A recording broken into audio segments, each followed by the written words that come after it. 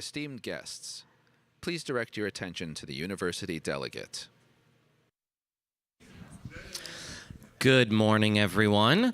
I'm here and want to welcome you in my capacity as a university delegate. Before today's event begins, I want to remind you that in addition to turning off your cell phone ringers, please remember that a core value here at Columbia University is to enable the free exchange of ideas. To carry that out, events including this one are structured to allow the invited speakers to speak and then allow audience members to participate through questions and answers and comments. For this reason, our university rules fully support the vigorous sharing of different viewpoints, but do not permit the interruption of speakers. Please enjoy the event, and the program will begin shortly.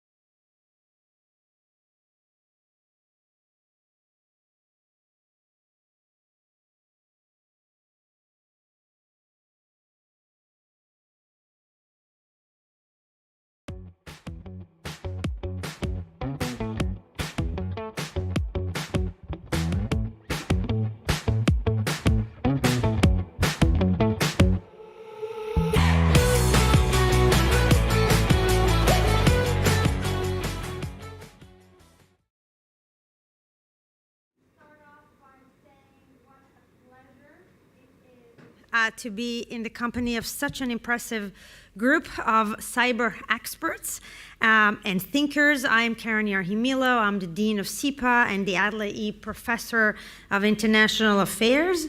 And I'm thrilled to be here with you for this extraordinary conference on cyber regulation and harmonization organized by SIPA Cyber.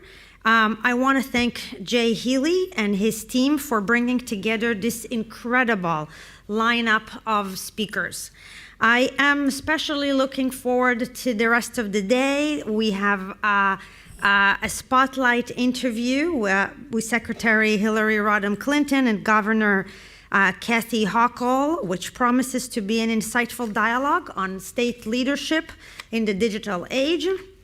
And I'm also looking forward to my fireside conversation later today with Ann Neuberger, who is Deputy National Security Advisor for Cyber and Emerging Technologies, and she's a good friend and an alumna of the school. Both these conversations are sponsored by the Institute of Global Politics, and of course we are fortunate to have National Cyber Director Harry Cocker as our keynote speaker. I guess this is later today. As we gather today, the urgency around cybersecurity and regulation has never been more critical. Cyber threats are not only more frequent, but increasingly complex, with state and non-state actors targeting everything from critical infrastructure to individual privacy. As you know, recent events like the Colonial Pipeline attack in 2021 underscore how single vulnerability can disrupt essential services and ripple across so many sectors, impacting economies, public safety, and national security in ways we could only imagine a decade ago. The rapid evolution of emerging technologies such as artificial intelligence, quantum computing, and blockchain really only further heightens the risk. And so today's conference serves as a really timely opportunity for us to collaboratively address these challenges, to really discuss and wrestle with, like, how can we forge stronger, more resilient frameworks that can protect our digital ecosystems in an era of unprecedented technological change. This is important to me as Dean. This really conference serves as evidence of the vital role that policy schools like SIPA and universities like Columbia have in not only shaping the national conversation. It's not about just shaping the national conversation around issues like cybersecurity, but to really think through how can we forge a path, how can we think about solutions. And so today's conference builds on SIPA Cyber's impressive achievements, especially as we approach its 10th anniversary, which is pretty, we should have a round of applause for that. That's absolutely true. And among its many accomplishments was the New York Cyber Task Force report in 2017, which introduced the concept of leverage and defensibility, which were really, truly instrumental in shaping the Biden administration national cybersecurity strategy released in 2023. SIPA Cyber also recently launched the Cyber Regulation Lab to leverage the insights from scholarly research to address real-world policy challenges related to cyber regulation. So SIPA Cyber, as you can tell, is really a perfect example of how policy schools can act as a hub to foster critical dialogues and collaboration that bridge academia and practice, to bring the research into the world, to engage and have impact. And under the leadership of our outstanding faculty, our permanent members, Jay Healey and Erica Longergan, along with adjunct Neil Pollard, Beth Cartier, and Evan Wolf, SIPA Cyber is carrying out cutting-edge research, building expertise, and most importantly, mentoring our students to become future leaders in this critical space. And I meet with those students, and this is a very valuable part of their education here, and for many of them, when they came to SIPA in the first place. Finally, I should say, we all know, a conference of this size does not happen without the hard work and collaboration of so many people, institutes in this case also, and centers across campus, including SIPA's own Institute of Global Politics, Columbia Engineering, Columbia's Data Science Institute. And I want to thank these partners as well as some of our corporate sponsors, our founding partners, Google Cloud and Microsoft, as well as JP Morgan Chase, Venable LLP, Crowell and Morning, and Kindrill, whose generous support has made this event possible. I really thank everyone who really supported and helped this program in various stages. So now it is my pleasure to introduce someone who needs really no introduction in this room. Jay Healey is a senior research scholar here at SIPA, an affiliate faculty member with IGP and the Saltzman Institute, and the visionary behind the SIPA Cyber. His leadership in building the cybersecurity program at SIPA has helped countless students embark on careers that span the White House, civil society, Silicon Valley, and from his time in the U.S. Air Force intelligence officer to his role now as founding member of the Office of the National Cyber Director, and now helping us launch the cyber program here at SIPA. Jay has been at the forefront of cyber policy. We are truly lucky to have him, and thank you, Jay, for doing this and for convening us today. Thank you very much.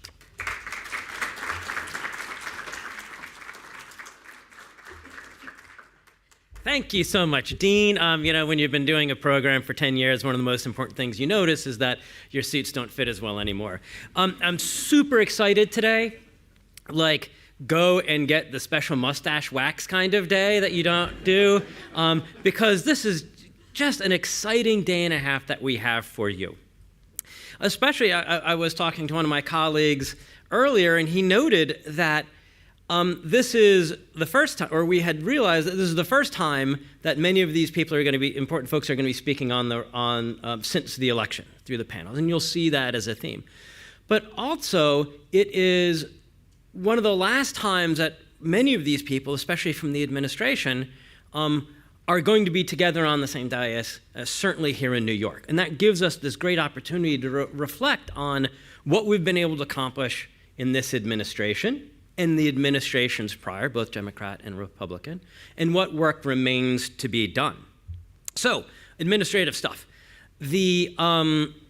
All of the bios and the agenda are on the website, which the QR code is on the back of your badge. The Wi-Fi is Columbia University, no password. Keep your badges visible, just for security reasons. Coffee breaks are going to be out in the lobby. The food is in the overflow room 1510, which is just down the end of the hall. Bathrooms, head out and take a left at the elevator. Let me just add my thanks to the deans for our sponsors, but in particular I wanted to mention Google Cloud and Microsoft, because they enabled not just this conference, but a lot of important research from myself, from Josephine Wolf, from others. You'll see some of that research in poster sessions out by the coffee, where you can engage with the researchers and read what we've been working on, for example, in what are the drivers of regulatory disharmony or market failures. So the idea of this conference started during my time at the Office of the National Cyber Director, where we were drafting the strategy that talked about regulation and the positive power of government.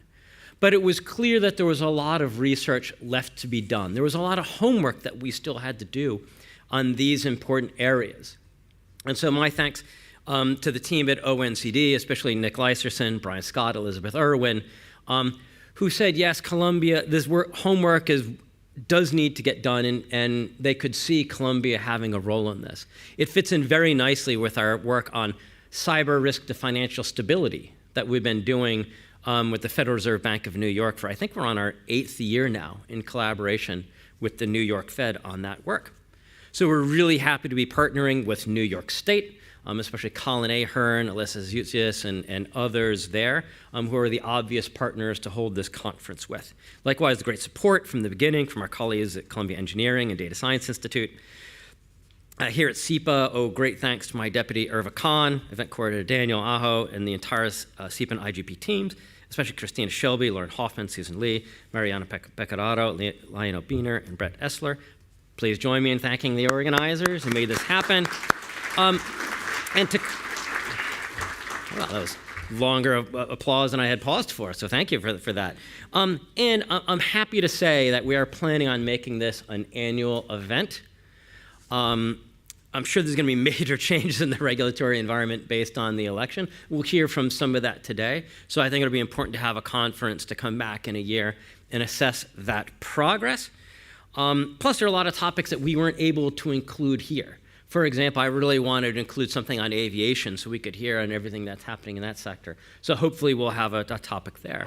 I gotta add, if you like what you see here, interested in budgeting some support with 2025 funds, or if you have end of 2024, please be in touch so we can continue to have great conversations like this, but also support the many students that you're gonna see here, both in the research, in the audience, helping out volunteering, and also on stage, because we asked many of our students to come up and do some of the introductions. I'm going to pass one now to Brian Palacios Paz, one of our student SIPA researchers and students. So with that, let me pass to Brian.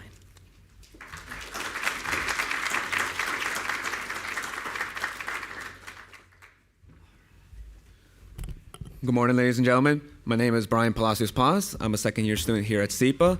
I'm also one of the student researchers here at the SIPA Cyber Program, and I'm also an active duty officer in the Navy. So before I begin, Professor Healey, be the Air Force, sorry. But on that note, we'll begin the panel on the state of cyber regulation. And on that, I'll pass it over to Evan Wolf. Great. Thank you very much. We were trying to figure out how 4 panelists are going to share 3 mics. I guess it's a true sharing economy up here. So I'm Evan Wolf. I'm honored to be a professor adjunct professor at Columbia University. I've got to teach with Jay for the last 8 years. It's a true privilege.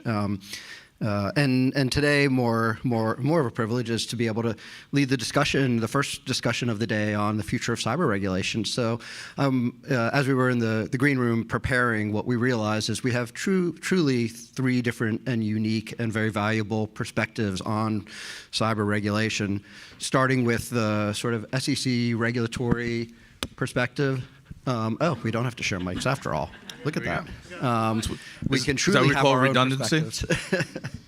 So first we have Chris, and I'm going to ask the panelists just to quickly introduce themselves. I know everyone's bios are in the agenda, but first Chris Hetner, who was a former cyber risk, is currently a cyber risk advisor at National Association of Corporate Directors and former senior cyber advisor, and really built the SEC regulatory regime. Next we have Colin Ahern, who's the chief cyber advisor to the great state of New York, and thank you very much. And then Nick Leiserson, who's over at ONCD, doing the good work of continuing to implement and build the cyber strategy as a cyber director, assistant cyber director. So, Chris, do you want to start off and give a word about how you got here and what you do? And since we have students in the room, I always think it's interesting to hear your I love path. it. I love it. It's great. Yeah. So good morning, everyone, and thank you, Jason, for your leadership on this topic. So I'm going to date myself. Back in 1991, I was an undergrad student at John Jay College Criminal Justice, West 59th Street. And I was on the path of criminal justice, following my father's footsteps, who was in the Marine Corps, as well as law enforcement. And I made an interesting shift. I was taking a couple of undergrad courses with regards to computer forensics, and this is the early days. And I decided to really hone in my focus on the intersection between criminal behavior and use of computer systems. And that my whole thesis for my undergrad program was computer security. So that kind of dates myself back in the early 90s, and right during the mid-90s to early 2000s, built and operated a handful of data centers and security operations centers here in the New York tri-state area. So most of my orientation is supporting financial services and banking. I went from the data center, so jeans and a t-shirt, to suit and tie. And my first role in Wall Street was at Citigroup. And Jason and I think had a bit of an intersection there as well. And it was a very unique role in that we built an organization within the corporate investment banking division, heavy capital markets focused, to align the cybersecurity program to the advancements in regulation. So we had the Fed, we had the OCC. These were in-house regulators that were within the organization. And one of the programs that I was responsible for was supply chain risk management. Through the regulatory lens, we actually had a handful of matters requiring attention that got to the board of directors and drove the remediation forward. Went from one interesting organization to another one called GE Capital. That was a SIFI designated, a significantly important financial institution as a result of Dodd-Frank. Roughly $500 billion in assets, about 120,000 employees, 60 countries. And they named me as the Global Chief Information Security Officer. And I always joke that's where I lost all my hair. And so I just decided to shave it off. Did a couple of years in management consulting through Ernst & Young, as well as Marsh McLennan Company. And a very unique opportunity surfaced with the Securities Exchange Commission. This was as a result of Dodd-Frank spinning out Reg SCI, Systems Compliance Integrity. And they were mandated by Congress to build an organization that focuses on the financial markets, the U.S. securities markets. And if we think about the U.S. securities markets through the concentric circles, you really try to hone in. There's about 60,000 of these organizations, regulated entities. But if you really hone in on the core, there's about 70, 80-ish that are really financial market utilities. These are highly significant, important, critical infrastructure entities. And so I was asked to go build out the exam organization within the Division of Exams. And I was named as the cybersecurity advisor to both Mary Jo White and Jay Clayton. So I'm a bit of an anomaly in that I was the only senior advisor in the chair's office that transitioned from both the Obama and Trump administration. Left government, and now I'm essentially operating largely in the boardroom on matters of cyber. We have, through the NACD, about 24,000 members. We actually just exceeded that number. And the focus with our mission is to elevate cyber, what I would call upstream into enterprise risk management, into the board, create a proper governance construct around cyber, and really drive effective reporting, effective governance, and risk management. So I really look forward to this conversation today. Thank you. Thank you. And Nick, do you want to give a 2-minute version of how you got here and what your background is? I'm sorry, Colin. Sorry. Sure. I'm Colin Ernst. Pleasure to meet everybody. Good to see some familiar faces. I'm the first Chief Cyber Officer of New York State, the Governor's Principal Cyber Advisor. And before that, I actually was an adjunct professor at Columbia, actually here at SIPA for a few semesters, which was a real pleasure. So good to see some. I don't know if there's any of the some of my former students, but at any rate, before that, I was the acting Chief Information Security Officer of New York City, and formerly the first Deputy Director of New York City Cyber Command. I helped stand that up from a good idea in a room and a whiteboard to 200 people, $150 million in budget, 800,000 computers under management. Before that, I was in financial services doing cyber threat research and security engineering. And before that, little detour to get my MBA actually at NYU, your sister school down the block. And before that, I was in the Army. I was a company commander in the Army Cyber Brigade. I stood up one of the first cyber combat mission teams for the Department of Defense. Did some other national missions in the DC area. And before that, I was an intelligence officer deployed a few times overseas, including with the 101st Airborne Division to Afghanistan twice. So kind of a somewhat, somewhat traditional counterintelligence, counterterrorism background, kind of signals intelligence cyber, which is sort of one of the, there was the gentleman who introduced us who's a Navy guy. So that's kind of one of the paths that before these great schools existed, and you could kind of get a degree in this, you kind of had to they sort of shoehorned people in from CT and from SIGINT and stuff like that. And they said, hey, you with the face, you get over there, figure that computer stuff out too. But that's all good, right? So there's many, many, many ways to be a cyber professional. So I came in kind of from the intelligence and the intelligence operations world, which is certainly not the best way. I think schools like this, John Jay's got a great program at, and there are other programs kind of just around New York that do really, really phenomenal stuff, not just in policy, but in the computer engineering and other things. So really looking forward to this discussion today, and thanks for having us. Just give us a second to edit out the references to NYU and John Jay. But Nick, do you want to quickly talk about yourself, not referencing any other schools other than Columbia, please? We've got New York represented here. Nick Gleiserson. I am an Assistant National Cyber Director in the Office of the National Cyber Director. Thank you, Jay, for putting this conference on. The most exciting news I've heard today is that there'll be another one. This is a very wonky topic, and it's exactly the kind of thing that we love at ONCD. My background's actually in computer science. I was a comp sci undergrad. I spent my summers being a software engineering intern, and then made the very logical and rational decision to give up lots and lots of money and go work for $30,000 as a staff assistant on Capitol Hill. I worked for Congressman Langevin of Rhode Island, who is really the father of cybersecurity policy in the House of Representatives, for 11 and a half years. I was in my 4th day in his office in May of 2010 when he introduced the Executive Cyberspace Coordination Act, which was the predecessor, 10 and a half years later, of the National Cyber Director Act that created the Office of the National Cyber Director. I joined ONCD as our Deputy Chief of Staff in December of 21, and then moved into my current policy role in August of 22. So I've been there since the very beginning.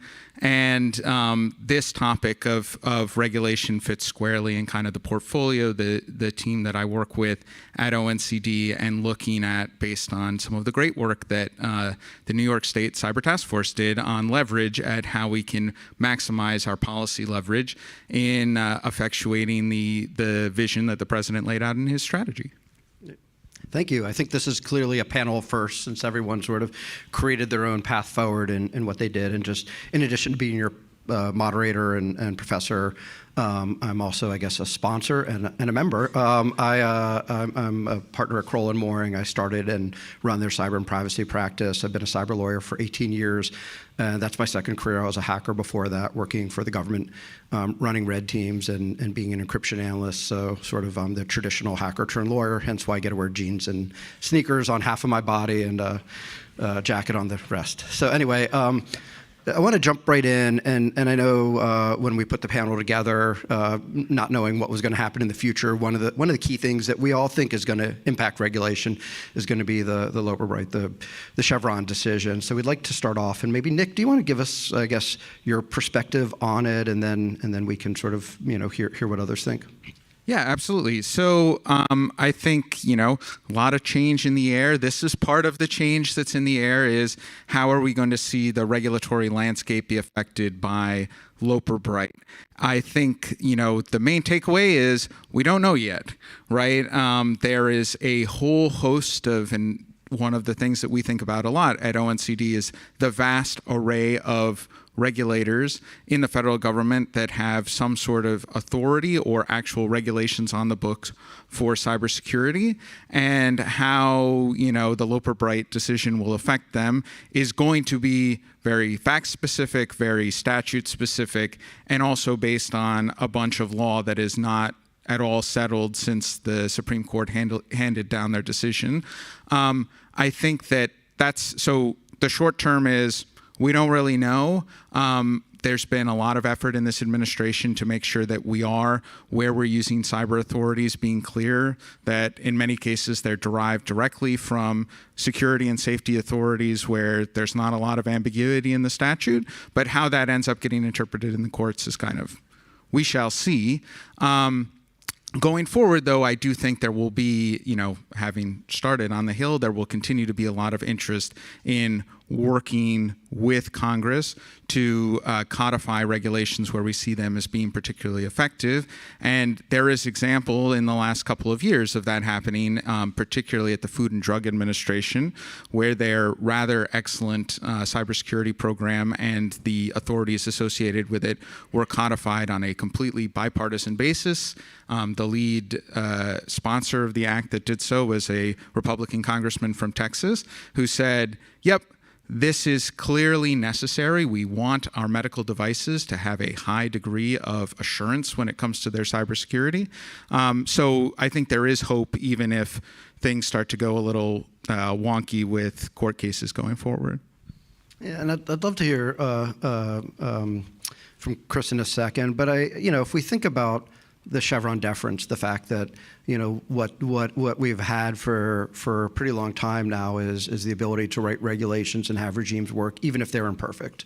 So I guess to your $30,000 a year job, doesn't this mean we have to write better regulations? Isn't that sort of the path forward if we're going to sort of live within this current construct? And I'm not going to sort of let you answer the question right away, but I think a good example of that is what the SEC did. I mean, not that I'm going to hold out the SEC as a perfect regulatory agency, because there is no such thing in my mind, since I spend my days defending companies against these imperfect regulations. But what the SEC did is pretty unique, and so I'd love to hear your perspective on sort of how you think that sort of regulatory environment is going to evolve over time. Yeah, so I concur with the fact that we're going to require more prescriptive type of regulation where there's ambiguity. That's going to create opportunities for the courts to decide maybe in favor of the companies that are being targeted.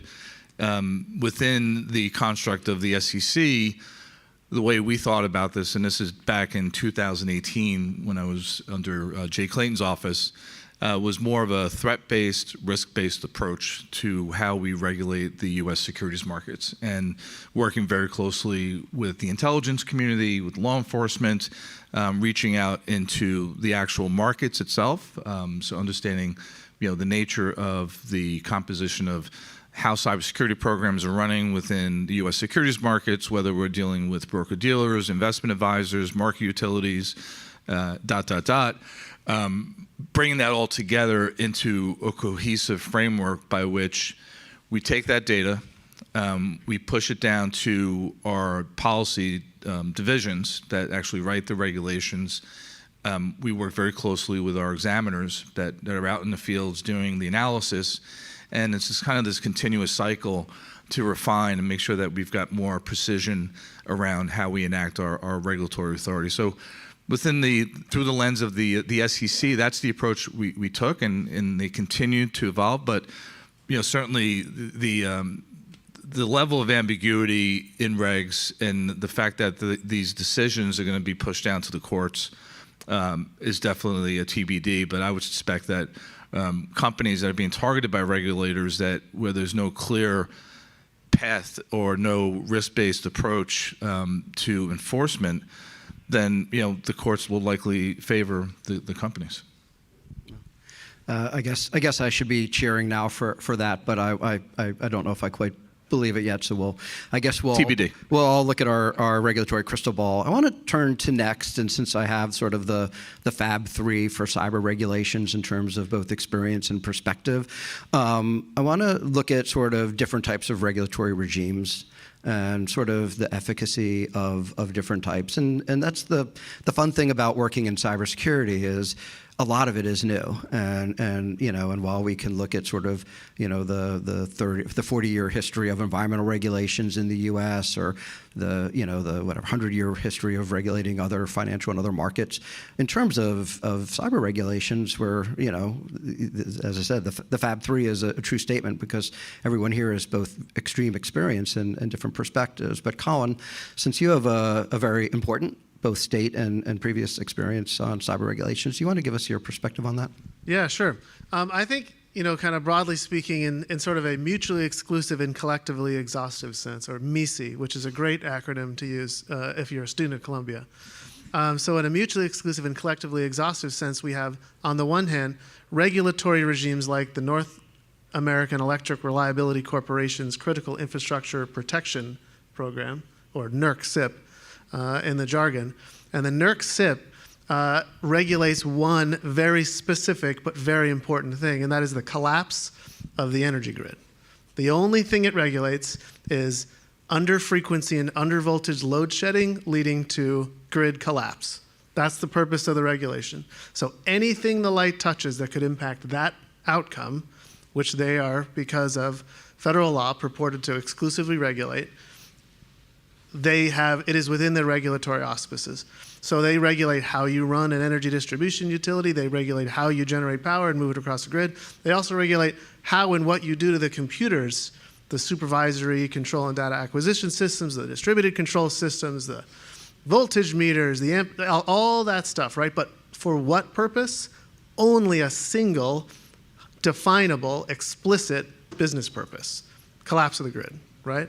And so in so doing, they, because of the way that they were formed and the regulatory auspices and the capabilities that they have, the relationships with industry and Department of Energy and all these things, they know a lot about what it means to do that. And they know the specific practices, they know the specific outcomes they want, they write down, they find, they have a huge body, not a perfect body, right? We're not asserting that it's perfect. But one is, they have a single, easily understandable, definable business outcome that leads to anything within the four corners of this, I will regulate, and I therefore know what you are supposed to do and not do to achieve that outcome, right? So that's one. On sort of the other side, you would have things like the New York State Department of Financial Services cybersecurity regulations. That is what you would call a risk-based approach. It's not hundreds and hundreds and hundreds of pages based on decades and 100 years of running energy grids, right? In 2017, it was the first prescriptive risk-based cybersecurity regulation that said to create a level playing field to protect consumer information, right? And to protect the market that we regulate, in this case for New York State's DFS, insurance and state chartered banks, we are creating a regulation. It's about 10, 15 pages long, and it says you have a duty to disclose certain things both to us and to the public. You have a duty to do a risk assessment, write it down, and create policies which are commensurate with the identified business risk. It does have some specific practices. It was one of the first ones that outlined you must have multi-factor authentication, and the reasoning for a overall risk-based approach with a limited and highly targeted set of specific practices is what's called unconscionability, right? Because in a market that is created and regulated by, in this case, a state regulator, it is unconscionable to the public that you would not undertake certain specific practices. But as a general rule, that regulation is as light a touch as possible, but no lighter, right? So that would be kind of the other way to do this. And that creates arguably, obviously, and we're here to argue it, and you're here to write it down, a set of incentives by which companies are incentivized to understand the risks that their businesses poses to their business operations and the market as a whole, and take practices which benefit not just themselves, but the public more broadly, right? And so those are kind of the two, not perfect, but sort of regulatory framework. So I guess somewhere in the middle, and I think we could argue over where in the middle, falls the material risk assessment that the SEC has developed. I'd love to get your perspective both on the efficacy of that, and now that you're no longer there, you can sort of create all sorts of drama and by criticizing it or telling us it should be replicated elsewhere. Right. But if you want to talk about that for a minute. Yeah, so I'll put my NACD hat on. How about that? So representing a community of 24,000 board members, we realized that the majority of our membership, and I would say roughly 70%, are still not comfortable with the level of visibility they have in terms of cybersecurity exposure. The metrics and the reporting are highly technical. The substance behind the reporting is lacking that business context. And the board doesn't necessarily have the right structure and frequency of reporting as it relates to cyber exposure. And then lastly, there's a significant amount of fatigue, particularly within the audit committee, as it relates to how that money in capital is being deployed. And because the CISO might come to the board and say, hey, I need another 20 million. Well, you just asked for 20 million. Where is that capital being deployed? And the reality is that our cybersecurity ecosystem are totally overwhelmed and understaffed. They're overwhelmed with the number of vendors. There's roughly 4,000 cybersecurity companies out there. And so getting back to materiality, when we think about the level of disclosure that is proper for a publicly traded company, we think through the lens of how the cyber threat has materially impacted the business, the operational condition, its potential for legal regulatory fines, which, by the way, can be totally expensive. I mean, there's companies losing hundreds of millions of dollars in terms of regulatory fines. Class action suits are not pretty. And then at the end of the day, what's the impact to your financial condition? So that's kind of the North Star as it relates to materiality. And within the 2018 interpretive guidance, we actually listed some fairly concrete examples, and that actually carry through within the current regulation. So think about a ransomware attack impacting your manufacturing operations. Suddenly, 80% of your systems are down. You're down for 2 weeks. It takes 2 weeks to recover. You're not able to produce product, go to market. You're losing customers. That is what we call a fairly material bar bill. Okay, you're stacking up a bill that, as a result of this outage, you compound that with the cost associated with paying the ransom gang. You've got to hire our good friend over here, right, who's probably charging $2,000 an hour. You potentially have cost implications associated with your cyber insurance because you claim that you had this redundancy based on the underwriting process, but your insurance policy now may increase. And then our regulators come along and say, hey, weren't you paying attention to this? Why did we have an outage and we claim that you have this level of redundancy? So now you've got forced expenditure, forced capital. So the whole purpose behind the materiality calculus is to think through those fairly concrete quantitative measures. And then you've got the other side of the balance sheet, which is more of the qualitative components, which could be loss in confidence through your company. Perhaps there's attrition rate tied to employees. Culture could be deteriorated as a result of lack of transparency between the technology organization and the board. So it's a very complex yet dynamic flow that we need to think through as it relates to the materiality decision. And then thinking through this through my current role, serving the boardroom community, counseling general counsels, outside counsel, inside counsel, I will tell you, just based on the last 2 years or so, the observation is there is a schism between the CISO and the board. And that schism is really represented through the lack of context behind how that capital is being deployed to reduce those threats that are most material to your business.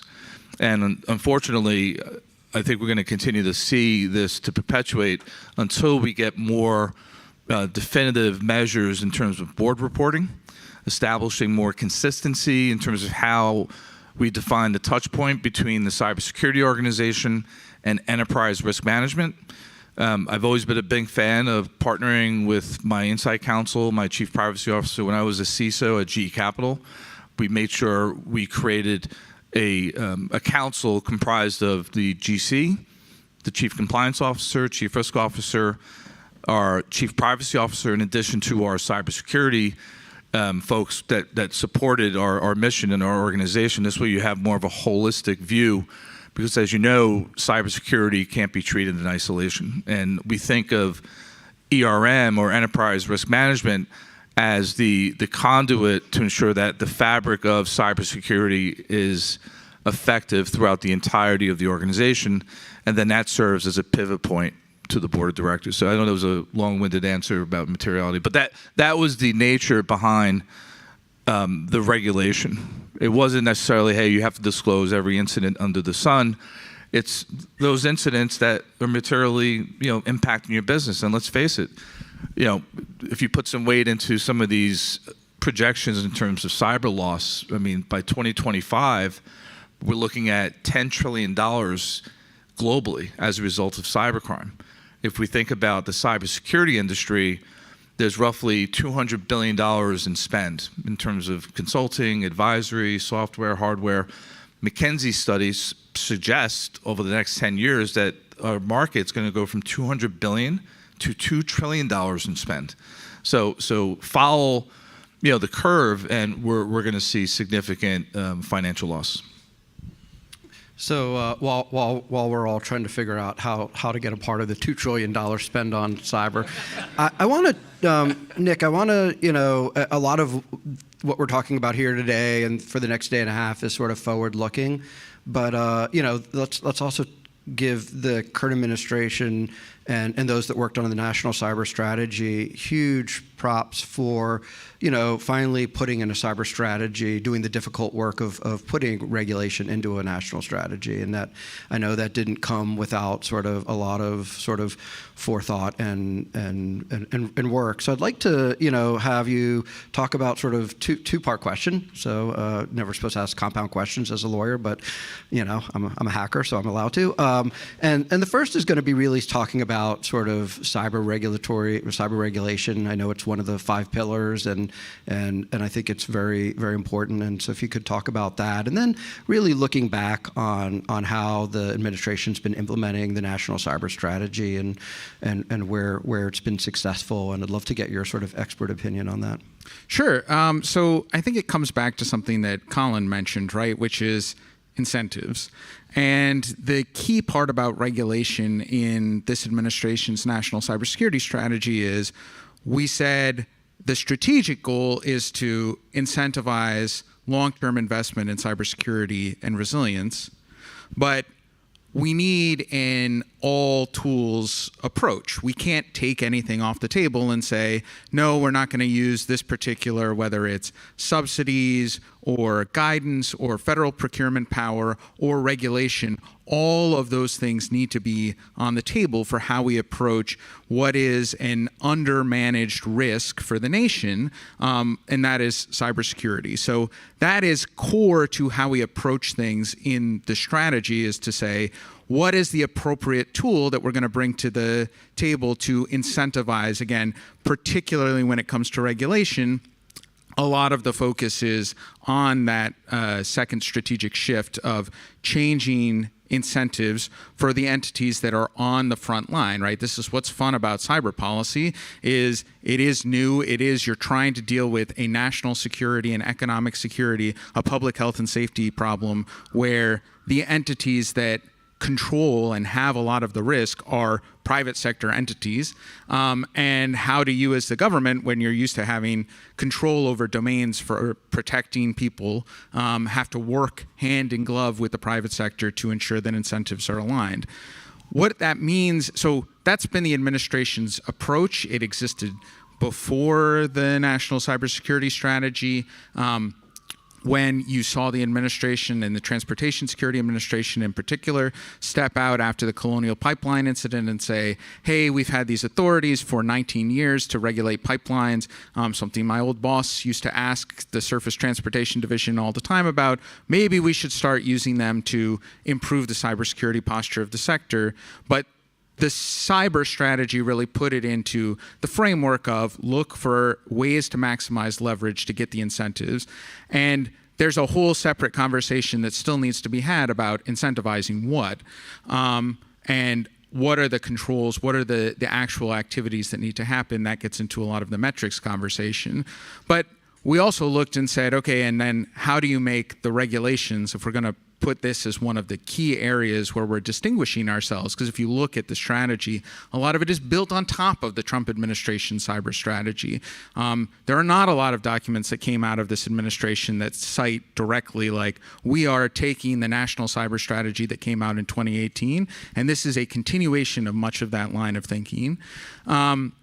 The thing that we focused on at ONCD in particular, and full credit to my colleague Elizabeth Irwin, who's here today and who's really led that effort, is effective regulation and what that means in the context of particularly of reducing regulatory overlap and really duplicative compliance. We went out with a request for information last summer. We got responses from 80 plus different entities from 11 different critical infrastructure sectors. And the thing that really stood out to us is if we're going to use this tool, what we heard back from people who are regulated is, there's a huge problem with duplicative regulations where there's no real understanding of how compliance measures are carried across different regulators. For every regulator, they're controlling the same types of systems, right? So we looked at, in Colin's example of NERC SIP, right? Like the systems, the identity and access management system that you're using that eventually leads to your SCADA system and controls the grid is also used to process things that are related to the Department of Defense and defense contract information. And yet, there's no real reciprocity of any sort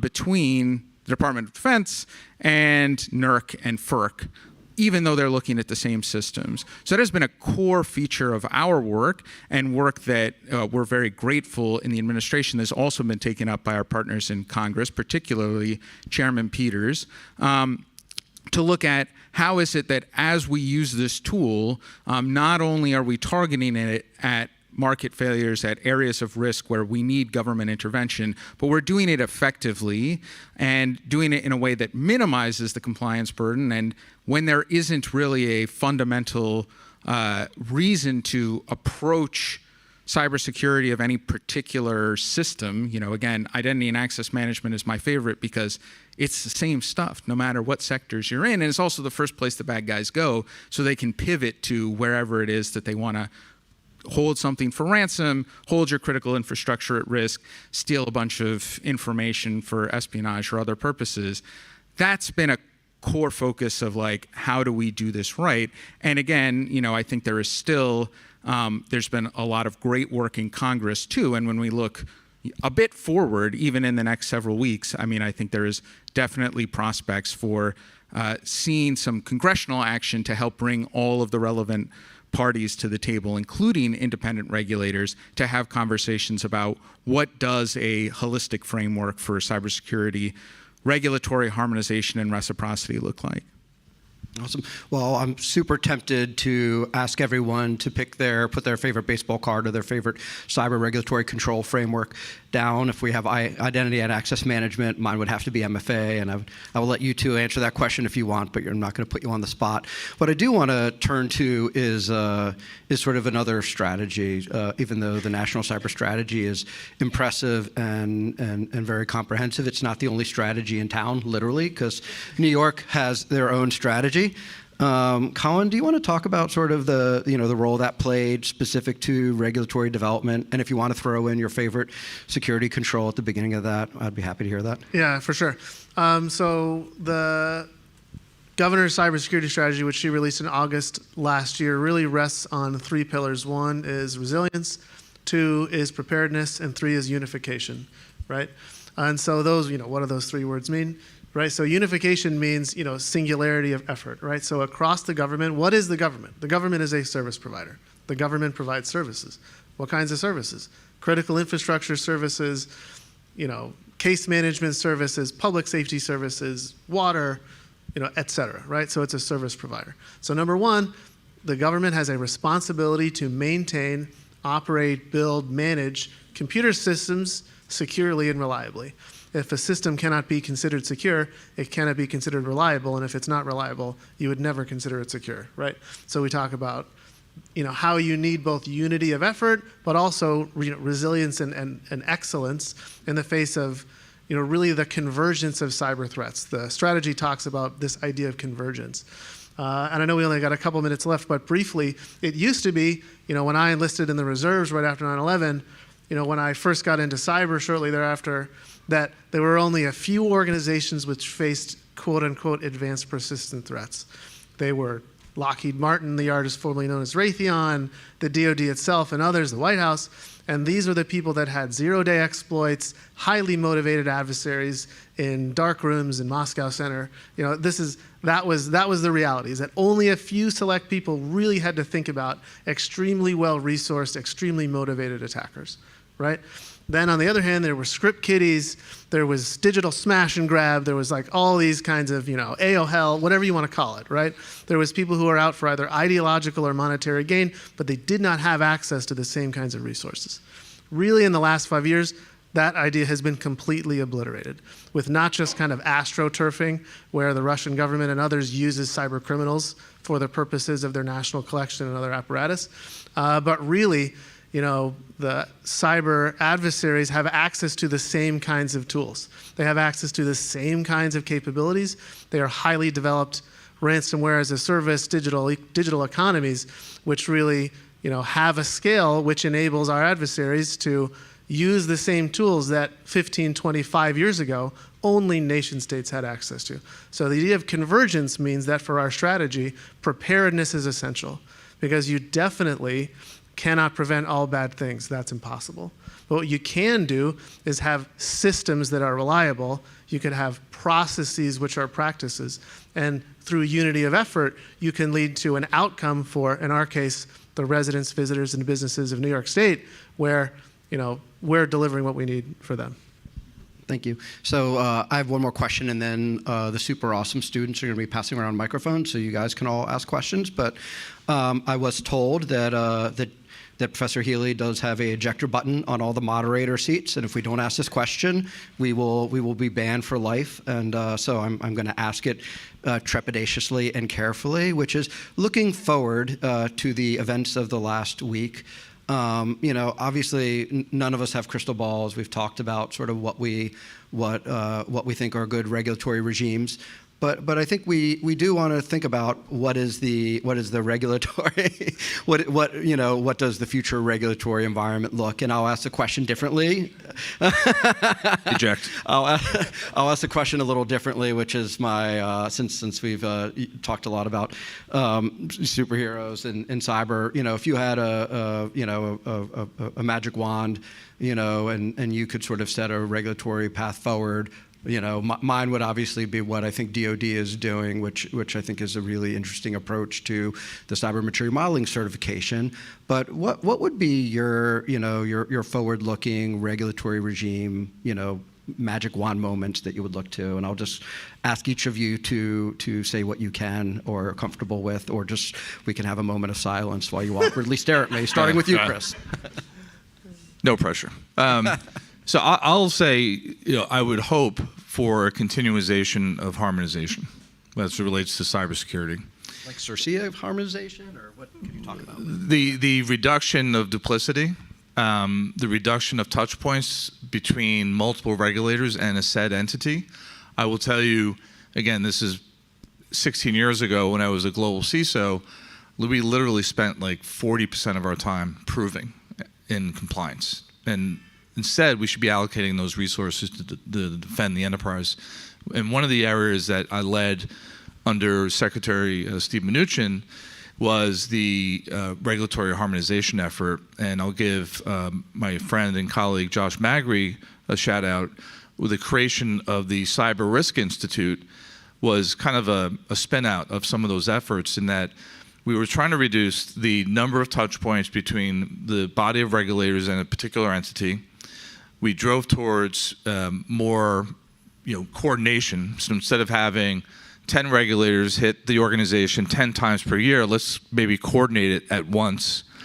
And then the creation of the Cyber Risk Institute was an overall umbrella that was designed to establish a one-to-many type of approach. In other words, if I had, let's say, to meet SEC, FDIC, FFIEC, OCC requirements, instead of having to conduct individual exams, individual assessments, I would do one unified approach that then drove and aligned to those various types of regulatory requirements. And you can get as prescriptive as you want, such as deploy MFA 100% across your environment. But then the other aspect of this, which I think would move the needle, is how does the deployment of these resources and capital materially reduce our business, operational, financial exposure? And that will get us to a point where we have more of an effective dialogue with enterprise risk management, the CEO, and the board. I welcome Colin and Nick. Do you have anything you want to say on that? Yeah, super briefly, because I do want to hear from the students. I think cyber is one of the few bipartisan issues. I hope that continues. And actually, as the governor said in her strategy last year, we can either succeed together or we can fail separately, right? There's not a middle ground with things like this. So I would hope that this it is a kind of one of the vanishingly small, truly bipartisan issues we talked about. The several members of the committees and of the New York delegation itself deeply involved in cyber care a lot about it, want the topic to advance. So I hope that continues. And Nick, if you want to awkwardly talk about something else, you can now. Look, I agree with Colin wholeheartedly. Right, this has been a nonpartisan issue, frankly, for the near entirety of its existence as a policy issue on the national stage. I hope that will continue, and I hope that the focus on reciprocity, right, the end state that we want to get to reducing those regulatory touch points, at least for the common information and communications technologies and services that exist across sectors, remains a focus. What's really important to us is that we set up our successors for success. And in this case, that translates a lot, I think, into getting some of the authorities that Senator Peters, and I should give full credit to Senator Lankford as well, back to it being a bipartisan issue, have put forward in their legislation. And if we can get that done this year, that will really help by getting all of the relevant parties. And this is something that we've seen, in the McCrary Institute's paper for the transition that was written before we knew who was going to win. First on their list of items that they're interested in was regulatory harmonization. So I think there is a lot of good reason to think that this will continue to be a topic that goes forward. Well, since I'm still your moderator for a few more minutes, I want to hear questions from everyone. If you want to raise your hand, I think someone from a mic will come with Mike up here. If you could identify who you are. Hi, I'm Josefina Pido from Chile. I'm a SIPA student, MIA, and I love this conversation. It's very enlightening, but you talk a lot about systems, right? But I want to focus on people. And at the center of cybersecurity, there's people.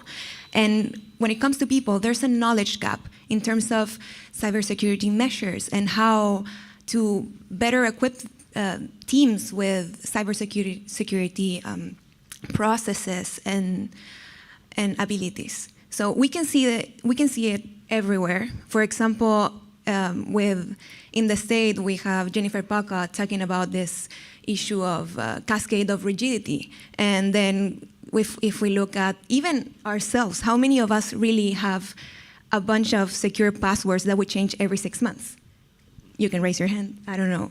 But I don't personally. So And for example, even the secure services that we have to make an active choice to enable them. So two-factor authentication for bank accounts, we have to enable them in order to get them. It's not secure when we create an account. So I want to talk about how we can start to close this knowledge gap regarding cybersecurity when the technologies are advancing so quickly that it's even harder for us to keep up and keep track of everything that's happening. Thank you. So as the pro bono counsel to the panel, I am not recommending you answer the question on your personal security habits in any way. But I would love, because I know the National Cyber Strategy did speak to the importance of the human element. So Nick, I'd love for you to talk about that and then welcome others to join in. Certainly, yeah. So I think that our approach to this problem is you need both kind of the bottom up and the top down. So I talked a lot about one of the two strategic shifts in the strategy, which is driving towards investments in resilience and security. The other shift, though, the first shift, is to put more of the responsibility for cybersecurity with the most capable actors in this space.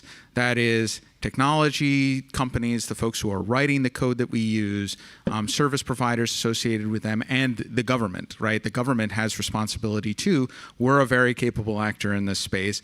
That is a core part of our approach. And what does that translate into? That means users, and I mean users in the broadest term, from consumers, from the great, residents, visitors, and businesses of the state of New York, to critical infrastructure owners and operators, whomever it may be. We need to reduce the number of choices they have to be secure. We're never going to completely absolve them, nor do we want to absolve them of cybersecurity responsibility, but there are too many decisions that they have to make today, and a core part of the leverage that Jay talks about all the time is looking to reduce the number of choices that they have to make, to constrain their choice environment so that it's like, yes, the default choice is secure.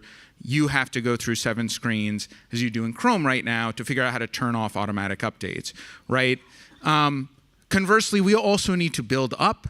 That is the National Cybersecurity or National Cyber Workforce and Education Strategy that nests under the National Cybersecurity Strategy, a major focus of ours at the Office of the National Cyber Director as well. And that is to say, okay, if we can reduce the decision space, if we can help people, only have to decide about the things where they really understand the sensitivity of their data, they understand what happens if this particular system goes down. Are they well equipped to succeed? And that's a core part of the strategy as well. And we have an entire line of effort that's focused there. But if we only focus on one end of that, if we're either only saying, no, we got to put more in the shared responsibility model, shift towards service providers, or just focus on education, we will not succeed.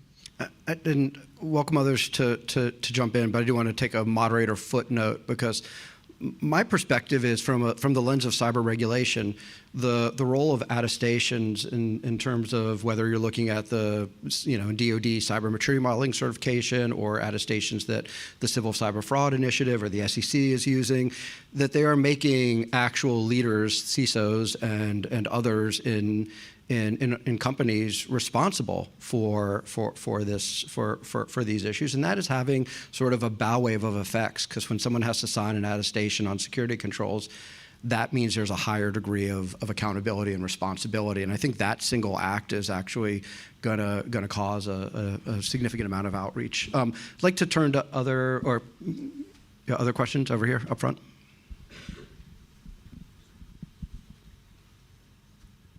Hi, my name is Mike Paul, and I'm a SIPA 92 alum, so proud to be back. I work in crisis communications and litigation communications. Good to see you, Evan, and others on the panel, including Chris and the others. The IRS has a tremendous amount of information and data that is extremely crisis-oriented if it gets into the wrong hands. Excuse me. From the city perspective, from the state perspective, and from the Fed perspective, what are we thinking might happen with the changes within the administration and regulation moving forward? And also, can you answer a part B, which is the huge divide between those that work in the private sector in this space and those that work in the government space, including seeking to recruit those who are mainly going after dollars in support for their own families and their expertise versus getting into government service like yourselves? Yeah, I'm certainly happy to jump into the breach and at least part of that. And thank you for the question. I think a great question.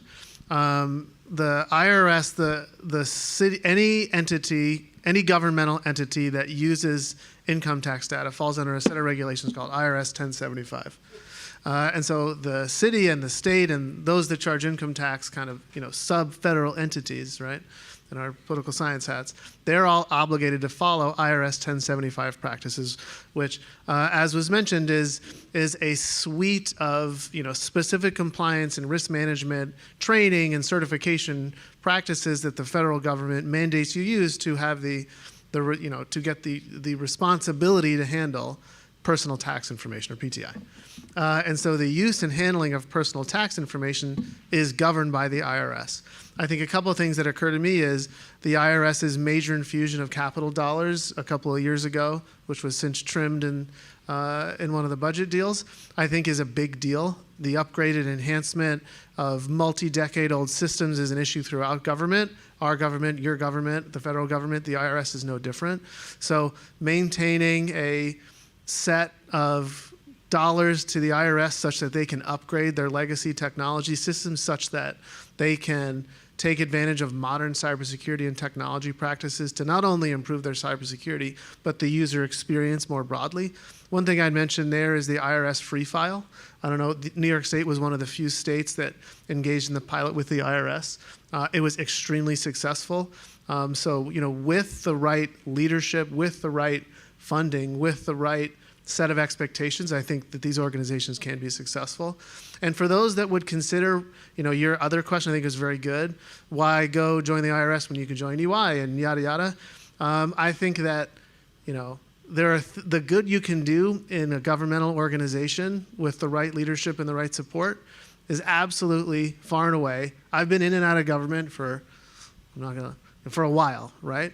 But I think that my time serving in the government makes you a better private sector cybersecurity professional and vice versa. So I would highly encourage, don't think of the government as a place you go to for 20 years, then you retire, you high five everybody and you go to Maui, right?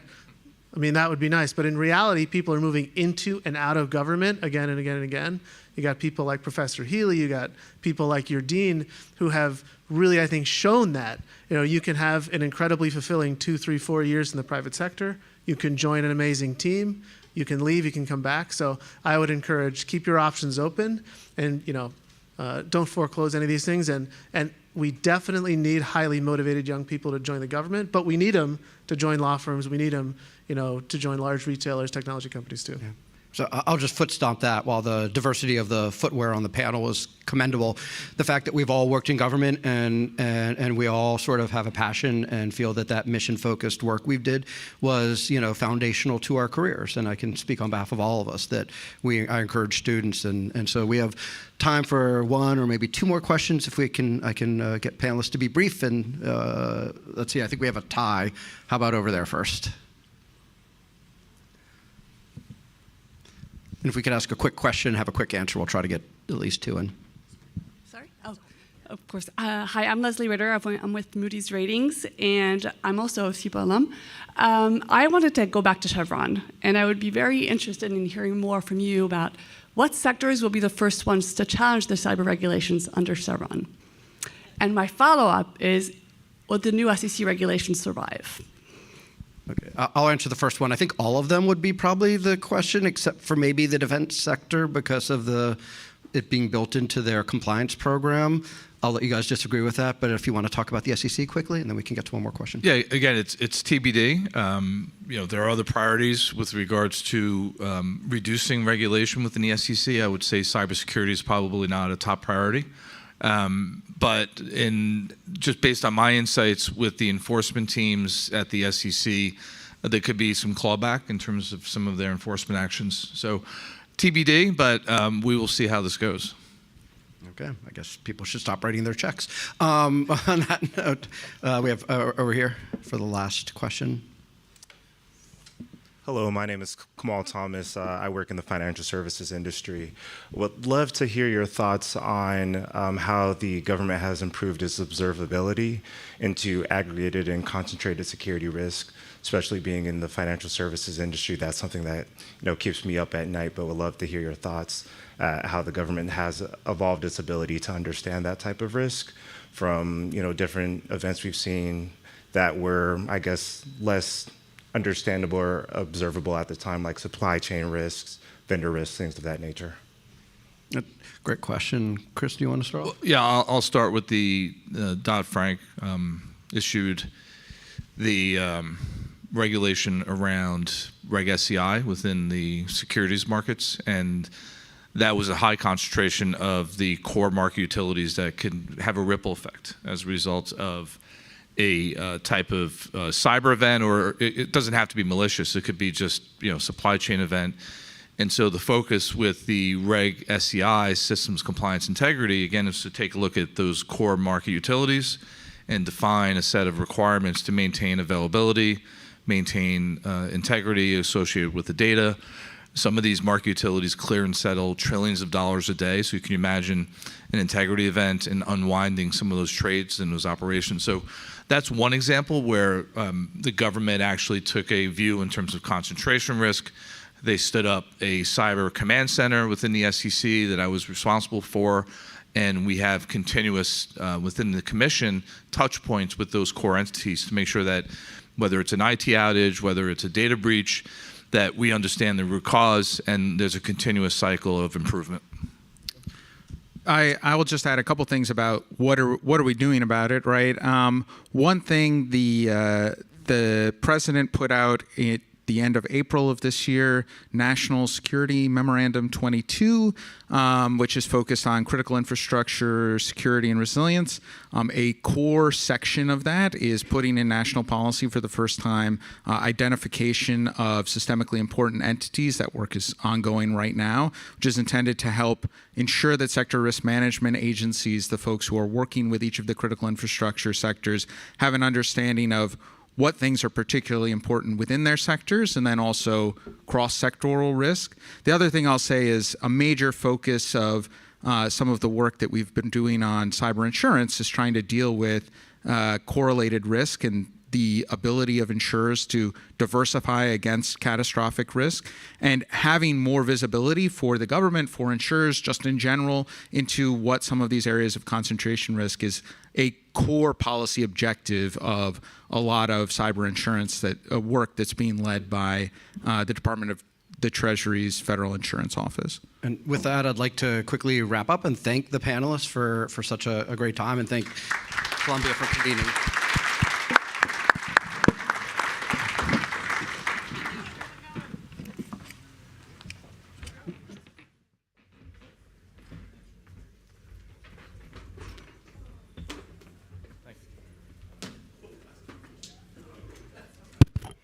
All right. Thank you again to the panelists and moderator for getting us started with this great introduction to the importance of and the state of cyber regulation. I'm Rebecca Wright, professor of computer science at Barnard College and co-chair of the Cybersecurity Research Center at Columbia's Data Science Institute, which is pleased to be a co-sponsor of this conference. The Data Science Institute is a university-wide entity that looks to build community and collaboration across disciplines to improve foundations and applications of data science to the benefit of society. And cybersecurity is, of course, a critical aspect of that, with needs for technology, policy, and education to work together. We have a networking break now, which includes a poster presentation on a project called Sisyphus, which is a cyber policy decision support tool that is led by SIPA here, but also with support from the Data Science Institute. That'll be presented by Savannah Theis, who is a research scientist at the Data Science Institute, and Jen Lake, who's a program manager here at SIPA. So please enjoy the networking break, talk to each other, talk to the presenters of that project, and then please be back here at 10:45 for the Fireside conversation on regulation and national security. Enjoy your day.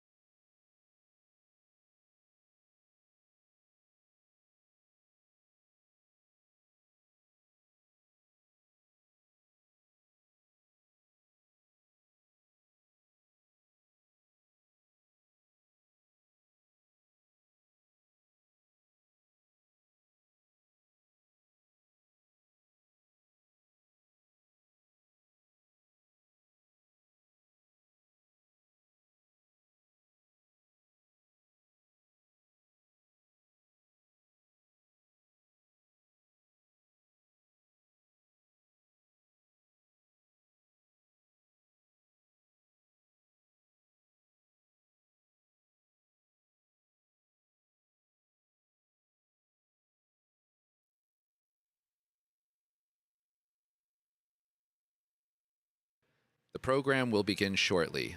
Please find your seats.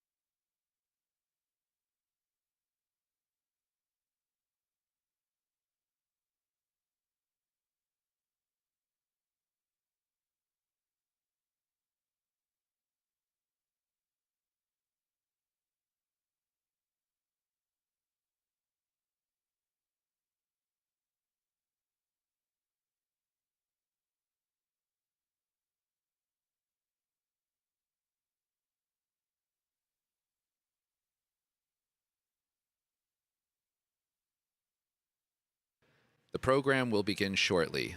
Please find your seats.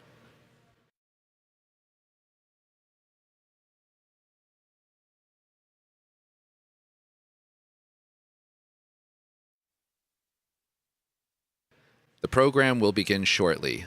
Please find your seats.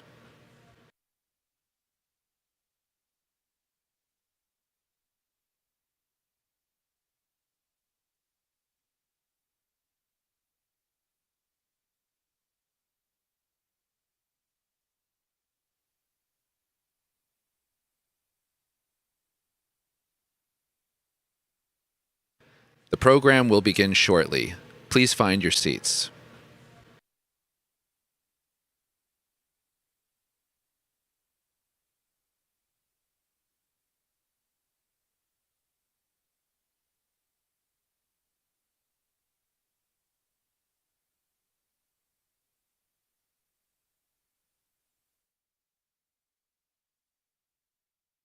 The program will begin shortly.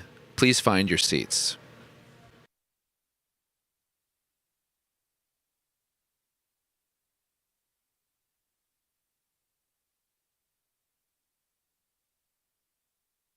The program will begin shortly.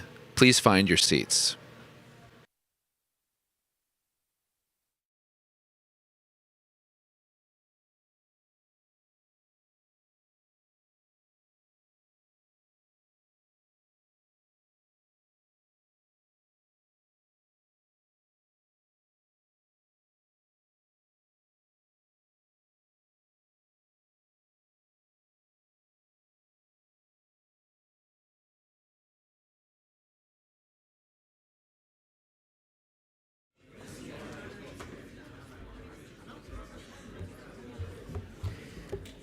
Good morning, everyone. Welcome. I'm Catherine Garcia. I'm the Director of State Operations and Infrastructure for New York State.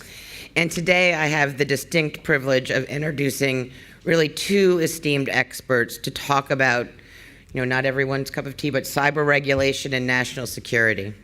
It is really an absolute pleasure to be introducing the Dean of the School of International and Public Affairs, Dr. Karen Yarhy-Milo, and Deputy National Security Advisor for Cyber and Emerging Technology, Ann Neuberger. Dean Yarhy-Milo is a world-renowned expert in international security and crisis decision-making, and also the youngest dean in SIPA's history. She joined the tenured faculty at Columbia in 2019 after a decade at Princeton.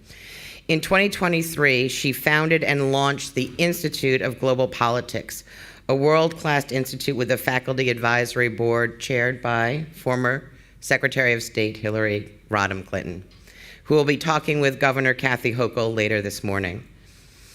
Ann is the Deputy Assistant to the President and Deputy National Security Advisor for Cyber and Emerging Technologies in the White House. Previously, she served at the National Security Agency for over 10 years in a variety of senior intelligence and cybersecurity roles, including as Director of the National Security Agency's Cybersecurity Organization and Deputy Director of Intelligence Operations, where she led an organization of over 20,000 people globally. Please join me in welcoming them very warmly.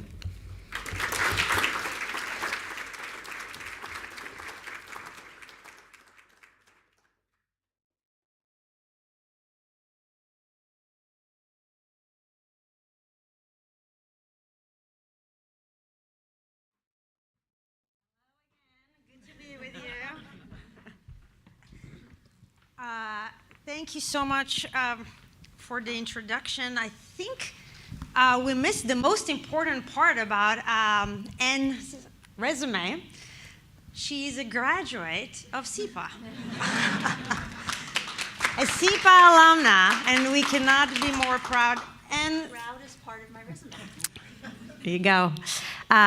It's so wonderful to be with you today. Thank you so much for taking the time. I know that you are very busy, a lot going on at the moment. And it's always great to have you. And today, especially when there's so much to talk about, both in terms of where we are, thinking about cyber challenges, thinking about the incredible work that you have done from the administration, as part of the administration, and thinking ahead of what the challenges that we're going to be facing and the next administration will be facing. So a lot to talk about, so I'll start with the first question. This past year, the Biden administration, as you know, released the National Cybersecurity Strategy. And that strategy underscored the importance in strengthening public-private partnerships and developing a really resilient cyber workforce, building up defenses against state-sponsored cyber attacks. And we see this, from China, from Russia, Iran, North Korea, the axis of chaos. So we will soon have a new administration. And before we dive into the issue of regulations, which is cyber regulation, which is the topic of this conference, I really want to ask you about the pressing cyber challenges that this next administration should prioritize, in your opinion, in its first 100 days.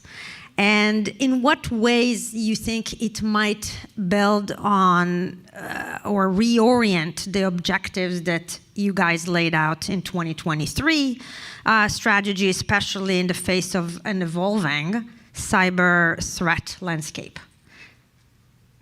Absolutely. Oh, you got it? Okay. Hear me now? Yes. So first, it's wonderful to be back here at Columbia. It's wonderful to be back here in New York City. I consider New York my home city, even though I've lived away for 20 years. It's great to feel the energy, the diversity. There's no place like New York. So thank you very much for having me here. I'll also note that this conference is at a particularly unique moment in time, where, as you noted, we face rapidly changing, innovating cyber adversaries, and the administration has really adopted using both a regulatory and a voluntary approach and been assessing how do we achieve the most rapid outcomes, because let's be honest, defense is a lot harder than offense. So I'll talk a bit about those adversaries. I want to note some of the key partners we've had in the administration, the acting national cyber director, Kemba Walden, who worked on the strategy.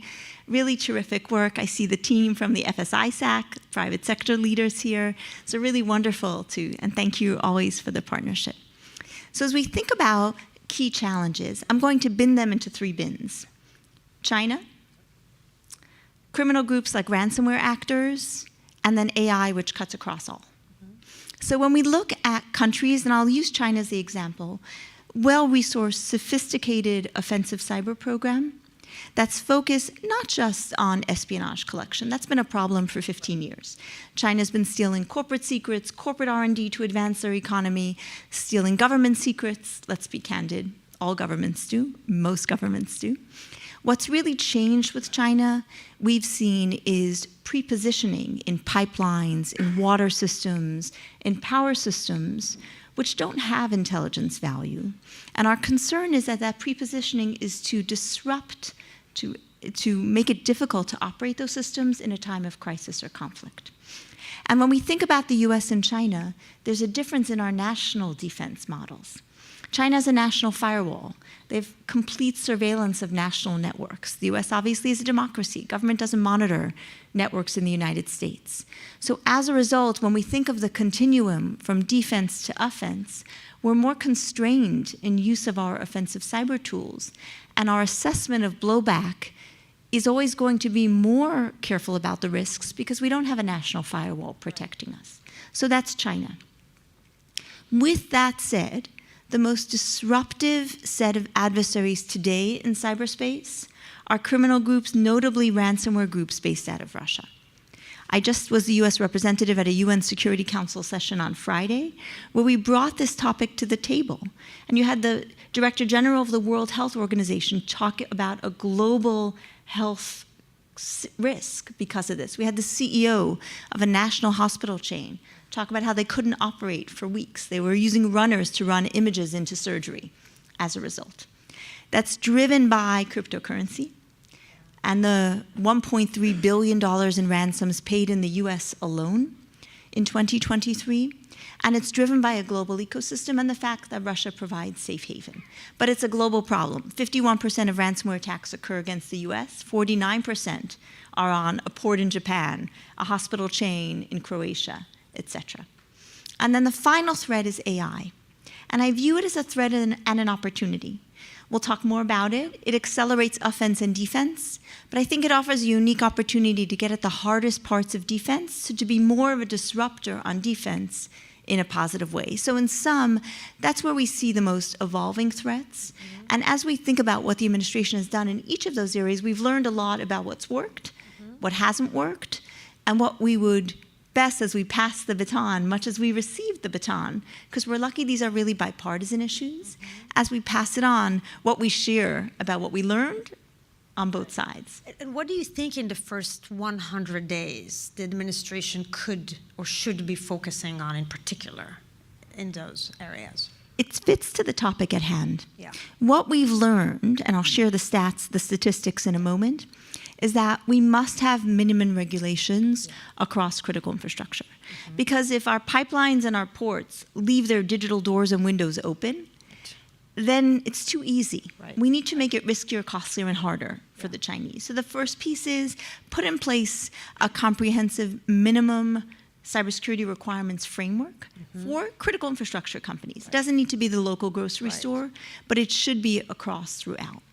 Put in place grants for things like New York State has done, where there are shared services, where New York City offers a security operations center across the state, so the smaller parts of the state have a way to detect threats that occur. And then build on our international partnerships that the administration has built, whether the counter-ransomware initiative, the Quad, the Japan and Korea partnership, to deepen intelligence sharing, and frankly, to deepen interactions with countries like China, to pressure Russia not to allow a safe haven. So countries are aligned in that approach. So let's move on to talking about a piece of this, which is about regulation. So you joined administration 2021, right? January? Day one. Day one. Your team put in place greater regulation, as you mentioned, and the idea that voluntary commitments from the private sector were not producing results when it came to really stopping cyber attacks. And so we talked, I'm sure this will come up if it didn't already. United States suffered the SolarWinds incident a few months later, the Colonial Pipeline ransom attack. So this was a huge shift. And can you tell us a little bit more? You already started the challenge that were to put in place this regulation. Like, what does it take? What did it take to do it? And if you look back where we are right now, how effective were these regulations? So let's start with the final question, because every question has to start with impact. Yep. And I pulled the statistics. I actually have them here because I just pulled them last night to get them as current as I could. So the first 3 sectors that we rolled out, the first ever minimum cybersecurity regulations, were pipelines, obviously following the disruptive ransomware attack against Colonial Pipeline, railroads, whether it's commercial or human railroads, whether it's Amtrak or the railroads that transport hazardous materials, and aviation, airports and airlines. And the first thing we had to do was define what those cybersecurity standards were. And lesson learned 1 was that there's some tailoring sector by sector. But as they were rolled out, so a year ago, October of 2023, once we had defined the standards and did an assessment, an inspection of each critical company against them, 53% of pipelines met minimum cybersecurity standards. The rest failed. Today, October 2024, last month, 100% of the critical pipelines, there's about 90 in the United States, meet minimum cybersecurity requirements under TSA's regulations. Let's talk about rail. When that regulation went into effect and then the first round inspections occurred, 21% of the railroads, for folks who've come from Washington or come from elsewhere, met requirements. Today, 68% do. They were rolled out 6 months after pipeline, so it's a matter of time. And then aviation, which was most recently rolled out last spring, 0% met the minimum cybersecurity requirements in October, and then 57% meet them today. So that gives you a picture of both, you measure what matters, right? Defining what the requirement is, and then frankly measuring it. And under regulatory authorities, TSA, which is the regulator, can't just measure it. They also can give a plan and say, okay, folks, you've got to address what it takes, and we're coming back to inspect thereafter. Yeah. So that's really the impact piece. Mm-hmm. And in terms of what we learned, your first question, because this is a university and the goal is learning and sharing. So and learning how to get this done. Exactly. And I want to give a moment shout out to the TSA administrator, who has been a remarkable partner. He's a retired military official, military officer, and I think that came through in the execution. So Colonial Pipeline happened, and the president turned to me and said, Anne, how could this happen? How can you shut down the only pipeline along the eastern seaboard? How could a group of criminals based in Russia? So beyond the geopolitical side of that, and we can talk about President Biden's conversations with President Putin about this in a moment, but the real issue was we weren't requiring any cybersecurity rules for the pipeline. Yeah. If we weren't requiring it, we had health and safety rules for other things, then companies that wanted to make the investments did. The majority do what is required, right? There's always more costs. The goal is revenue. So based upon that, for the first time ever, the president used his emergency authorities for pipelines. And we quickly rolled out requirements and only then started consulting with the private sector. Lesson number 1. That wasn't a good idea. So we took a step back, invited the roughly 90 pipeline CEOs to the White House, 3 rounds of meetings in the Situation Room, cleared them to get intelligence for the day, briefed them on the threat. So they were brought into the problem, right? They felt like they were a partner. And then we said, okay, which of these regulations, look, we've got to be realistic. We have to raise them to a level where it is making it harder for adversaries. We don't want just security window dressing. We also recognize you've got costs and we have to be realistic. And as a result, we negotiated, updated those first regulations, and as you would expect, when it came time to roll out the second round of railroads, guess who was brought in first? Private sector. Right? So lesson learned in that way. You have a postmortem in the making here, so you're taking notes. Terrific. So engage the implementers at the start. Yeah. No, that is a really critical piece, and we will get back to talking about it even in the context of AI and how we should think about that too.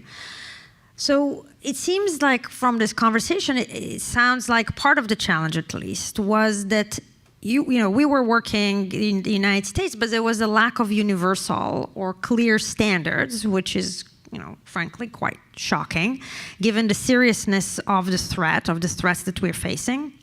Now we have a Supreme Court's recent overturning of the Chevron deference, and how will this decision, you think, will impact regulation going forward?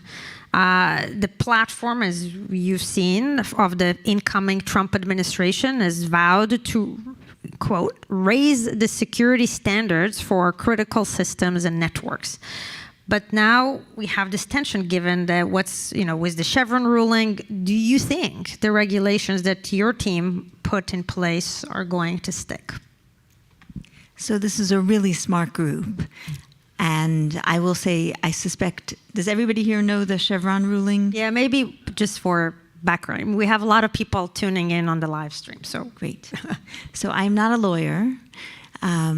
Essentially, the Chevron ruling said that courts deferred to agencies if, in terms of interpreting broad statutes and how they're implemented in a given case, right? They're saying that a given agency, whether it's EPA as a regulator for water and environmental solution, whether the Department of Energy as a regulator for energy systems, a sense that as the expert agencies, in terms of interpreting broad statutes, the courts would defer to them. Chevron rolled that back and said instead implementation had to be more matched to the textual understanding and a reasonable understanding of what those laws represented. I am not a lawyer. If there's a lawyer in the room who wants to, Ari, anything you'd correct on that? Okay. So in the area of cyber regulation, where laws were defined a long time ago, right? For example, let's talk about railroad safety, right? There are rules regarding the safety of railroad systems when they were analog systems, right? Or to prevent security around tracks, etc. Today, signaling systems are digital systems, and we've seen those systems being hacked, for example, in Eastern Europe. So certainly Chevron represents a challenge to cybersecurity regulations.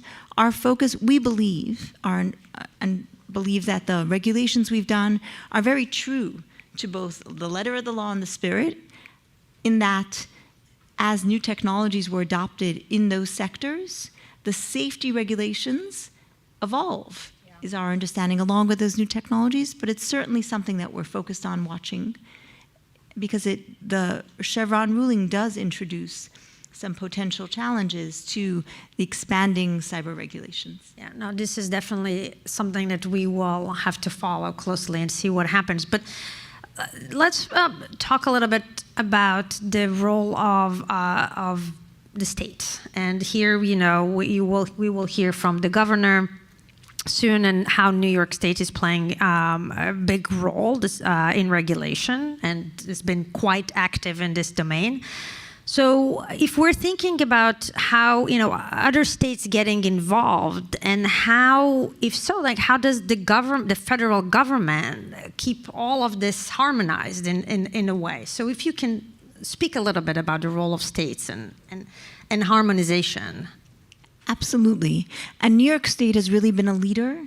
So it's appropriate that you have New York State as a partner here, not only because we're obviously here in New York City, but because New York State has led for the nation in their regulations. Certainly Governor Hochul's leadership. I don't know if Colin Ahern is here, who's her lead on cyber issues, and really a strategic leader and an implementer.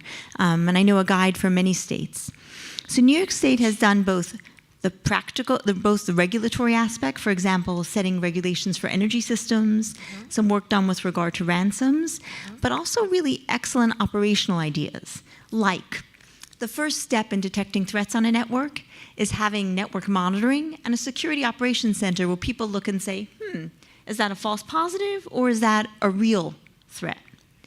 Well, as you could imagine, from your background, security operations centers are 24/7 centers staffed to a certain level, and some of the time is just, there isn't necessarily work. So adding more capacity. So what New York City has done is said, we'll offer a shared service for smaller counties across the state, so that skilled people can offer that resource in smaller counties that may not have the ability to hire people, or the resources can benefit from that. And frankly, when the governor says, give me a picture of risk across New York State networks, she now has a way to get the answer. So New York State has really led in both of those. To your question on federal versus state regulation, which is an issue on areas like AI, issues on data privacy, it's been less of an issue in cyber just because federal regulations pretty much have only been rolled out in the last 3 years. And very few states, New York, Colorado has done some work, have really been rolling out state-level regulations. So we need more of this in this space. Terrific. And as I said, we will hear more about what New York State, has done in the next panel. So we talked a bit. We said that we're going to come back to this because you can't have a conference on this topic without also mentioning AI and other emerging technologies and how they impact national security. So here at SIPA, at IGP, we're doing really some groundbreaking research around the role of AI and democracy, and looking at how this intersects with the topic of disinformation, not just in terms of elections here, but globally, how we're seeing the patterns overall. But we also hear reports about AI's ability to write malicious code that can act as force multiplier for cyber attacks, and so that's the interconnection between AI and cybersecurity. With AI becoming even more deeply embedded in security and defense, how do you think this can change the scope or intensity of offensive and defensive cyber operations? And do you think AI makes cyber defenses more resilient or actually more vulnerable, or both, depending on conditions? Where do you stand on those issues? What do you think? They're really the perfect questions. So I've had the privilege of both running offensive and defensive cyber operations. And I think as we look at it, defense is so much harder, right? A defender has to be securing every door and window. There's lots in here, and unknown openings. An offensive actor only has to find one way in. So we're certainly concerned about the way AI can assist on offense, right? What keeps me up at night are finding a broadly used a vulnerability in broadly used tech that's not easily patchable, right? So those are the kinds of ways. So certainly on offense, we see ability there. We're seeing countries build programs, swarms of drones, for example, controlled, whether it's radio frequency, whether it's cyber, is certainly a concern there. On defense, how many folks here have done cyber defense in practice? So you'll all say, right, it's a lot of manual work. It's really hard to tell what's normal on a network to figure out what's anomalous. It's really hard to look through firewall logs and find something, particularly when we look at techniques like China's using, where they'll get passwords and then log in at odd times, or add a configuration setting that may be the first time ever that's been done, but it's legitimate, right? So as a result, I truly believe that AI can be a massive force multiplier on defense, both in finding vulnerabilities in code and accelerating patches. We launched a DARPA AI Cyber Challenge 2-year program. It finished its first year, and it indeed showed that for a set of pre-placed vulnerabilities, the teams found all of them using LLMs in open source code, but also built the patch, and that's the key. And then similarly, we have a number of pilots going on right now to work to find the level of what is normal in a given network. For example, hunting on the Department of Defense's network, massive network, where they see hundreds of millions of events regularly. Right. So that's my sense and my hope and my prayer that on defense, if we can use AI in operational technology, we'll have a bigger delta in impact. That's really, really interesting. So let's move now to another topic you mentioned, cryptocurrencies and blockchain.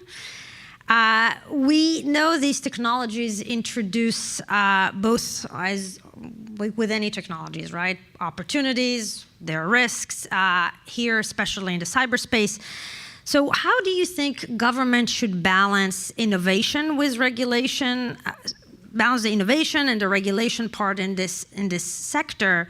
And especially if we're thinking about it in terms of how can we prevent ransomware and other financial cyber crimes. And so how can we do this kind of assessment and balancing of the risks and the opportunities?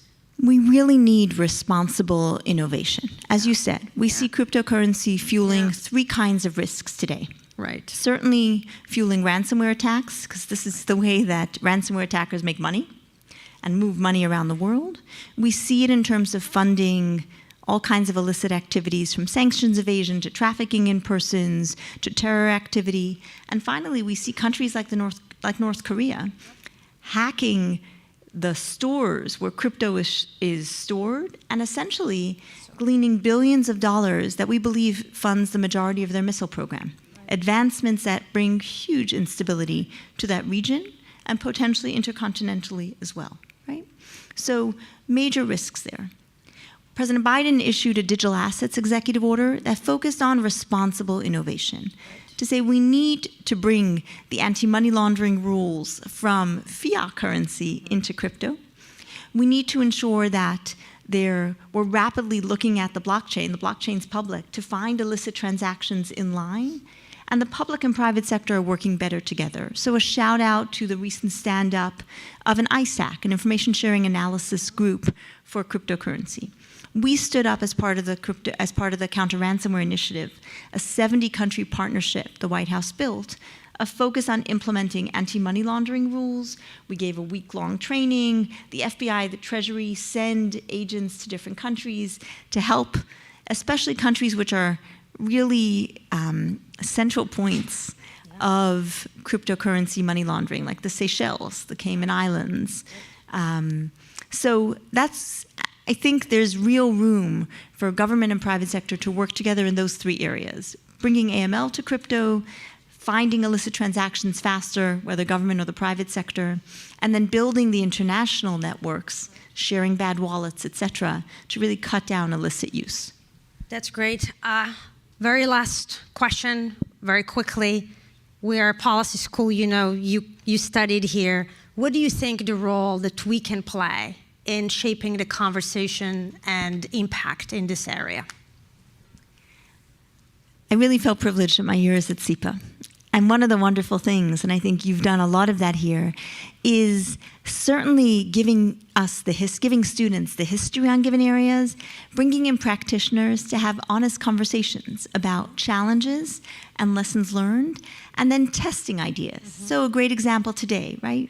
Governor Hokel's here talking about New York State has led on cyber regulations. I've talked about our lessons learned at the federal level. What has she learned at the state level? Convening then individuals who lead cyber efforts around the country. They're going to be different because a water system in rural Texas is very different from the water system that manages Niagara, right? So there are some technologies that are lessons learned, regulations. So really, I would say, enabling students to learn, there's almost so much work to be done, and there's nothing like the talented student base here. Bringing together practitioners at international, federal, and state levels, and promoting new ideas because as you know, practitioners often don't have time and are eager to hear new ideas for them to try to implement. Terrific. Cannot thank you enough for being with us and for everything that you are doing. Thank you all for joining, and we are going. Thank you. This way. Thank you.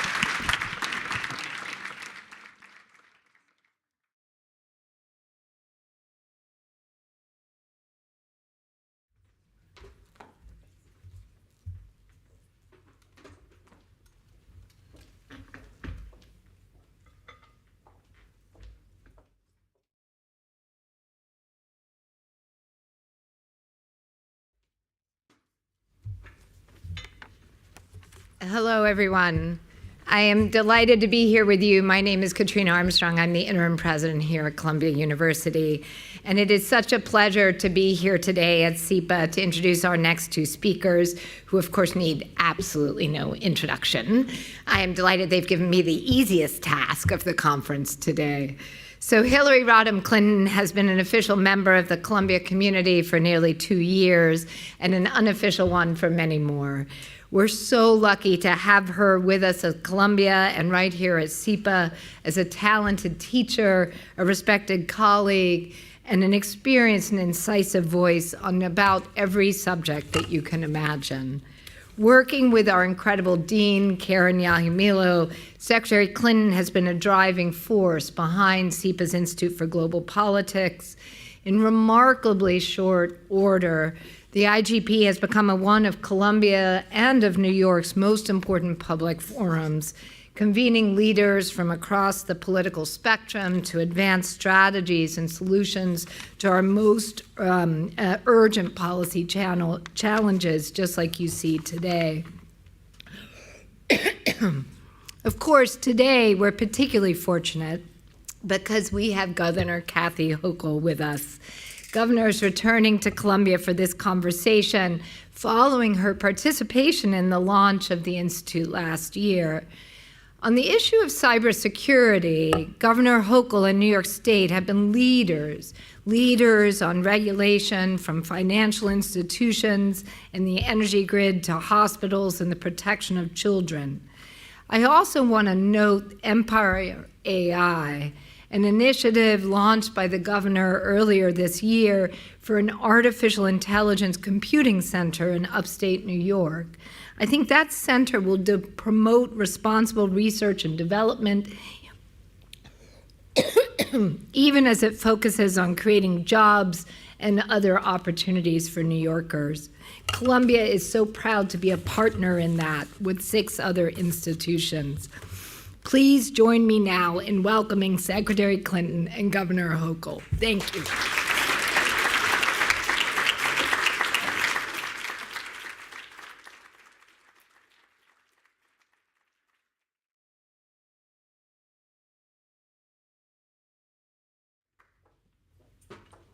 Good morning, everybody.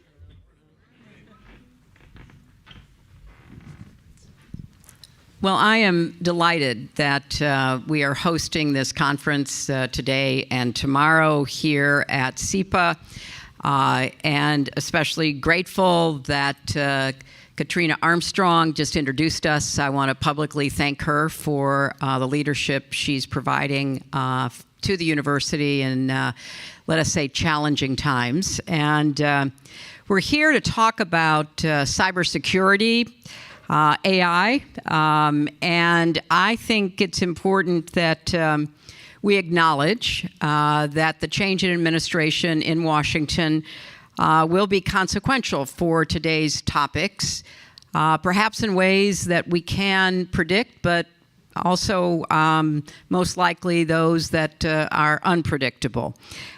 We can talk a little bit about that at the end, but I want to just jump right into talking with Governor Hochul, who has emerged as a real leader nationally in this area. States are and must again be laboratories of democracy, and the governor has been working in this vein on the cybersecurity front, having released New York State's first ever cybersecurity strategy in August of 2023. That strategy outlines priorities for advancing statewide cybersecurity. And the first question I want to pose to you, Governor, after thanking you once again for coming to SIPA and IGP for this important conference, is tell us a little bit about the advancements that you have been pioneering here in New York and how they're models for other states.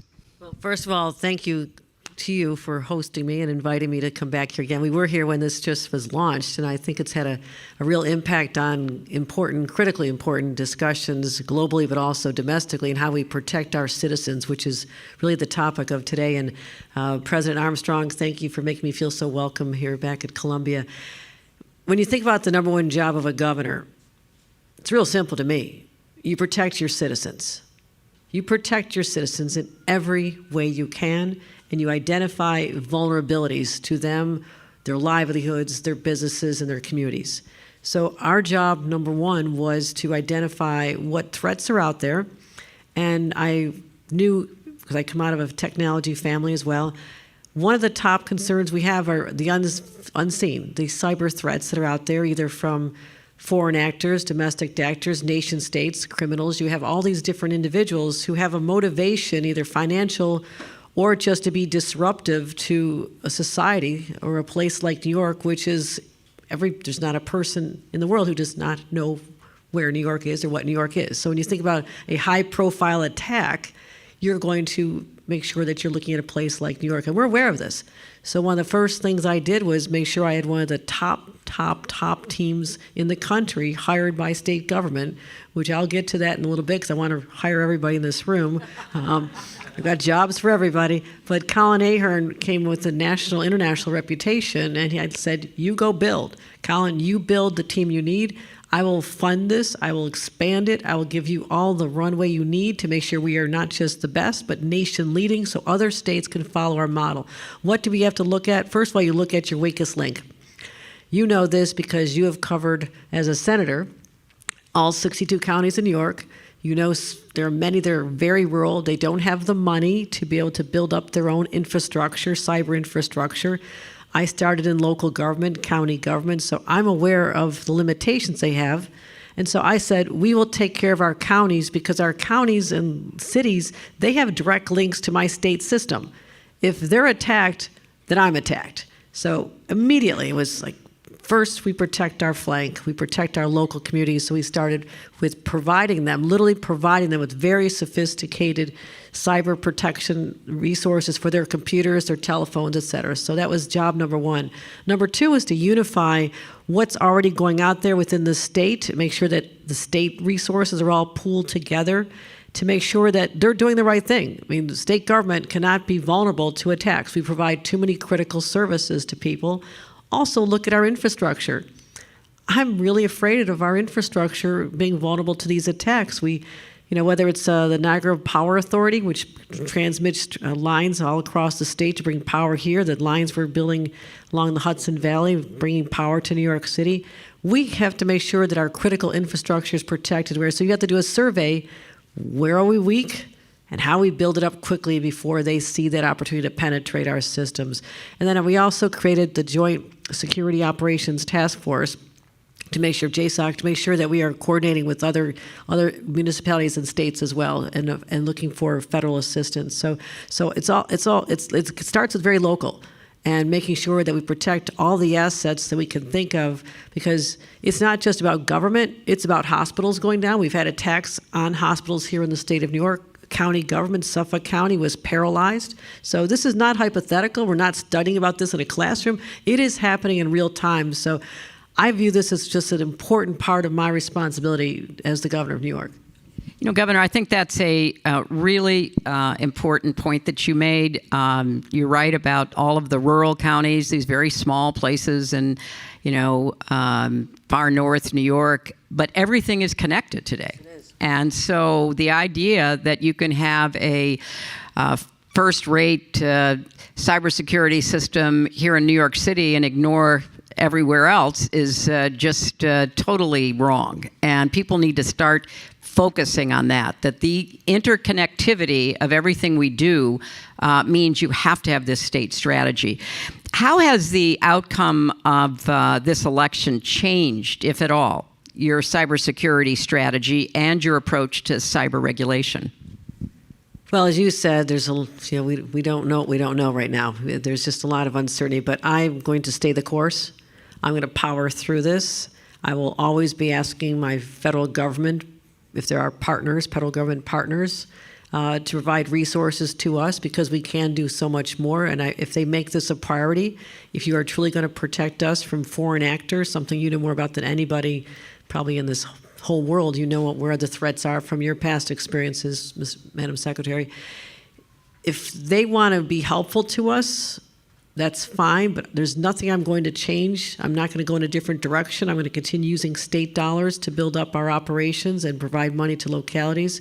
So I'm not anticipating a major shift in this, but as I look at everything we do in the state of New York, who we have to protect, the rights we have to protect, I'm prepared for anything. In fact, I just announced an initiative with our Attorney General a couple days ago, not necessarily related to cyber, but you never know. That says it's our Empire Freedom Initiative, where we're going to be ready to stand up and protect any right that we hold dear here in the state of New York that is under attack from anybody else, particularly from Washington. So that's going to happen. It is happening now, and this may or may not fit into that space, but my message is don't get in our way. I have a job to do here. Stay out of my way. Okay.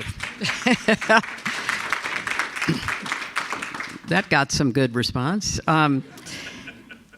I think, though, it is fair to say that we have to think about what could be a massive overhaul of America's internet policy and cyber infrastructure.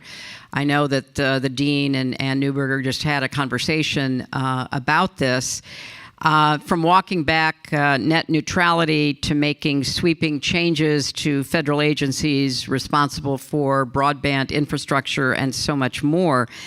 And so I think it's absolutely on point to say you're going to go forward and make sure that what you already have underway is going to be implemented. But I think it's also important to acknowledge some of the successes that you've recently had. This year you signed 2 landmark tech safety bills, the Child Data Protection Act and the Safe for Kids Act. And so in addition to cybersecurity, which you have a strategy for that you're implementing, what's the outlook for a safer, more equitable online ecosystem? And can more states take action like you have if the federal government and the Congress are not? Excellent question. In an ideal world, these would all be national federal policies. I mean, there's no reason why individual states should have to be taking steps to protect their own citizens from threats to our children online. This should be a national policy, full stop. I'm not going to hold my breath. There's a lot of opposition to even what we did. We had to take on the tech companies. That is not the easiest thing to do. They started this in California, got so far, but here in New York, I will say this, first of all, we welcome tech companies to New York. I'm really proud that New York City is the #1 tech job destination right now. Not Silicon Valley, not Boston, not Austin. They are coming to New York, and I'm proud of that. And I want to make sure these companies prosper, expand, thrive. But as I've said to a number of them, you're also parents. The leaders of these companies are also parents. And you know what's happening. You know what your addictive algorithms are doing to children. And if you have some reason you do not know this, go with me to one of the roundtables I've held all across the state where I convene teenagers, young men, young women, but mostly the girls, and say to them, how are you feeling about things? What's going on here? And these kids are in a state that a generation ago they would not have been. They've been denied their childhood because they're depressed, they're anxious. Suicide rates are either contemplating or executing are off the charts. And you're a mom, I'm a mom, we're grandmas. we have to protect our kids. And listen to the young woman who said to me at a high school, she says, you have to save us from ourselves. We can't stop using our cell phones throughout the day. We literally cannot stop. We cannot stop when we get home from being online all night long and staying up all night because they're going to miss something. And FOMO is so real for this generation. And I have it sometimes too, I really do. My kids know that. But it's something that can't be missing out on. So this is something that we now are investing money in mental health in schools. I mean, did I think a generation ago or a few years ago I'd have to spend money to have mental health therapies and therapists in schools to help kids who are struggling? No, but I'm going to be there for them. So I took a step back and said, what is happening? The rise of addictive algorithms that are based on your preferences. You've telegraphed to these companies what intrigues you, how you're going to go after it, or how you absorb it. They're preying on that, and they're monetizing your mental health. That's what they're doing to our children right now. And we said, stop. If someone is under 18, you cannot send these addictive algorithms to them. Now, that doesn't stop a young person from going on any site they want, but it has to be them approaching you, not you finding them and holding them captive, because there's a lot of dark images out there. And if a young person's thinking about committing suicide, they search suicide, it doesn't tell them about help, it tells them how to commit suicide. I mean, that's what they're pulled into here. And the other thing we did was online data protection. Why on earth do we think it's okay for these companies to take information about children and to sell it? I mean, they cannot do this. We stopped that in the state of New York. And lastly, these kids are not getting sleep. They're up all night. And we said that we're going to have a function so parents can turn off notifications from midnight till 6 a.m. and the companies have to do this. Now, I will tell you, they had every argument under the sun to say we can't do this. Impossible. How do we know if someone's 18? Blah, blah, blah. I said, you're technology companies. Your job is to figure things out. Guess what they did? After we passed this, they did. So I'm really proud of this. We'll see the effects, but the positive impact. But I also do believe it comes down to, and I don't want to, this generation of young people used to having cell phones in schools. I'm telling you right now, when you have kids someday, you do not want your kids to have cell phones in schools because they are not learning. They are distracted. 74% of teachers are saying, please stop this. We are competing with the cell phone. And the kids are not developing interaction skills, human interaction skills of talking to each other and learning how to collaborate. And it's been really hard. And so this is something I'm willing to stand out there for. Again, I don't always find the easiest path, but I know what I have to do. I always have the clarity of saying, this has to happen, and I'll take on all the fights. So it starts with the tech companies. They could do this on their own. They should not have to be told by the state of New York to do this, but apparently they do. But the rest of the country and other states should absolutely follow suit. I believe in this so strongly. Well, I really wanted to raise that because when we think about cybersecurity, of course we think about physical infrastructure, but I think we also have to consider human infrastructure.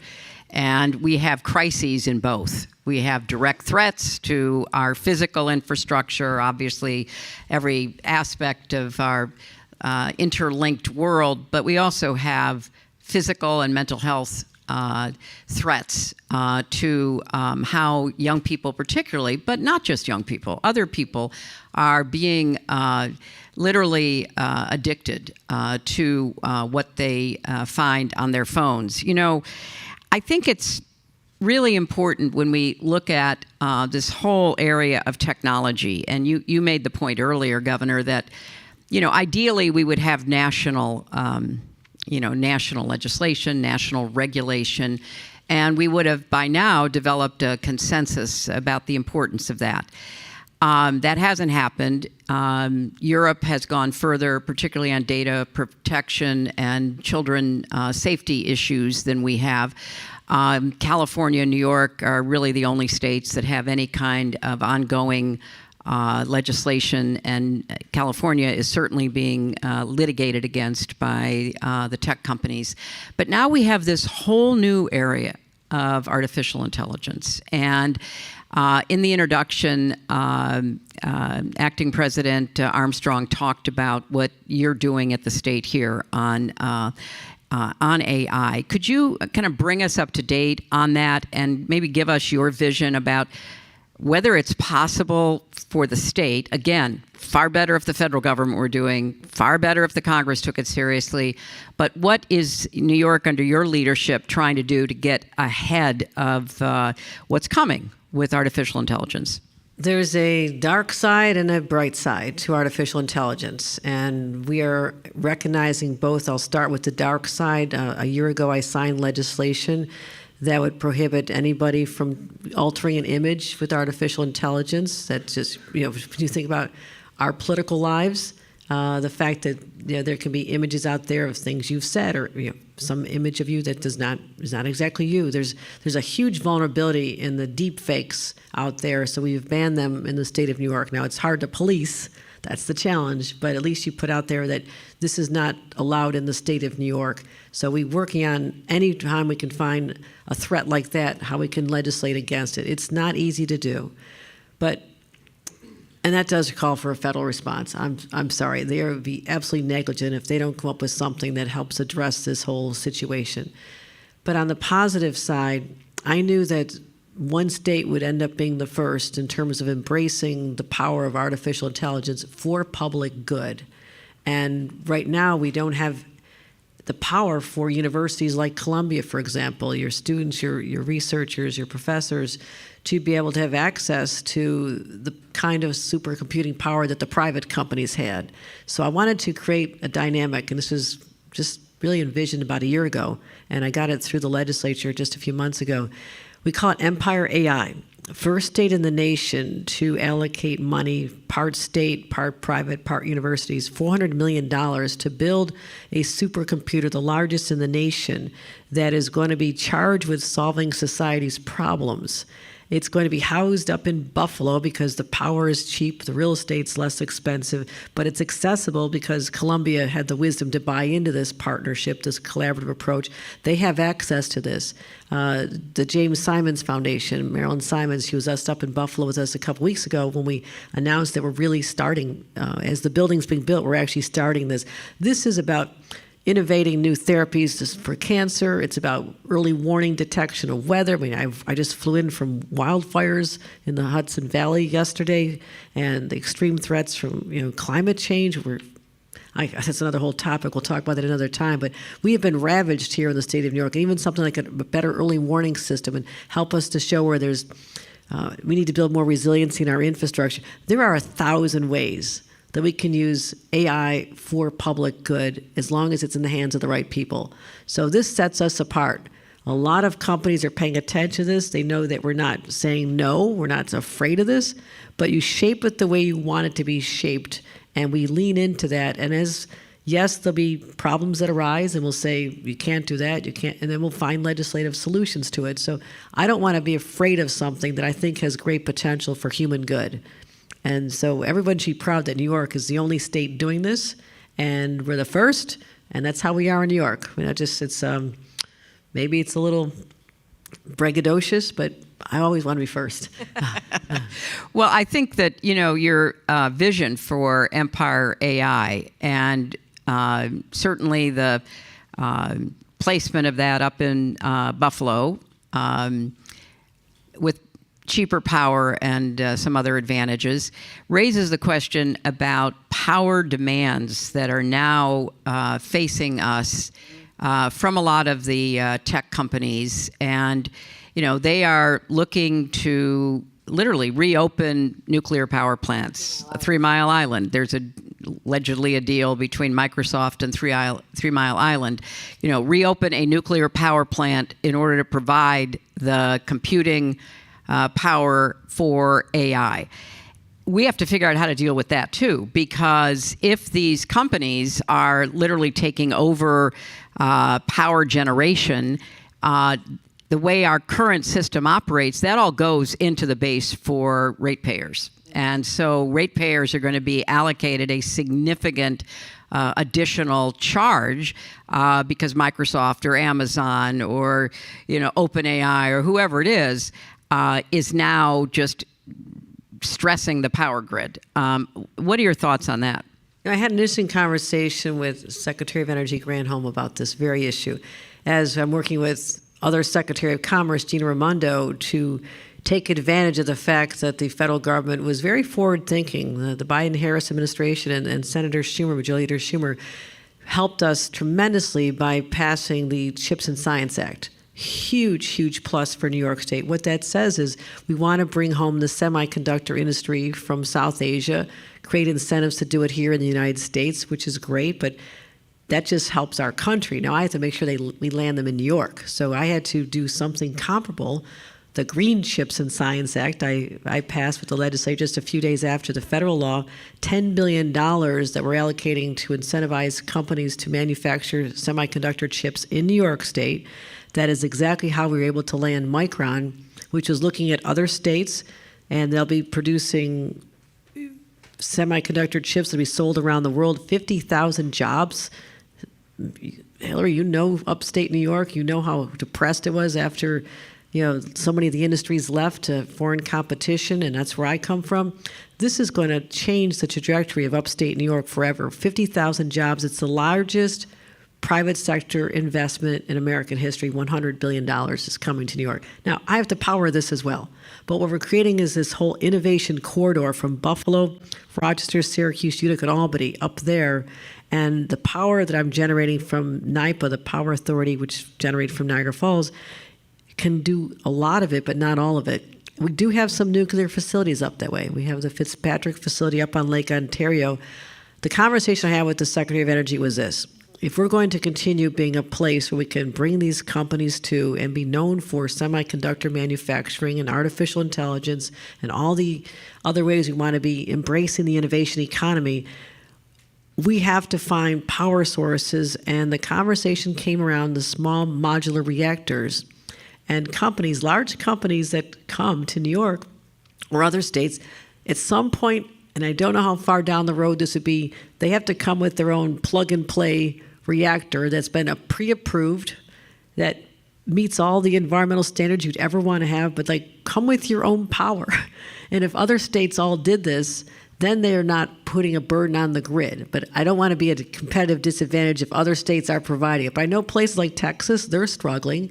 Other states are struggling with providing power just for their existing businesses and population.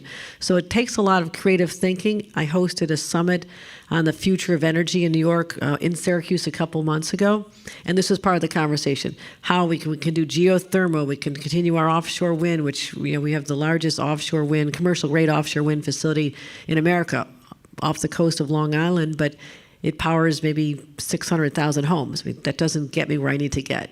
So we're trying to find an all-the-above approach to it. And nuclear is something that I don't think people were talking about for a long time. But we're in competition with other states where it's widely used, and it's all over Europe it's been used. And I think we have to take another look at it. I do. And again, knowing that we're going to have the toughest environmental standards, all the protections we could possibly think of, but otherwise we're ceding the future to other states, and I don't want that to happen. Well, I think this whole question of cybersecurity, power, all of it is connected, because historically one of the biggest worries people had about cybersecurity attacks was on the grid, was on power sources. And have you taken steps to particularly harden the grid? Because, our grid in this country is out of date. It doesn't have the kind of resilience, duplicative, approach that it is needed often. We should have thought more about linking across the border with Canada and taking advantage of some of their hydropower, among other sources. So talk a little bit about the vulnerability of the grid. No, it's real. It's real. And that's why, I know Colin's in the room. Colin, our grid's good, right? All right. My guy says the grid's good. Okay. That's all I need to know. But no, this has been a huge focus of ours. I know Colin was on an earlier panel today, and again, he's the national expert on this. That's where you go first. I mean, if you're a bad actor, you want to harm a state or a location, you're going after this. We have done 23 tabletop exercises just on this alone. I've participated in them. We talk about what happens if there is a cyber attack on this facility, the power goes down, it's up in the North Country, it's bitter cold out. What do you do in a situation where people lose their power when it's 20 below zero and there's the lights are out, there's single moms at home with little kids. We literally talk about how we're going to take care of kids in case there's a cyber attack on our infrastructure. You have to game out every scenario. So we are very adept at this, and putting preparations in place on how to restore the power as soon as possible, try to identify what happened. Some of it's ransom related. It's about money, but others is just trying to be disruptive. So we have worked really hard on this with our tabletop exercises. I get a weekly report on how many cyber attacks we thwart every week. It's a lot, right? Is there a number I can throw out? No, it's a lot. But you should feel good about that.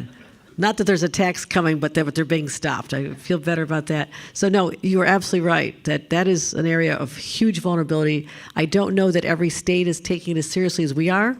We're all connected, and we need to be sure of that. And we are bringing down hydroelectric power from Quebec. It's a very expensive proposition, but it'll be opening in about 2 years, and we'll be protecting that as well as offshore wind.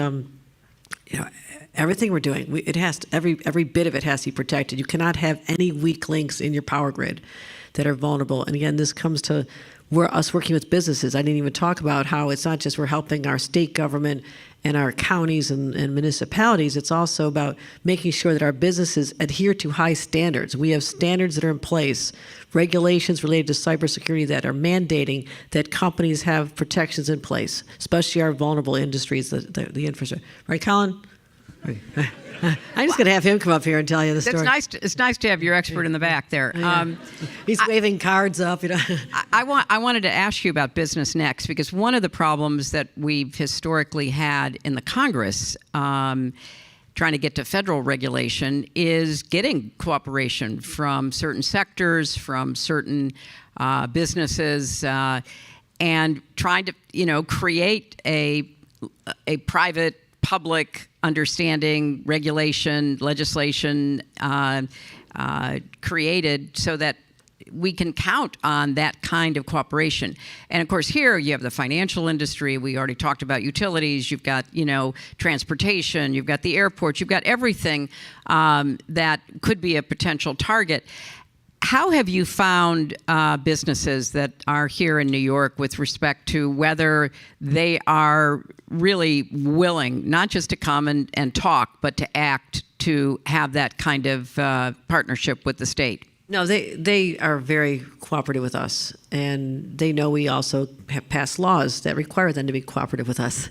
So we'll always have that, and we can always go further in our regulations, and so we want to have them at the table, but it is in their financial interest to work with us and to share with us when they're under attack. You need to tell us. We need to know what's going on here so we can detect any patterns.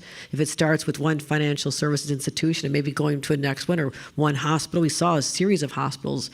And so so there has to be reporting. I think for a long time, a lot of companies and institutions like hospitals and schools, they want to keep it under wraps because they don't want to the whole question is someone paying off ransom? And if they do, then you feel like, well, you paid this guy, then I'll try them because they're going to pay me too. So there's this whole, almost a psychology around how to handle this, and it's wildly complicated. But they have to cooperate with us because we're the ones that can also be sharing information with them. Like, I might see something that you should know about, and we can share that. So it's in their financial interest and just their long-term survival to work with us closely on this. So I don't know if we've had trouble with our mandates on that, but again, being the epicenter of the financial capital, the world is here. And there's a reason 9/11 was attacked here. It was an attack on an institution, basically that symbolizes Americans' economy. So we are very aware of our potential to be under attack, and so we have to be on guard constantly. I had to beef up this office. It was just a handful of people. I was like, no, bring in everybody you need to. And the other thing I really need is more people to go into this field. I truly, truly do. And I know you can all make a lot more money at the financial institutions. They're always going to be there. Okay, young people, like when you have to pay for your kids' college, when you're done paying with yours, you have to pay for your kids. That's when you go work for those companies. But in the meantime, just help your government. I tell you, it's a lot more satisfying to save a whole community from losing their water because you were able to spot a cyber attack and stop something bad from happening to a community than just walk around with a big paycheck. I'm telling you, as someone who's been in public service my whole life, you can be okay. So there's so many great programs here at Columbia. We're also, we're trying to reduce the barrier to entry in these jobs too. We are so anxious to get more people to go into state government that we're really reducing even the educational requirements that were in place to open the door to more people, and particularly in underserved communities, open the door, they can get the training on the job from us. So state government is a great place to come work.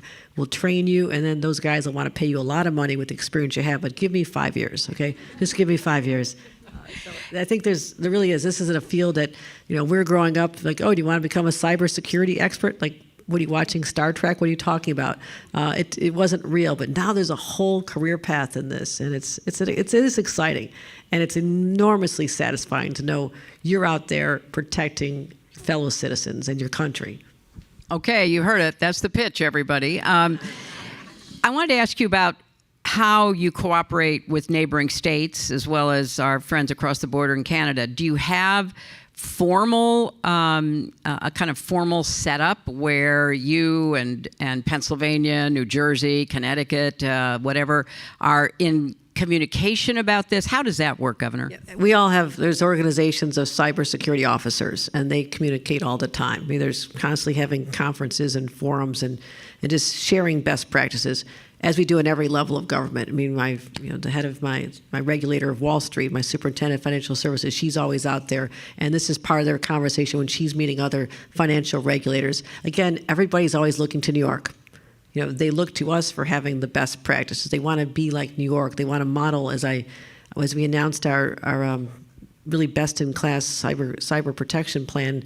The federal government came up from Washington to stand with us to say this model, this blueprint that you came up with is what every other state should be doing. So we're very happy to help protect our neighbors, and we have great cooperative relationships with all of them on so many areas. And no, that's essential. You don't come up with the secret sauce and a solution to something, then keep it yourself. You share it with others, and there's a great collaboration in that front as well. And also, maybe you could describe what just was announced in Albany, because that's connected to your nanotechnology and the whole corridor up there. Oh, this was such big news. The federal government, when they passed the CHIPS and Science Act, decided they're going to announce a national semiconductor training center. And Albany was selected. We announced that with Senator Schumer last week, and this is everything. Again, it puts a spotlight on New York State as being the place where we are attracting the best and the brightest, and we have the money put into it. We just did another $1 billion to help I can't even say the whole thing. It's EV lithography something. What is it? It's $1 billion. So that was something that, we have Global Foundries up there, we have Micron, we have other companies, they're all being attracted. So people are paying attention to us. So to have University of Albany dedicated as this center, already we're seeing recruitment opportunities for people to come up in this area, and it's really exciting. I'll keep repeating this, but for those who have spent your lives in New York City, there's a whole state out there that really suffered from industrial decline for about 40, 50 years. That was my entire life. And you just feel like you're really beaten down. And now people are walking around those streets like they do in New York City with this kind of confidence and this lift in your step, and you're like, we're back. And it's a really good feeling. And driving these industries there is what is making it happen. And people are discovering that it's high quality of life and it's great for the businesses. So Albany is a natural place for that, but that has a ripple effect all the way down to the city. It puts us on the map in ways that you cannot imagine. We are the most talked about place when it comes to the innovation economy in the country. And it was not that way just a few years ago. Well, finally, I want to ask you, what are you looking forward to? I mean, what are some of your hopes and ideas or plans, for the next couple of years? Obviously, implementing all of this, executing on it, but any other priorities that you're going to try to focus on? Well, outside of this, I'm trying to make it so that I'm attracting all these individuals to New York State, that it is an affordable place for them to live. I am laser focused on building more housing. I have to build basically another city to accommodate all the workers who are coming to upstate, for example. And as more young people want to work in our tech industries here in New York City, we have to drive down the cost of housing. And how you do that?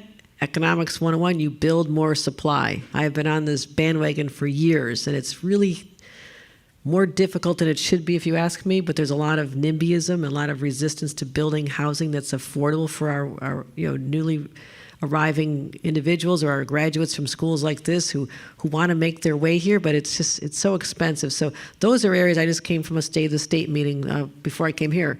Had to prepare for what I'll be announcing in January, and we just have to know that New York State is the best place to live, to work, to raise a family, and you can afford it. And that defies our reputation, but I'm working hard. I'm working really hard to make it a place that people want to work. We also, one thing I want to add is we're innovating ideas. My CHIPS and Science Act that we passed has higher standards than the federal one. What I'm asking for are companies to buy into my societal priorities. For example, all the buildings must be built with sustainable materials, and it all has to be green. It all has to be, compliant with every standard to make sure that we're reducing our emissions. So they are all required to do that to get assistance from us. The other thing is, I need to see more young women and people of color in these jobs. And I told them I want them to build a child care center. If you want to come here and get help from the state, you're going to have an on-site child care center. And they looked at me like, okay. Guess what they're building right now? It's under construction. So I said, this is how you start changing it. Like, I will give you help to come here, but it's a privilege to be in New York too. And you want a lot of money to build up your industry, which will it's be mutually beneficial. But I also need you to go into the city of Syracuse and in Buffalo and Rochester, go into those neighborhoods where nobody ever recruits from. You lift these young people up, you get them some training. We literally changed the curriculum in the 9 counties around Syracuse, and they're now being taught coding and computer sciences in classes they never had been before, just to change the whole experience. So Micron and all the other companies that are coming will have a more highly educated workforce that they can draw from. So these are the changes you make. When you're trying to start something, you have to look at the whole community, how we can get the housing, get the child care, get all of this, so people can feel they can live in this state and have a great future. And it's my biggest priority. Just make people proud of New York, make people want to be in New York, make people want to stay in New York. Well, that was a great conclusion for our conversation. And Governor, thank you so much for everything you are doing, for the leadership you're providing, and for once again joining us here at Columbia. Thank you, Madam Secretary. It's great to see everybody. Thank you.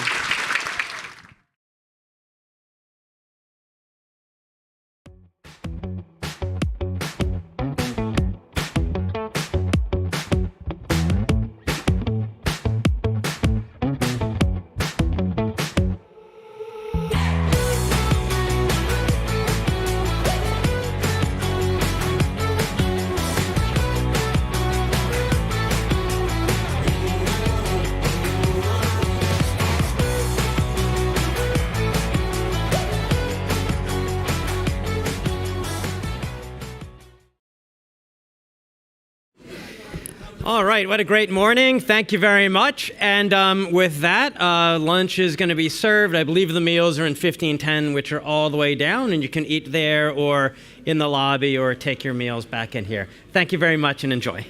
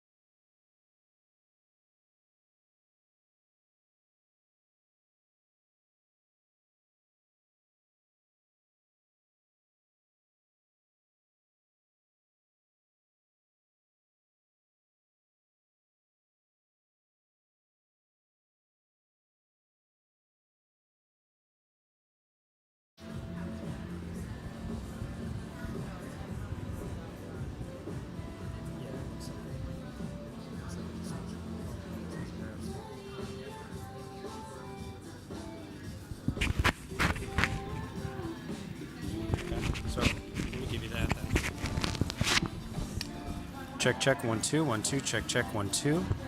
Check, check, 1, 2, 1, 2, check, check. Test, check, 1, 2. It's hard to tell with the music, but I can hear it. Check, 1, 2, 1, 2. Yeah, it's good. Yeah. Check, check, 1, 2, 1, 2. Okay.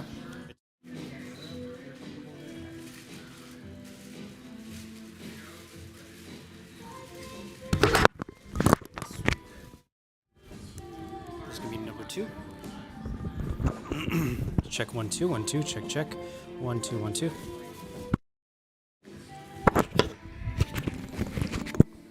3. Check, 1, 2, 3, 4, 5. Number 4, 1, 2, 3, 4, 5, 6, 7, 8, 9. Check, check, 1, 2, 1, 2. Number 5, check, 1, 2, 1, 2, 3, 4, 5. Check, check, 1, 2, 1, 2. Check, check, check, check. 1, 2, 1, 2. Great.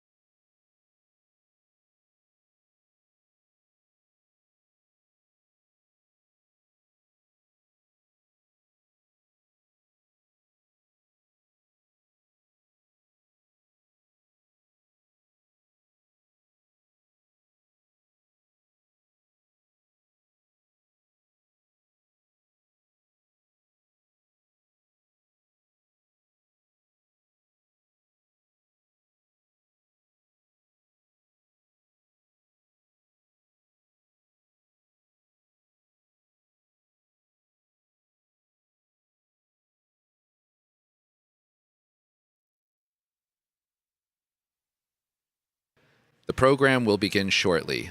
Please find your seats.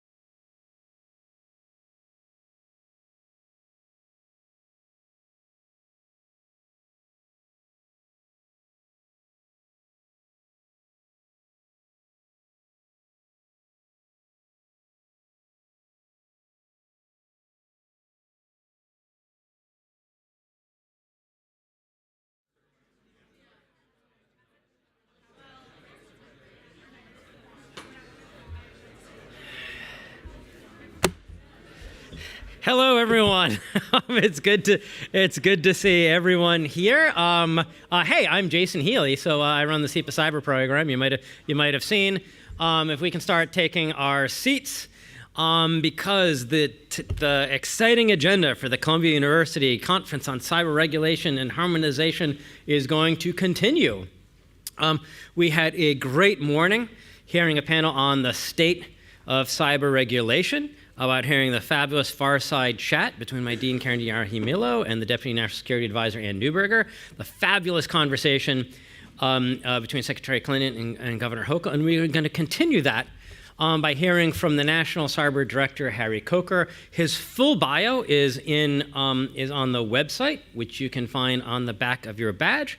But a career intelligence professional, started in the Navy, was confirmed last December to be the National Cyber Director and running the Office of the National Cyber Director, which wrote the strategy and is in charge of harmonization and a lot of other things. And so please, if you'll join me in welcoming Harry Coker.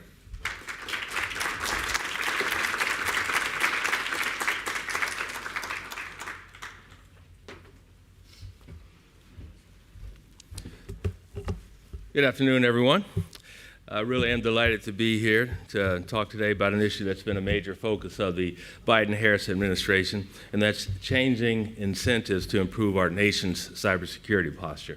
And before I dive too deep into the perspective of our office of the National Cyber Director, ONCD, let me just take a few moments to say some words about our host, Jay Healey, who is actually one of the original plank owners of the Office of the National Cyber Director. And if you take a look at the National Cybersecurity Strategy, you'll see Jay's fingerprints all over that document, and we are grateful for that.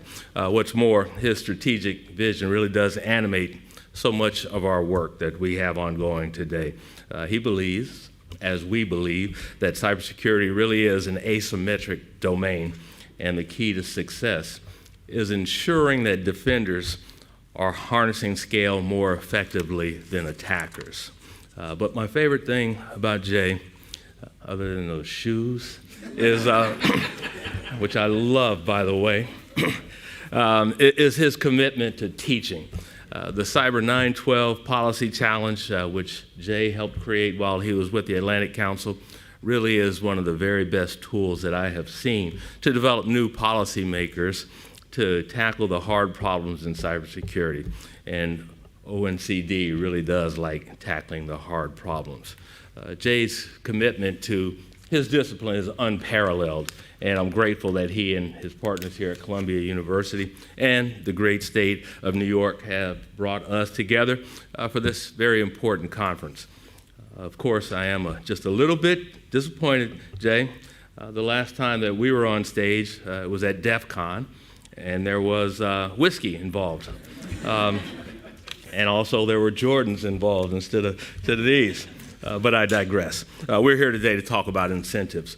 But to understand why, we have to start at the root of success in cybersecurity policy, and that is partnerships. Yes, it's cliched, but I will say it nonetheless. The majority of the critical infrastructure that our great nation depends on is owned and operated by non-federal entities, from private businesses to state and local governments. Borders in cybersecurity are ephemeral. They're always changing. They are short-lived. Every company, every local government, every entity that owns and operates critical infrastructure really is on the front lines, dealing with threats from nation-state actors in a way that is completely unlike the traditional domains of air, land, sea, and even space.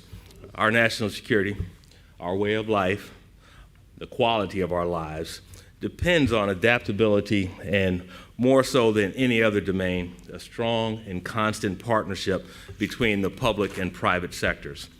We must recognize that our interests are not always aligned. Sometimes being first to market as opposed to being secure to market is the behavior that consumers reward. Sometimes firms lose market share to competitors when they invest in cybersecurity controls and are then undercut on price. Sometimes recapitalization efforts on IT networks are sacrificed on the altar of quarterly profits. Now, none of this is to ascribe malice to critical infrastructure owners and operators. I've never met anyone who wants to get hacked or held ransom. But as policymakers, we must recognize that absent government intervention, we are taking on a risk as a nation that is not merely imprudent, it is simply unacceptable. In fact, that phrase, unacceptable risk, is exactly how we described the presence of the People's Liberation Army, of PRC, those cyber actors that were on our civilian critical infrastructure when we testified before Congress earlier this year, along with the director of the FBI, the director of CISA, and the then director of the National Security Agency and commander of U.S. Cyber Command. The status quo is just not tolerable. To live in a world that we envisioned in the National Cybersecurity Strategy, where we are able to fully reap the benefits of cyberspace, we must take collective action. Individuals, governments, allies, civil society, and the private sector, we are mission partners. And as per the strategy, that collective action must be aligned against two imperatives, two shifts. Number one, that the more capable actors in cyberspace, including the federal government, shoulder more responsibility for cybersecurity. And number two, that we do more to invest in long-term cybersecurity and resilience. Incentivizing action in furtherance of these two objectives requires that we use all of the tools at our disposal. And that includes market forces, whether it's increasing the information available to purchasers of information technology products or improving the cyber insurance market to let firms more accurately price risk. It includes leveraging the immense purchasing power of the United States government, as we have been in implementing Executive Order 14028, championed by my friend and colleague, Ann Neuberger, who we heard from earlier today. Another tool to incentivize action is information sharing, as some entities underinvest in cybersecurity simply because they don't understand the threats that are arrayed against them. And the government can directly subsidize investments, as we have in the first ever state and local cyber grant program enacted as a part of the bipartisan infrastructure law. These are all important tools and ones that the government is using as we turn the National Cybersecurity Strategy into reality via the National Cybersecurity Strategy Implementation Plan process. But a key legacy for this administration will be our prioritized all of the above approach to solving cybersecurity challenges, and that does include the regulatory tool. Since the ransomware attack on Colonial Pipeline led to impact to our gas lines in Virginia and North Carolina, President Biden has made clear that we must have minimum cybersecurity requirements for critical infrastructure to protect our fellow Americans, to include our economy. I know that can seem to add strain to a relationship that we all want to be grounded in partnership, yet there are clear cases where the regulatory tool is most effective at driving us towards the outcomes that we want and need. Talk to any CISO, and they'll tell you, regulation can and does incentivize investment. It changes behavior. I was actually in a meeting with the government CISO, and he held up Executive Order 14028 and talked about how that assisted him in getting funds from the organization's chief financial officer. It does change behavior. It is also no accident that some of the industries that are most heavily regulated for cybersecurity, like financial services, are held up as models for cybersecurity maturity. But, as with any tool, regulation can be misused. Not every cyber problem demands a regulatory solution, and not every regulatory solution is tailored to maximize efficacy when weighed against compliance costs.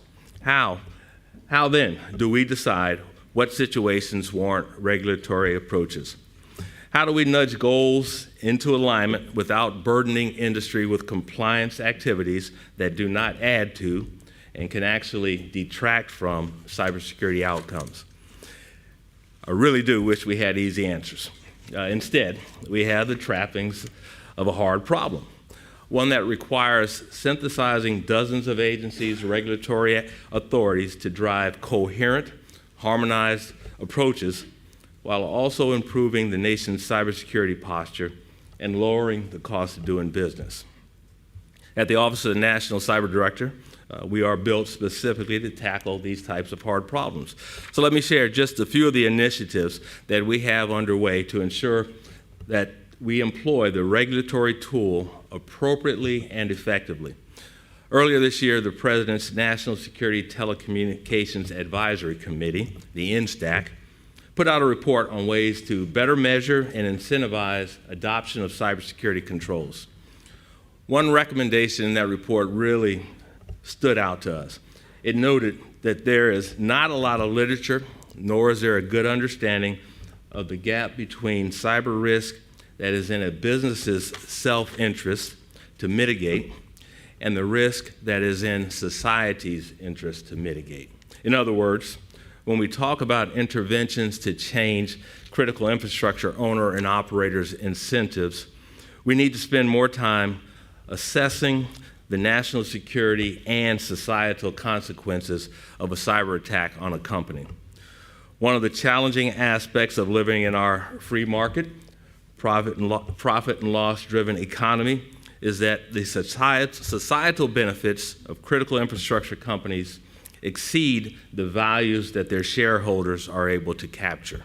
Their value is so much greater than what we can see on a balance sheet.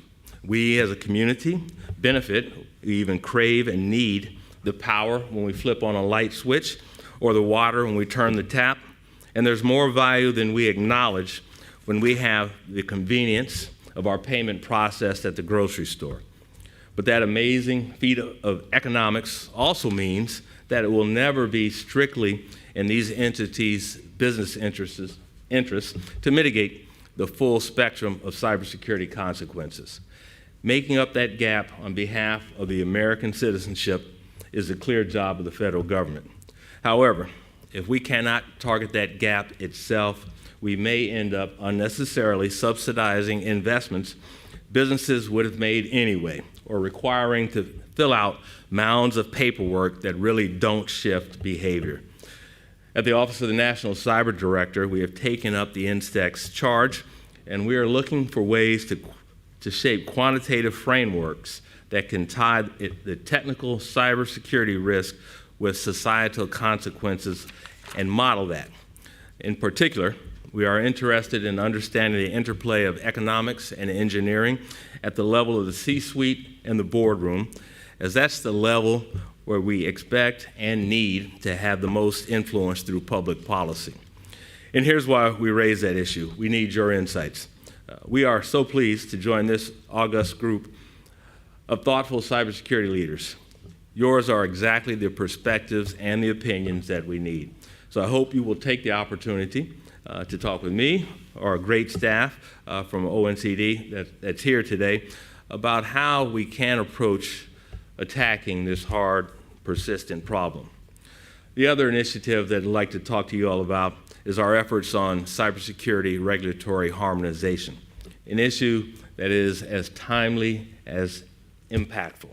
Timely because, as you know, there are some very important legislation that would greatly help our ability to streamline well-meaning regulations to provide more security for the American people and more clarity and efficacy for American companies.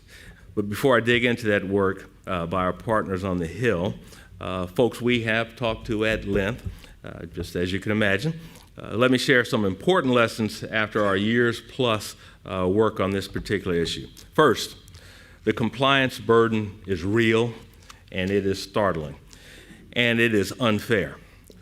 One of the statistics that is seared into my mind came in response to a request for information that we did on this topic last year.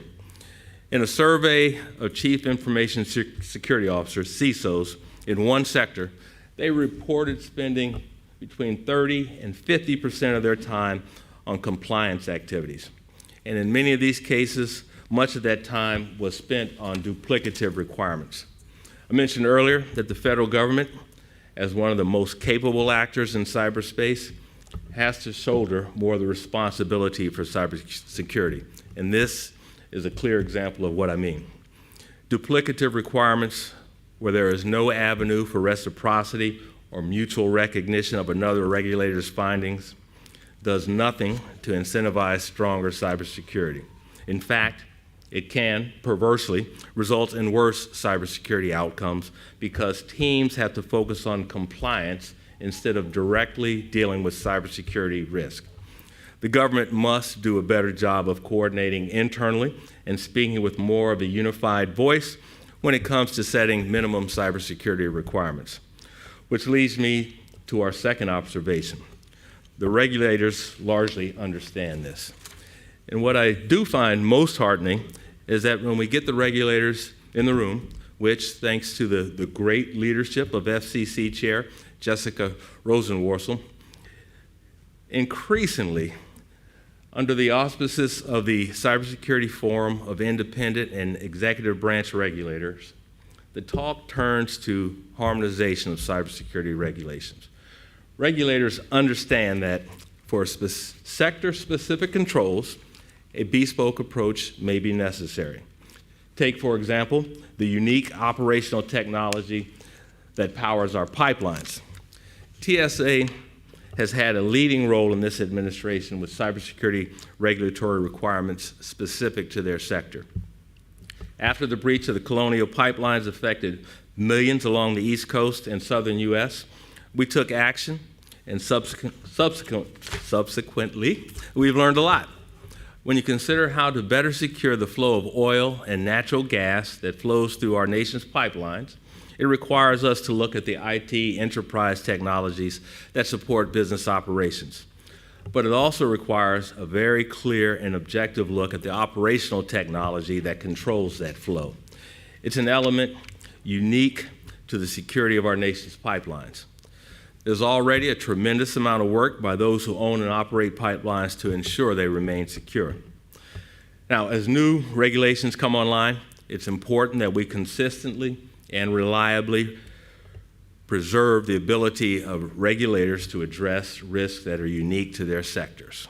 Independent regulators need to address that risk that's unique to their sectors. And while we're at it, we need to address duplication where it occurs. That's why I am personally so grateful to Chairman Peters and Senator Langford, who have joined our efforts to effect real change in the regulatory landscape. Their bill, one that is bipartisan, would bring all relevant parties, including the independent regulators, to the table to make policy. It would charge us collectively with creating a structure for regulatory harmonization and reciprocity that could serve as a model going forward. And I'm eager for Congress to pass this bill. Listening is another key part of our ethos at the Office of the National Cyber Director. And this legislation would empower us to work again with all relevant stakeholders to collectively design a more harmonized regulatory approach. We absolutely need regulators to join us in delivering a regulatory regime that is good for America, American citizens, and American businesses.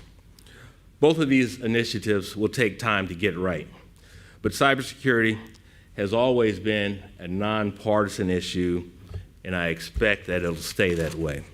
So regardless of who is in the White House or who is in Congress, I have an abiding faith that we will continue to invest in cybersecurity, partner with critical infrastructure owners and operators, and continue to work together to find reasonable solutions that will best protect American people while allowing our economy to continue to prosper. After all, the moment does demand it. We will never get a handle on the unacceptable risks that we face without bringing all the tools at our disposal to bear on this challenging, vexing issue. Now, regulation is not the only answer, but it's a big part of the answer. And we need all of you in this room to ensure that we get it right. And that we've got the systems in place to ensure that we keep listening, learning, and adjusting as necessary. Jay, thank you again for the invitation to join this group today, and I look forward to our conversation. Thank you.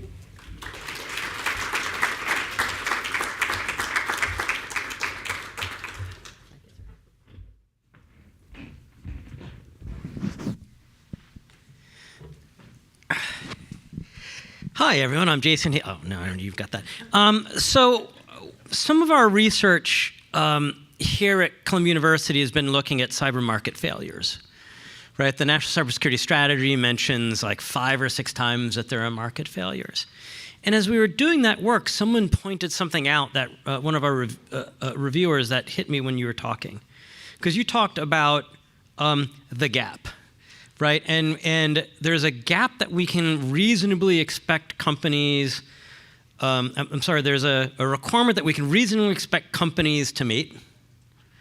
But you talked about full spectrum and what's the job of the United States government in this place. Because we can say, great, you shouldn't be able to be hit by the script kiddies that we heard talked about in the first, but the things you testified about, right? These Chinese group, the PRC army groups like Volt Typhoon or Intelligence, right? And what had been pointed out when we were doing this research is, well, we can't really call it a market failure that a company isn't securing itself against most companies to secure themselves about Volt Typhoon. So how do we look at that? How do we look at that gap? Since you had mentioned this in your comments. Well, if we don't call it a market failure, we need to take a look at responsibility to shareholders. Yeah. It might be a different metric than the standard return on investment, but security is a return on investment. And I recently visited a major airlines, and I talked to their cybersecurity team, and I told those folks that they're part of our nation's security. Right. That they are clearly part of our nation's security. Yes, they have a duty and obligation to their shareholders, but being a part of our critical infrastructure, they have a duty and an obligation to Americans. I did say, welcome to the national security team. I did say they're getting paid a lot more than civil servants, but I made it clear they are a part of national security. I do not envy CEOs in that trade space, but that has to be a consideration. That first shift where we talk about rebalancing the responsibility in defending cyberspace, that goes to the federal government and it goes to businesses as well to address that gap that's there in societal responsibilities. And one of the important things I liked from the National Cybersecurity Strategy was also saying, hey, the government you like that strategy, right? I do. Yeah. This wasn't my phrase. This would have been one of Harry's phrases, I suspect. Was shifting the burden, right? And so, right, if the problem is the Chinese military, then the government has other things that it can do to help, right? That it can share more of that burden to help keep those, those threat actors off of the back of U.S. operators. Yes, as I mentioned, we have to use all of our tools to keep. What's that mean? Can you tell? I mean, just for the students. Some of the tools that the United States government has at its disposal. Diplomacy. We want to talk to any nation, regardless of where we sit on the friendly scale. I was recently at Singapore Cybersecurity Week, International Cybersecurity Week, and the lead for that cybersecurity agency did say that all nations need to talk to each other. And the quote that stayed with me was, if we do not have those difficult conversations, we will have to deal with the difficult consequences. That's good phrase. We have to have that dialogue internationally and domestically. So diplomacy is one tool. Economics is another tool, market forces that we have to leverage. An example of a market force that we can and are using to an extent, we call it conditions of participation. In order to incentivize certain positive behaviors in cybersecurity, for example, on a big contract, big government contract, we can say company A B, C, all the competitors. If you want to compete for this big Medicare or Medicaid contract, Yep. you need to do these steps. You need to make sure you have X, Y, and Z done from a cybersecurity perspective. If they choose not to act responsibly and take care of those measures, then they don't compete for the contract. So conditions of participation. That's a use of the market to help shape that behavior, to incentivize that. Yep. And I like what, for the strategy looking at saying, all right, if we can shift some of these burdens, right? If we can make things easier for the end users, right? If we can do more secure by design, if we can, or if we can encourage, enforce, enable software vendors to write software that's more secure by design, then that itself eases the regulatory burden, because the end users, whether that's a small defense company or a large finance company, they have less to do because the technology they get is more secure to begin with. Absolutely agree. I grew up in the military as a program manager, delivering capabilities. And I learned early on, painfully, that get it right the first time. Build, in this case, build security, cybersecurity into the capability before it's deployed. Because when you have to go back and retrofit, it's going to cost more. It's going to cost more time and financial resources, and frankly, confidence in the consumers. And so companies can and do too often take a short-sighted look and say, I'm going to get this out without making it as good as it needs to be. They're looking at costs. But when an entity looks at the long-term costs, it's clear to us that secure by design is the way to proceed. And when we talked out at DEF CON, the work had just been coming out on, you spoke about BGP SEC and for the Security for Border Gateway Protocol, but also secure language, memory safe languages was really getting pushed. Yeah. And we can imagine each of those should hopefully make things easier for the end users. Oh, and also workforce. Yes. Right? If it's difficult for companies to comply with both the compliance requirements and the regulatory requirements, part of it is there's just not enough people. Agree. So you mentioned a few things. I have to write them down. I'm at that age now. BGP, Border Gateway Protocol. The internet was not built for security. It was built for convenience and to communicate.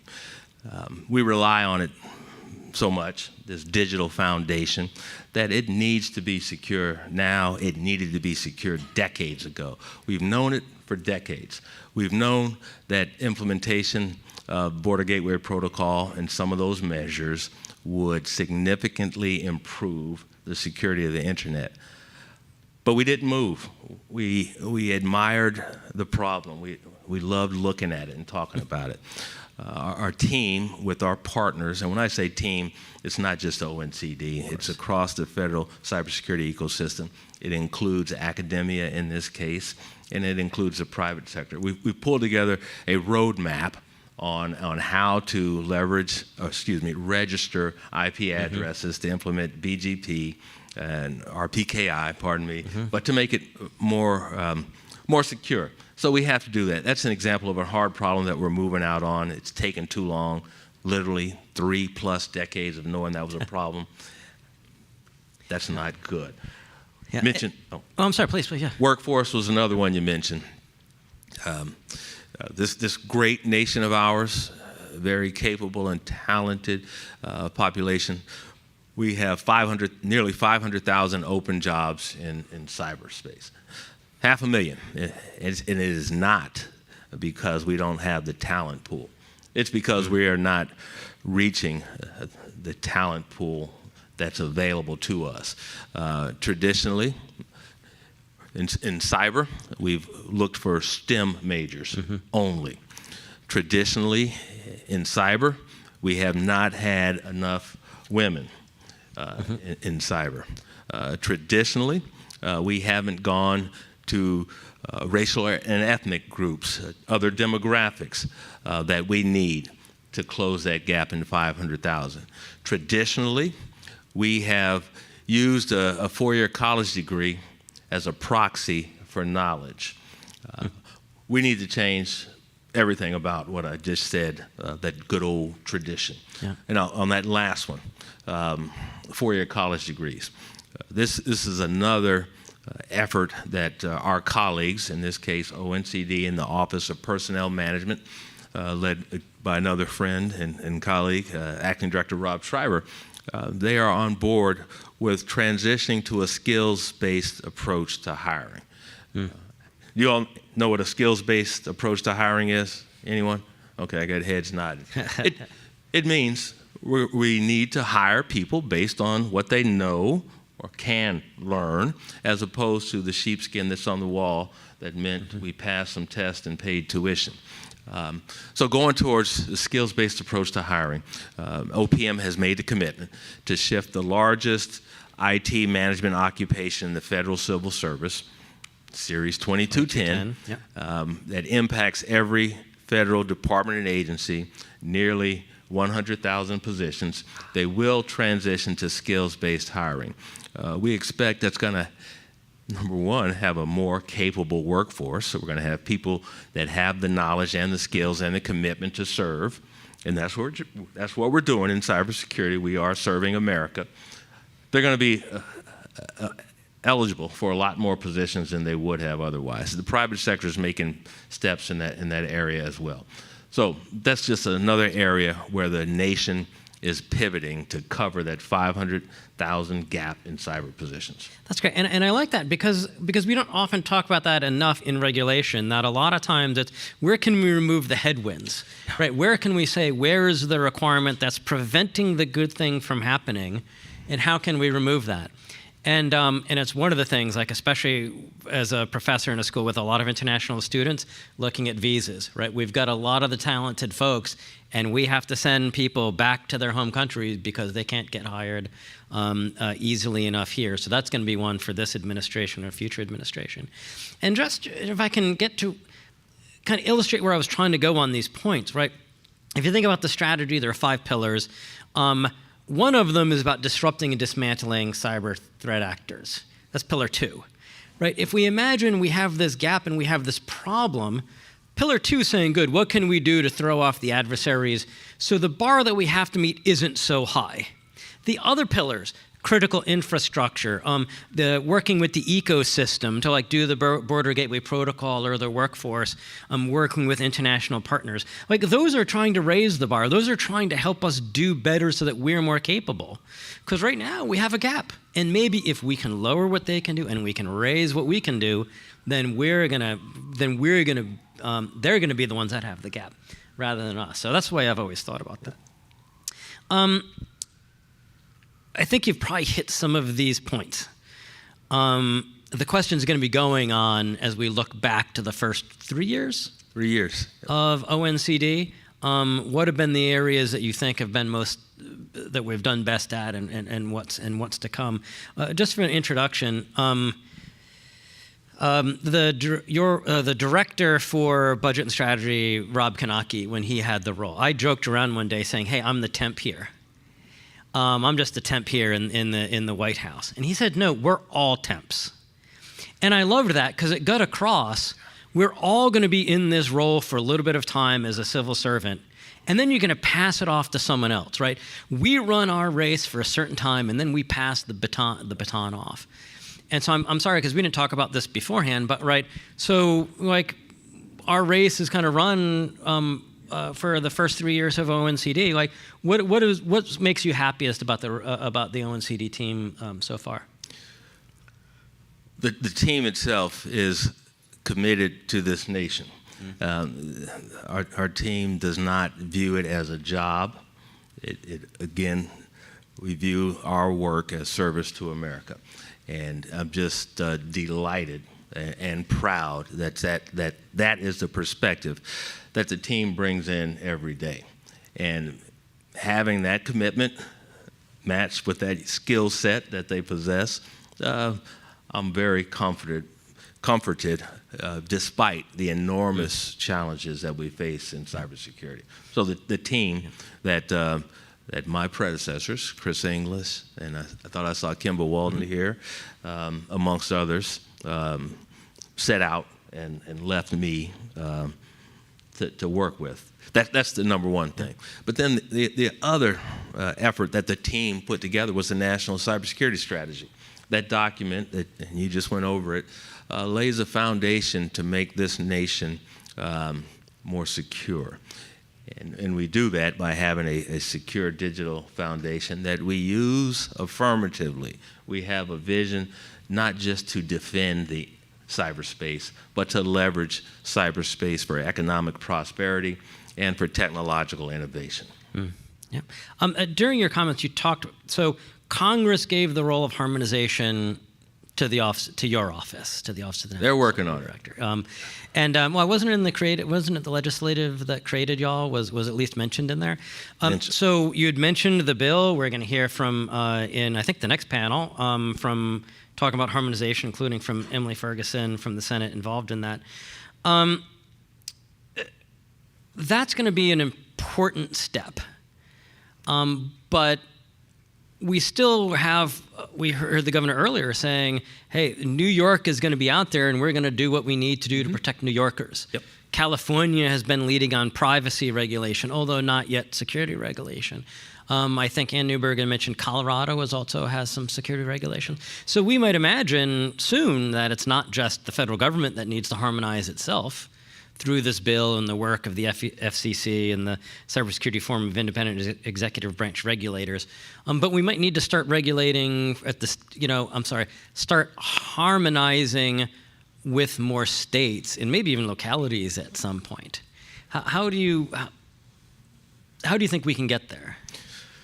Not easily, Yeah. but we need to get there. And in addition to regulatory harmonization at the federal level, as you noted, the state level, but international as well, with multinational companies. Yeah. So it is a tough challenge.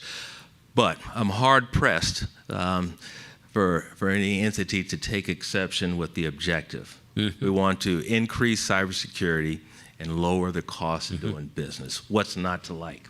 Yeah. So that's a hard problem that we're taking on, and we are grateful to the Senate Homeland Security Government Affairs Committee for moving this bill forward. Mm-hmm. And when the bill becomes law, we would look forward to working with our partners at the federal level, independent and executive branch regulators. It's best to be at the table. It's best to be at the table when policy is being made, and that's why we need that group of all relevant stakeholders at the table. We want to accomplish that first. We know we need to get to states. We know we need to get to our international allies. But this framework is the big step in going towards states and our international partners. Yeah, and there we have the great I can imagine the National Governors Association and the rest are going to be useful on that. It's nice to see the next administration is putting governors into important roles that can hopefully help on that. And I think it's going to help because, as we heard Deputy National Security Advisor Newberger say, they've learned good lessons and put better regulations in place. And to me, it's a lot easier to be harmonized when you've got strong set of regulations that industry likes to begin with, so that they can come in and say, when someone else comes in, they say, hey, we can look at what New York has done. We can look what TSA has done and the rest. As we close, any final comments? Well, just on that point, with those good regulations, we need to ensure that there is reciprocity with that. And that's where we go. Compliance, for compliance sake, is not a good use of resources. Yeah. Compliance does not equal cybersecurity. We need to understand that point.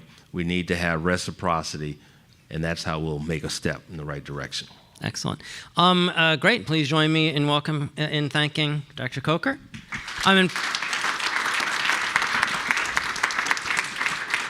Thank you. And we're transitioning right to the next panel, so please stay in your seats while we're doing the transition. Thank you very much.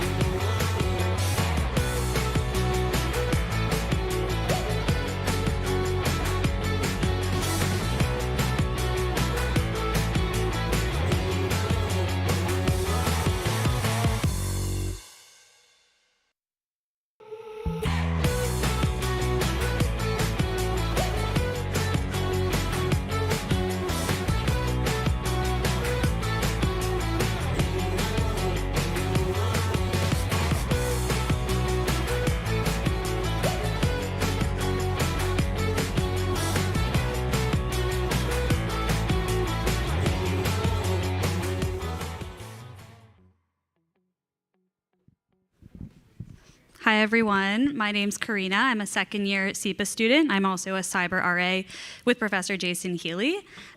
Before coming to SIPA, I worked at a public opinion research firm in DC focused on quantitative and qualitative research, specifically focused on mis and disinformation, which lends heavily to the research I've been doing here with Professor Healey. I've taken this time to expand and learn a little bit more about cyber, specifically in our cyber regulation lab on market failures. And I'm excited to introduce our moderator, Josephine Wolf, who is the Associate Professor of Cybersecurity Policy at Tufts University. I've had the pleasure of working with her. And then this is the panel on harmonization in cyber regulations. Thank you. Thank you so much. I'm so excited to be here to talk about cybersecurity regulatory harmonization, which I feel is usually a fairly niche topic and somehow has already been touched on 5 times today, which is the best way to come in. And I have with me just the best possible group of people to be discussing it with. So I'm going to introduce them each very briefly so that you mostly get to hear from them. To my right, we have Monica Ruiz-Forsi, the Senior Cybersecurity Strategist at Microsoft. Next to her, Elizabeth Irwin, the Director of Strategic Risk at the Office of the National Cyber Director. Then on the end here in person, Emily Ferguson, who heads up the cyber portfolio for Senator Peters' office in the Senate. And then joining us online, I had hoped it would be the full size of this screen so that we could be staring at every pore in his face, but it's a really much more reasonable size. We have Professor Alexander Evans from the London School of Economics. And I'm going to start by asking each of you to say another sentence or two about your background if you'd like, but also to talk a little bit about sort of your very different perspectives on cybersecurity regulation harmonization, why you think it's important, and how we're doing at harmonizing these regulations, both within the United States and also thinking more internationally. So Monica, I'm going to start with you. And in particular, I'm wondering if you could talk a little bit about your perspective sitting at Microsoft, why this is so important, right? What are the costs of not doing this or not getting this right?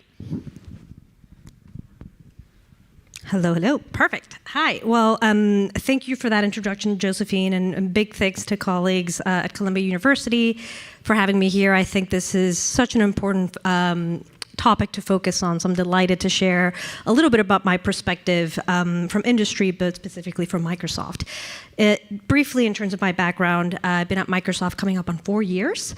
I initially joined the company's digital diplomacy team, and as of May of this year, I moved over to the global cybersecurity policy team. And so this issue of regulatory harmonization is near and dear to us.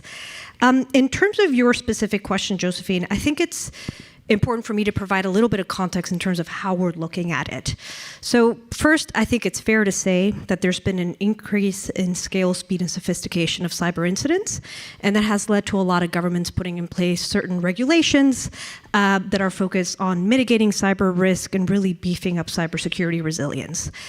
That has also led to the potential of regulatory fragmentation, and we're already seeing some fragmentation in certain aspects of cybersecurity regulations. And so that's been a bit of a challenge from us from an industry perspective. And that, I think, is multiplied by the fact that there is no international forum where regulators can come together and talk about cybersecurity regulations, lessons learned, how to better align different measures that are being put in place.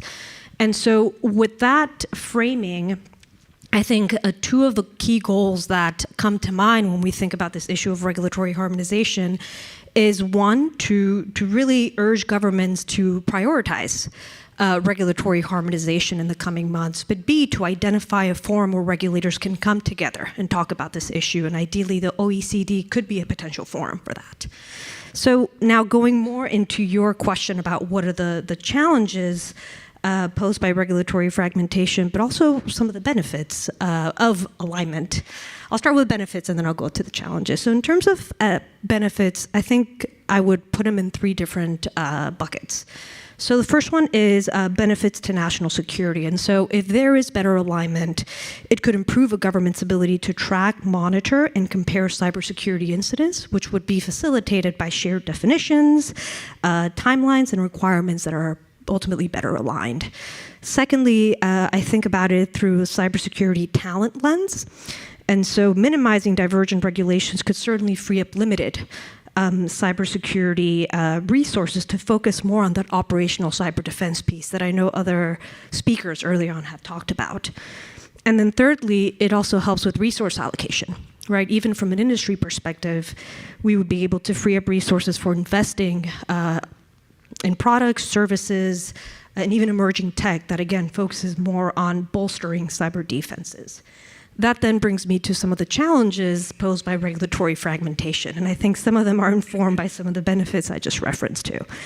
And so fragmentation certainly impacts cybersecurity operations, as it could hinder effective defense operations and really shift a focus from cyber defense to compliance. Secondly, I once again look at it through a cybersecurity talent lens, right? So you have resources that you need, human resources that you need, that would essentially be diverted from that operational piece to the compliance piece. And then it overall creates added complexity as we think about how we can respond to certain requirements that are put in place. And I know it comes from a good place, but it certainly creates additional burdens from a regulated entity's perspective. And I know this is something Elizabeth will talk about following the RFI that ONCD put out, which I think does a really good job in terms of capturing that regulated entity perspective. And so ultimately, from an industry standpoint, I think this is a shared issue of priority, and we also share some of the challenges of fragmentation. Terrific. Thank you so much. So Elizabeth, I want to come to you to talk a little bit about what you see as kind of the immediate next steps now that ONCD has gone through this RFI process, has synthesized all of the responses you got. What can we think about doing in the next 2 months, say? What seems like the low-hanging fruit here that we could really try to harmonize pretty soon? Is this on? Okay, good. Hi, Elizabeth Irwin, Director for Strategic Risk at ONCD. In terms of what we think of as immediate or near-term steps, a lot of it is, frankly, steady as she goes with the work that we've been doing with the Cybersecurity Forum for Independent and Executive Branch Regulators that is currently chaired by the Federal Communications Commission. And what that group does is it brings together approximately 30 members across the federal regulatory landscape. So financial services like the OCC, the Fed, the FDIC, EPA for the water sector, energy for the energy sector, and NERC and FERC, which you heard about earlier this morning, and a host of others. And what that group does, and is currently doing, and will continue to do, we hope, is bring together all of those regulators in a group where they can discuss these issues. And what we've been pushing, of course, at ONCD is this notion of regulatory harmonization. Because for critical infrastructure owners and operators, many of them are subject to multiple regulators, not only within their sector, but many times across other sectors. Telecommunications is a great example of this. And so they, as regulated entities, are encountering a lot of challenges in responding to this, as Moni alluded to, very fragmented landscape that has a lot of, at times, conflicting, if not duplicative, requirements for them. And that tremendously increases their compliance burden. And you heard in the first panel this morning the challenges that CISOs are encountering in allocating their resources to address that.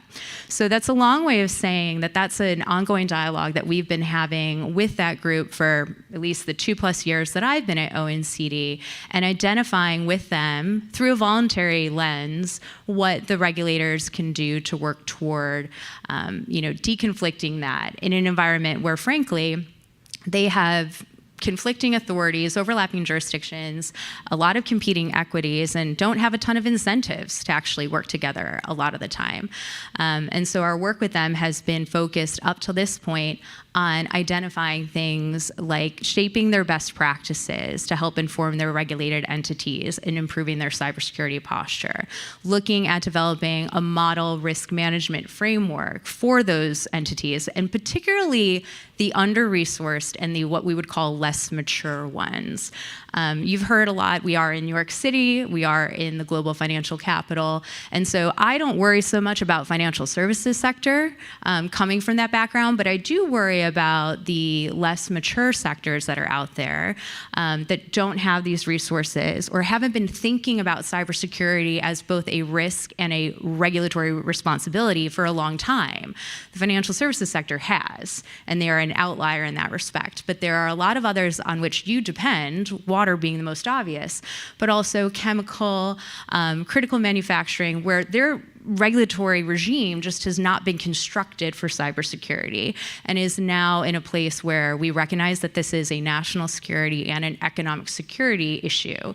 And how do you adapt and modernize the regulatory regime to sufficiently address for that? Because that's fundamentally the role of regulation, right? It exists to drive safety and soundness and better outcomes.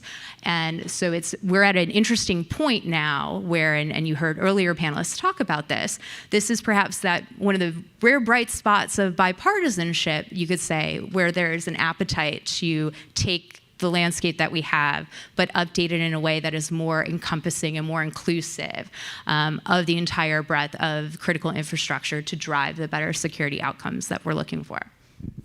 Thank you.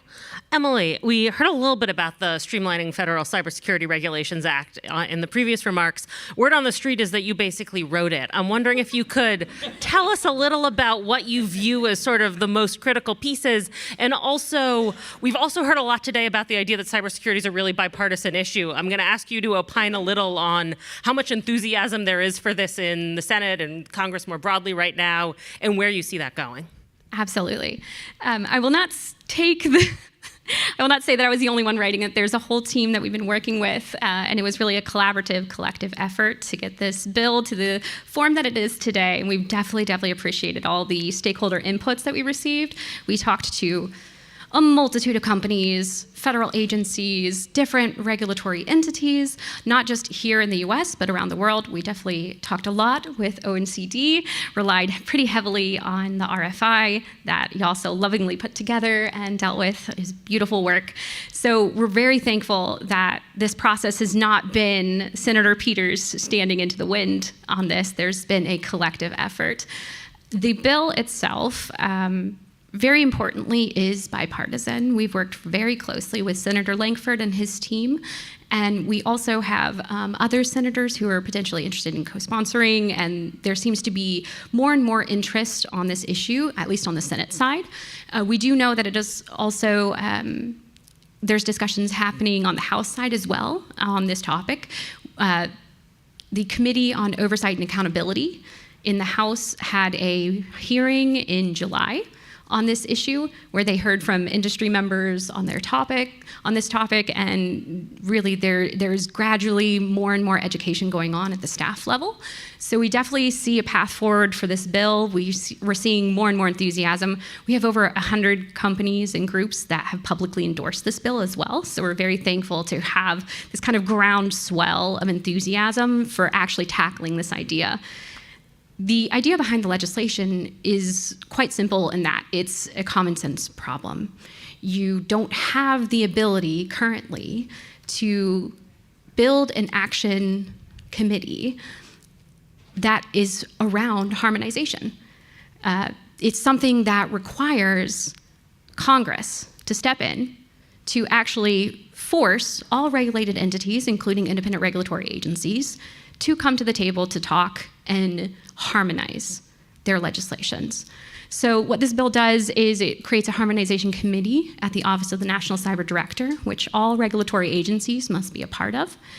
They must create a plan for harmonization, and then also, importantly, they must prove that this harmonization can be done through a pilot program. So you have this both top-down and bottom-up, in that you have the top of the agencies, the heads of these regulatory agencies, all sitting at the table together, looking at specific pieces of regulation for cybersecurity, saying, here's potential ways of harmonizing it, and then we're going to actually demonstrate that this can be done through a pilot program. Thank you. Alexandra, I want to come to you now. We've heard a lot from the sort of US government perspective about what harmonization might look like here. I wonder if you can take us a little bit more global and talk about your perspective sitting in Europe for how much interest there is in other countries in trying to align regulations around cybersecurity, and also whether you see potential for the US as it's thinking about this effort to be trying to align itself more with some of the regulations we've seen come out of the EU or other places. Sure, and first off, thanks very much for having me. I'm sorry I'm not there in person. I have to be on a plane to the Middle East tomorrow. My background is as a British government official. Let me see if we can get rid of this echo. Can you get rid of it, or are you still getting echo in the room? It sounds pretty good to us. It's good your end there, that's fine. I can live with an echo on my end. But I spent about 20 years in the British government working for successive Labour and Conservative administrations, including in 10 Downing Street for Prime Minister Boris Johnson, and as our cyber ambassador, our cyber director in the British government.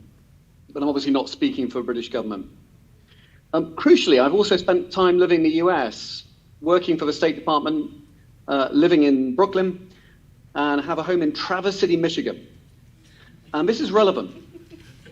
We know that the problem here is everything, everywhere, all at once. The attack surface has grown, and it's a Main Street, not just a Wall Street issue. This affects mom and pop businesses as much as big firms. And it's really material to economic growth, the competitiveness of the US, the UK, other like-minded democratic societies, as well as what we heard earlier, making sure that the regulatory burden and cost doesn't impinge on the investment that our societies really need. But look, I'm going to focus perhaps on two problems, particularly around one of which is global, and one of which is more sort of about the international relationships. The global is we have a problem. We have regulators, we have government officials, and we have industry. And they don't talk much to each other unless it's mediated by JDs. Yeah? So we have a lawyered up problem.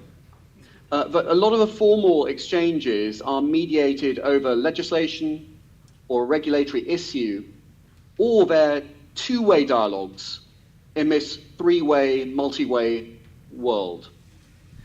And I would argue that the nature of the challenge now, across sectors, across the economy, requires us to then think about having an approach that integrates, has more connectivity and more conversations between these different sectors. And those conversations aren't easy to have, particularly when you're talking about state-level regulators in the US, particularly when you're talking about regulators who guard their independence in Europe and in the UK. The second problem is, how do like-minded governments align, work together to boost economic growth, more resilience, more cybersecurity, and harden against threats, be they state threats or non-state threats, using the cyber dimension. And there's an opportunity here. The more we can do on this, we can release capital expenditure and reduce operational expenditure, the kind of compliance costs, the sort of non-performing costs that firms have, to boost growth in our respective economies. But so what? None of this is easy. We hosted at LSE a G7 meeting on this in September, trying to bring together governments, industry, and regulators, and we're doing a whole range of work around that. But there are some possible wins. Why is it not easy? Well, as any American knows, there's a difference in perspective if you sit in Texas or you sit in California. As any international policymaker knows, there's a difference in perspective if you are a US government of whatever flavor and the European Union or the UK. So achieving regulatory harmonization is not always going to be easy. But ensuring that there's a conversation across borders on some of these issues is possible, it's necessary, and it's really important. And I think there are ways to do that, be it through the OECD, the G7, be it bilaterally, and it's really important we do it quickly, because actually a lot of the legislation and regulatory framework is changing, and it's changing fast. It's changing fast around AI, it's changing fast around new industrial policy and new cybersecurity policies. And so just having that conversation in the first instance is one, I would argue, quick win. But as we all know, bureaucrats talking around a table doesn't fix things necessarily. We also need to think about piloting actions that would actually show the dividend that we've talked about on the panel. And for me, some of that is around sharing best practices. It's finding alignment in areas where there isn't, where there aren't arguments to be nationally competitive or have very different regulatory approaches. And crucially, it's nerdy and boring, but so important. What can we do to make stuff like the form filling easier? If you like, how do we fix the DMV problem of cybersecurity regulatory compliance? And that is an area where, obviously there's a national agenda on that, but where there can be an international one as well. It's not going to be straightforward. I think the new administration, incoming administration, will have just as many incentives to do this as the current administration in the US. And for all governments in Europe, it's also a key priority. So back over to you. Thank you so much. So I have some questions. I'm in the grand tradition of professors going to try and probably fail to save some time for all of you to ask questions. So start thinking about those now. I want to start by asking for your most specific example of not harmonized regulations. I feel we sometimes talk about regulatory harmonization at this very high level. There are rules for all these different sectors. If you were gonna make the kind of 60-second pitch, can you believe for this regulation we have to do multi-factor authentication this way, and for this regulation a whole other contradictory set of rules? Monica, I'm gonna come to you first. Do you have kind of an example that really sticks out to you of this is a crazy way to be regulating cybersecurity? No, I appreciate the question, Josephine, and I think you just made reference to a type of security control like multi-factor authentication. Of course, you have other considerations around vulnerability reporting, but the one that really comes to mind when you ask this question is cyber incident reporting. And of course, this is not a new topic to a lot of folks in this room, and it's clear that there are some inconsistencies on this particular issue, whether it's which businesses need to report, when to report, to what government agency to report, when to make it public, not only to customers, but more broadly. And that becomes even more complicated when you look at different timelines. Even in a US context alone, there are variations of when a regulated entity is supposed to report something, right? Under SHRC, we know it's 72 hours. I know the TSA directive for rail security, public transportation, and pipelines is 24 hours. And then the SEC disclosure rule is 4 business days. And this becomes even more complex when you look at it internationally. I know in Japan you have to report immediately. In India you have 6 hours. In Australia you have 12 to 72 hours. In the European Union I think you have, 24 to 72. And I think South Korea recently updated its Network Act to require a 24 to 72 hour reporting timeline as well. And so as you can imagine, this certainly ranks top of the list as I was thinking about, well, what are those examples that certainly resonates with many in this room that I think is worth highlighting? I would also be remiss if I didn't mention some of the benefits with aligning on this particular issue of cyber incident reporting. So it would certainly create a more consistent way of capturing data points to effectively share information. It would improve threat intelligence sharing. It would improve vulnerability management. It could inform the adjustment of security controls, as we mentioned, multi-factor authentication, network segmentation, depending on what the incident was. And it would ultimately expedite incident response. And so this, once again, is an example of why we need better alignment and the benefits associated with better harmonization and the potential of reciprocity agreements across different regulations, in this case being cyber incident reporting. Got it. Other thoughts, other specific examples that stand out to anyone?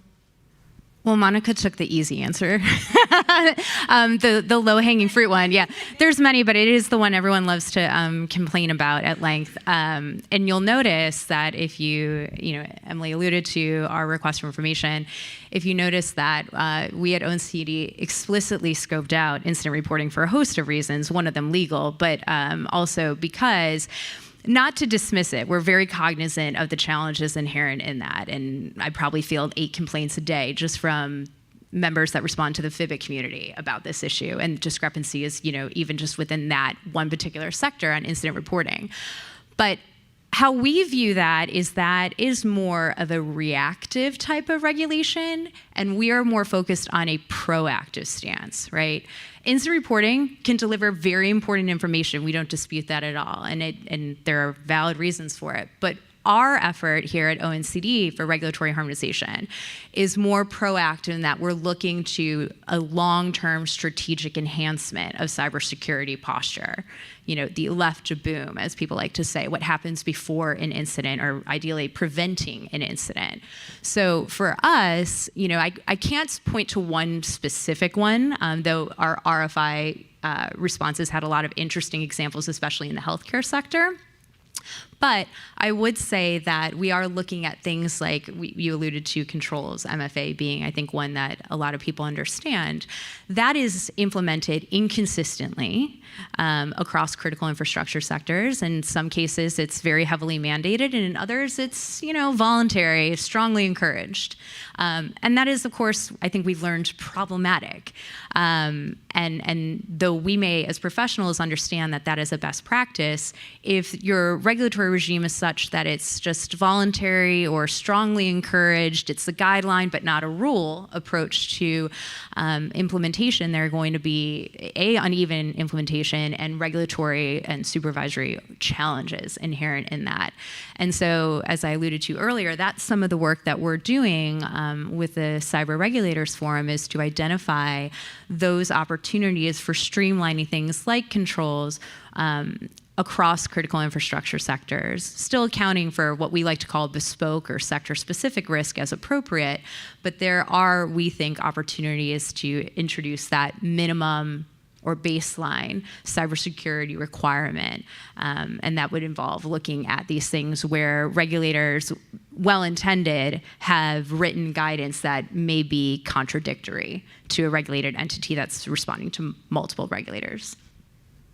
Yeah, building on the conversation about cyber incident reporting, when we wrote and passed CIRCIA, Cyber Incident Reporting and Critical Infrastructure Act, we definitely saw that this could potentially become an issue. So we specifically said that at DHS, there needs to be the Cyber Incident Reporting Council, which shall be the lead for harmonizing all cyber incident reporting requirements amongst executive branch agencies. And with the report that the CIRC put out last year, looking at 53 different cyber incident regulations, we definitely saw that that was a huge task ahead of them, ahead of the CIRC. So we're closely following the efforts of that entity that we did set up under CIRCIA. I feel like cyber incident reporting definitely makes a good example of both the negatives of disharmonization and then the potential benefits that come from harmonization. The benefits are, under CIRCIA, if you report once, you can then have that reciprocity across multiple regulators, which we built into the legislation. And then on the downsides, the disharmonization that we're seeing, the multiple different triggering for incidents, different timelines, different information, I just feel like it makes a good example. So there's nobody on this panel and probably nobody in this room who's opposed to harmonization. It just sounds good, right? I do think there's a fear here that some people have, which is around sort of if we harmonize below the level of cybersecurity we want, and you brought up sort of this baseline requirements idea that different sectors can build on top of, which I think makes a lot of sense. But one of the things I was very struck by reading through the responses to that RFI, and I'm going to hazard a guess that on this stage and in this room in general, there are more people who have read more of those responses than possibly anywhere else in the country, is a lot of the respondents said, well, what if we harmonized around the NIST cybersecurity framework, right? Like that would be so great. We all use that already. It's perfect. My reaction to that is, well, of course you love that. The NIST cybersecurity framework is anything you want it to be, right? And so I think there's a little bit of a risk around thinking of harmonization as a way to actually lower the level of cybersecurity, even if it is framed in that sort of, we're going to have baseline requirements that people can build on top of. And I'm curious, I'm going to come to you first, Elizabeth, to talk a little about this. When you're thinking about harmonization, how do you strike that balance between, we don't want it to be so specific that it only applies to pipelines, but we also don't want it to be so loose that it's really sort of open to interpretation and actually brings us back down to the point where we were that led all of these sectors to start making their own regulations? Yeah, that's a great question, Josephine. I mean, the short answer is what our intent, our hope, our dream, our wish is to create a floor, not a ceiling. right? And the reality is that some sectors do have a floor and others, there is no floor. There's not a basement, there's not a cellar, there's nothing. And so our goal is to create a floor for them, which is, this is what everyone needs to hit to achieve that minimum level of cybersecurity posture. You can go above and beyond that. And trust and believe, some regulators are going to go above and beyond that. They already do, right? For them, some there may be no ceiling. Anything is possible. And that is our goal, is to at least get the floor in there so that we can sleep a little more soundly at night. And again, accommodating that there are sectors, each sector has own specific risk profiles, right? We've heard a lot of talk about the grid earlier today, right?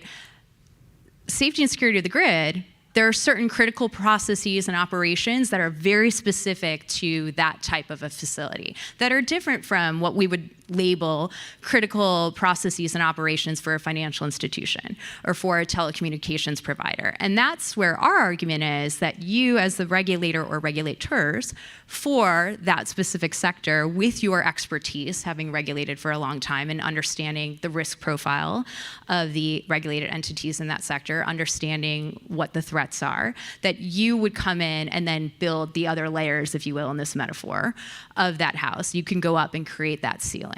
But the challenge that we're seeing here, and you've heard a lot of talk about even ransomware, and ransomware exploits this reality, which is that there is no floor, right? And so that's what our philosophy, our approach to the problem, at least at ONCD, is creating that. And then, to your point, allowing the regulators to come in, of course, with their authorities and create whatever they feel comfortable with going above and beyond that as is appropriate and necessary to their specific sector. Because it's been our observation, and even in our conversations with the regulators, they have come around to this view in a lot of ways too, which is, to your point, just saying NIST, which is voluntary and a best practice, to be clear, that's wide open to interpretation. And some people may take a very liberal, loosey-goosey view of it. And as a regulator, that may not be exactly what you want. And so creating a regime that puts in a minimum that everyone, as we like to say, that's table stakes. You have to be at this to begin with. And then building in that bespoke requirement above and beyond that, that would speak to those more tailored situations. So I guess my question is, how concrete should that floor be? And this is a question not just for Elizabeth. Is that floor multi-factor authentication for all remote access and encryption with certain kinds of encryption algorithms for all data at rest? Or is that floor like do a threat model and put in place some authentication controls? That's the balance that I'm interested to hear what each of you thinks in terms of trying to define how concrete is that floor? I will say, from a congressional perspective, it's often difficult to craft legislation for a floor, especially when you have so many sectors needing different levels of security from the start. But when there are those points of overlap, when you have multiple regulators overseeing the same group, at least getting those multiple regulators to talk to each other and having an alignment for that one sector where they all oversee, that's at least going to be a significant relief, even if you don't immediately build a floor. Alexander, for my days in hybrid teaching, I know I'm inclined to neglect the people online. So I want to come to you for a moment to talk a little about both sort of this idea of a floor and what it might look like, and also whether you think something like the OECD could be a useful institution for trying to spread this a little bit more globally. Well, look, I mean, I think the trick here is how do you have a floor that's robust but low cost? And there is an opportunity here. If you're building newer forms of regulatory frameworks, as I said, you can either look at a single sector and some degree of integration. You can also look at kind of like what would that common minimum building standard, if you like, be across the economy. I'm a big fan of aligning incentives for individuals. So I like the idea, for example, of why not put a duty on boards to have a nominated board member responsible for cyber and for cyber risk. So almost like the CFO carries the finance risk in most boards. Obviously, whoever heads up the finance and risk committee, for example, in a board, why not impose that as a minimum requirement for companies above a certain size? You don't want to squeeze tiny startups, but there is something important here about getting people to take it seriously. In terms of other countries doing this stuff as well, I'm not going to claim that Europe or the UK are great examples. We in the UK have tended to have a risk-based approach and a principles-based approach to regulation. The European Union is much more rules-based. Part of the challenge here is how do we avoid having a framework where there's lots of regulatory and compliance activity which isn't actually deepening and building cybersecurity, is just adding cost, and makes us more vulnerable in terms of economic competition, in particular with companies in Asia that are going to be wanting to eat our lunch and our breakfast and our supper too. So the one element on this I do think is important. This may sound strange coming from somebody. I spent most of my career in apex policymaking, working at the center of government. But I think there's an east wing, west wing problem on lots of this stuff. A lot of regulation is about east wing. It's not the west wing. It's not exciting stuff about who's in, who's out, who's in the White House, who's on the Hill. It's actually about that nitty gritty OMB world of how do you actually implement rules, what are you going to design, what's happening in individual regulators.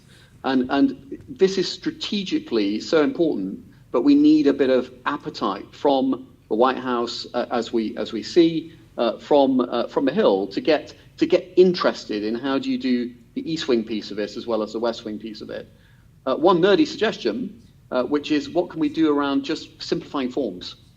It sounds really boring and base, but if we actually have form design that identifies similar fields for different regulators, you can still have varying regulatory requirements across regulators or across sectors, but at the very least, for firms trying to pay to comply with that, there is a simpler framework to fulfill that compliance, but also boost security.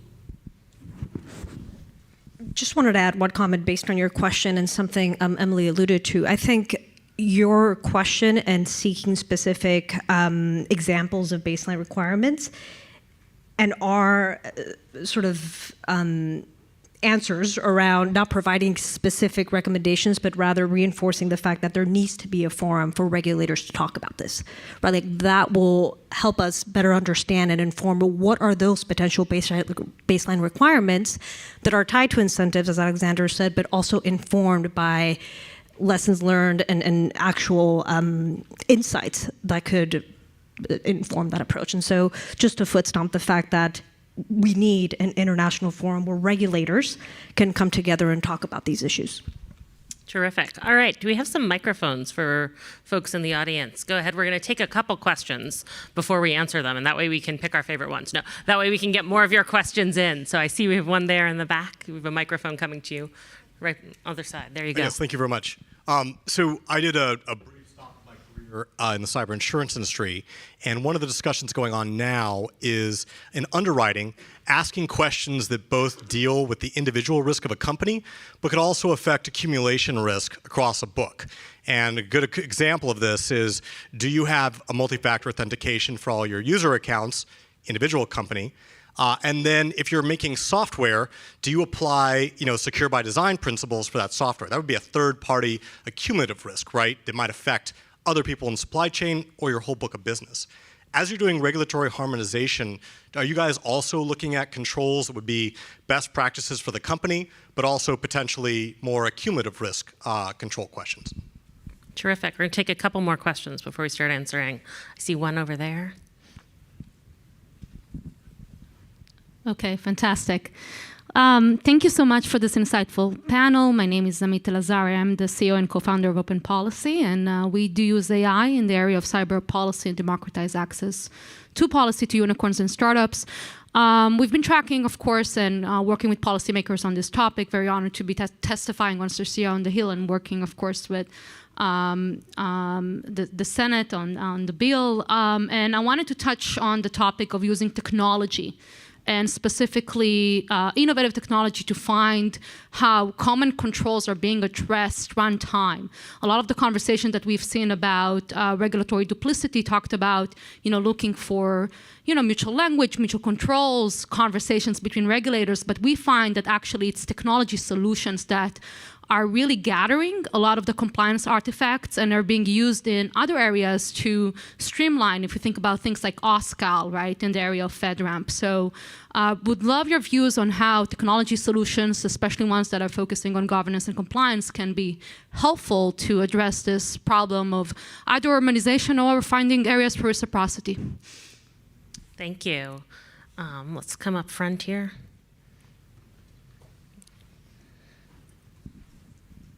Hi, thanks. Manish Walter-Puri, thank you for a robust discussion about something that can be pretty tedious. Which other areas of regulation did you look at or do you think about when you think about harmonization? I'm thinking like the Basel Accords or international civil aviation or even the FDA, European Medicine Association. Where have you seen lessons or where are you trying to draw from or what's your model? We want to be like that in 5 years or 10 years. Thank you. And right behind you. TJ Pizek with Capstone. So elephant in the room, changing Congress.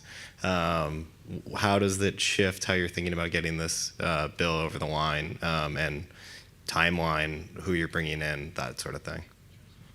Fantastic. Let's take one more. Right up here. John Carlson, American Bankers Association. I'm really happy to hear you guys read our comment letter from the FISIC in terms of concerns about harmonization and in particular incident notification.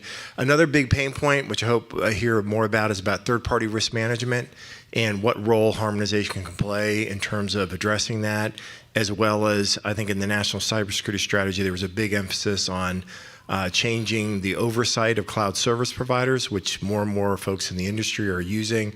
And so how do we get better visibility in terms of some of the risks, as well as the capabilities that the cloud service providers have?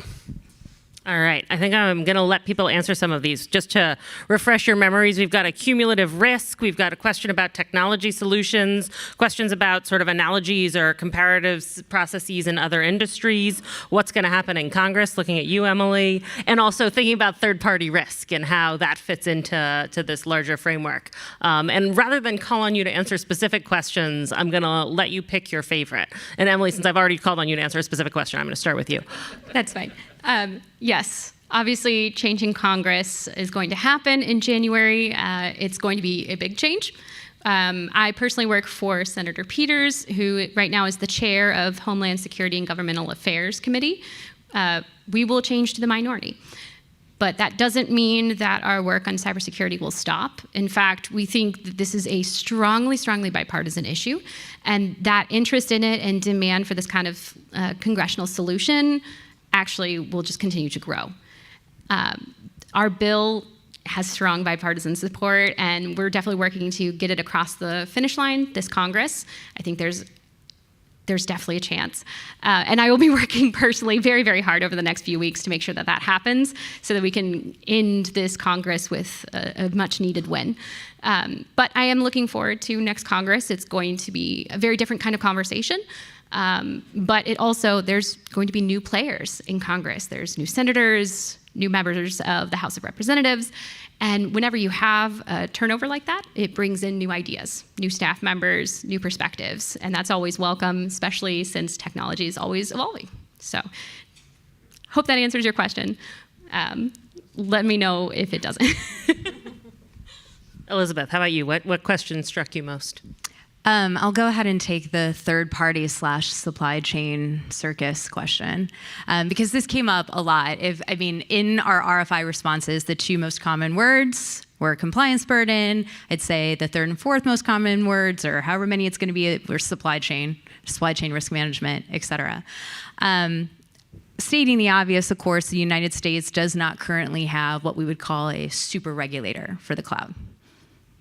Whether that changes in the near term or the far term remains to be seen. But in the absence of that, we have seen regulators for critical infrastructure try to tackle this problem in fits and starts.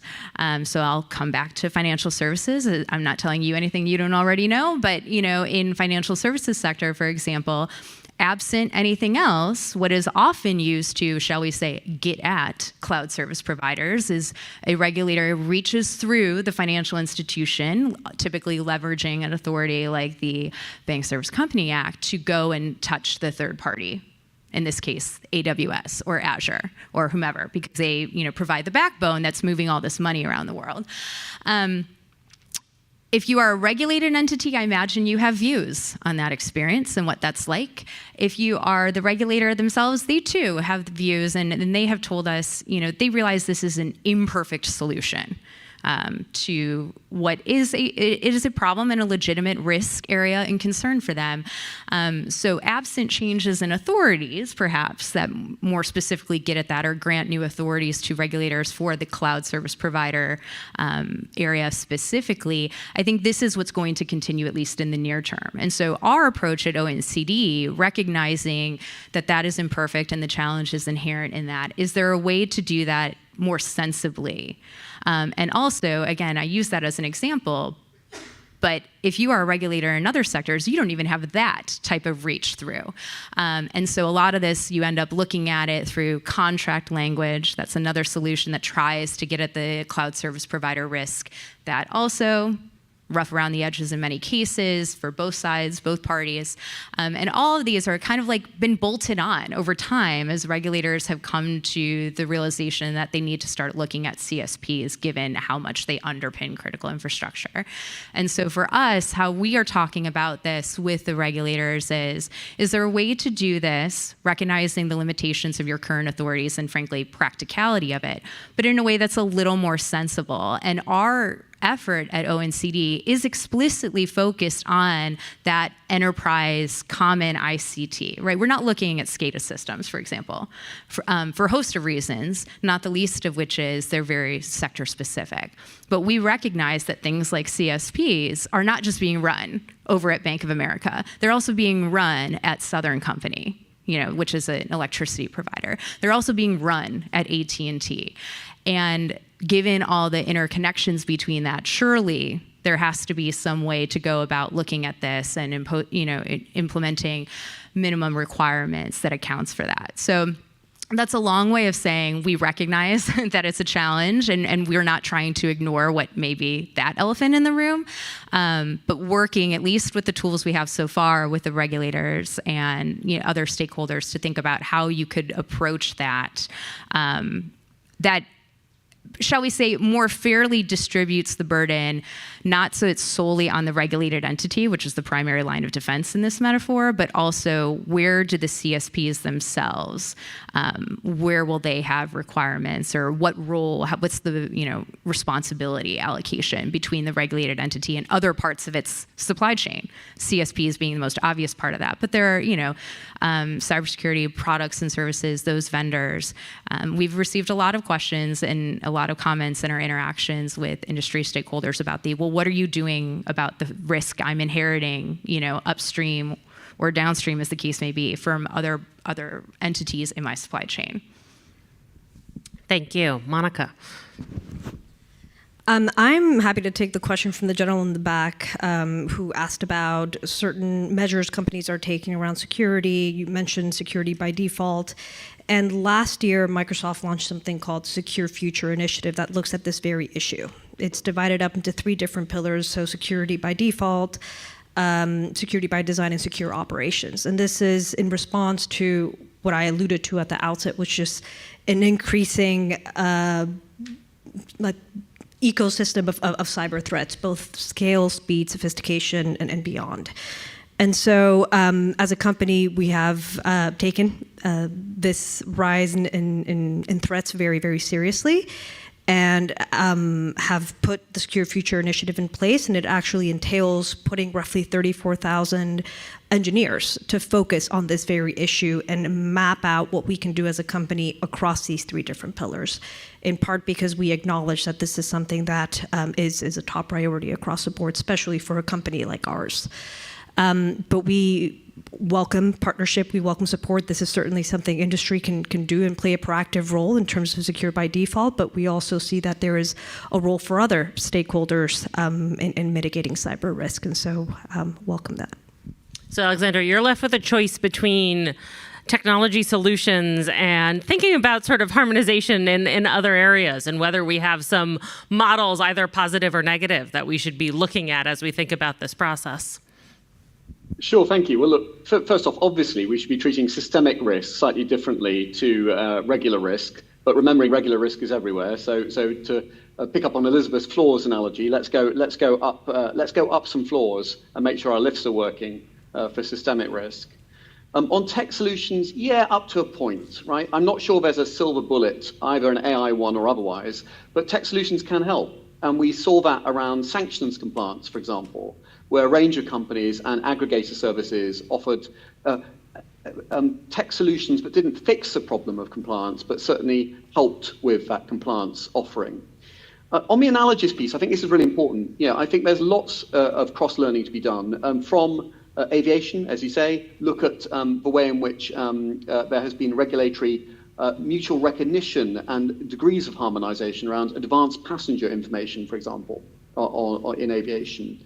Around counterterrorism, look at the degree of harmonization and mutual recognition standard setting driven after 9/11 around the world, particularly under US leadership, looking at things like how do you harmonize for sharing of data around exit lists of citizens leaving countries and traveling, particularly when the foreign terrorist fighter problem became such an issue. And we also have, obviously, models from financial services. And I'm very interested that Basel was mentioned by the questioner in the back, because it's worth thinking here also about innovation. 25 years ago, I was at a meeting of most of the major banks in London. We had to have regulators present because otherwise this would have been a cartel moment, where there was a discussion, an active discussion amongst a range of CEOs, principally actually in the insurance sector, about whether there could be an insurance alternative to capital adequacy and Basel II and Basel III, as it were.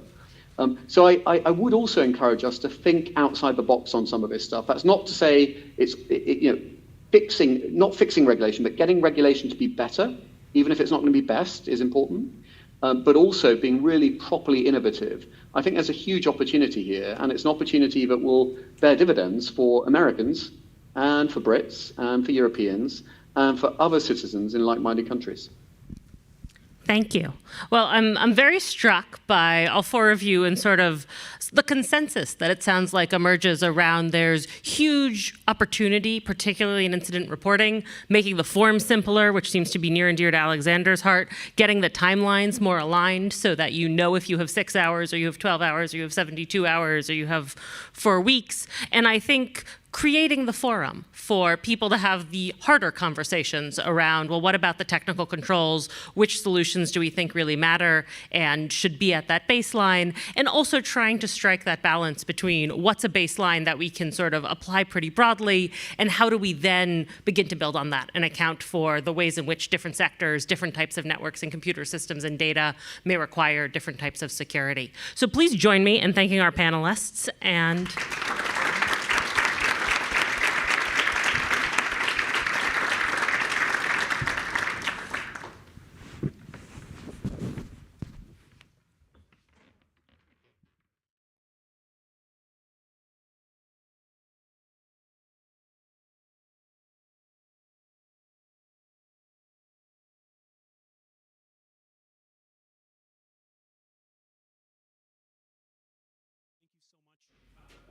My name is Chris Cornelli, and I am with Google Cloud's Government Affairs and Public Policy team based in Washington. First, can I thank Jay for organizing such a wonderful event? An incredible lineup today. It's a real pleasure to be a part. This is a wonderful university and a wonderful program to support. So today, I wanted to call attention to the fact that Google Cloud has published its 2025 cyber forecast, which collects recommendations and predictions from a number of our cybersecurity experts from across Google. You know, we're looking at an unprecedented age of ransomware disrupting critical infrastructure. We're looking at an age of AI-driven threats. We're looking at maybe a post-quantum, we're looking at a quantum computer within the next 10 years that could break traditional cryptography. And we're looking at an increasingly fragmented and accelerating regulatory landscape. We agree with Director Coker that tech companies need to take on a greater responsibility for building security features into our tools by design and by default. And we believe that governments and enterprises need partners like the cloud providers to help them navigate this regulatory landscape and navigate an increasingly complicated threat environment. At Google Cloud, we want to be a secure foundation for digital transformation, whether that is launching a small business or training a large language model. We're guided by a belief in shared fate. We want to have an active stake in our customers' security future. It's really, it's not going to be just artificial intelligence that solves all of our cybersecurity problems. As Governor Hochul said this morning, we really need to expand the pipeline of cybersecurity professionals. Google is proud to support cybersecurity skilling initiatives, including our free and low-cost coursework through Grow with Google and through our support for the Cybersecurity Clinics program, of which Columbia University is a participant in that consortium. Cybersecurity is a team sport. An adage that's often repeated, but no less true. Partnerships are our most important tool in this fight, and so thank you very much for your time.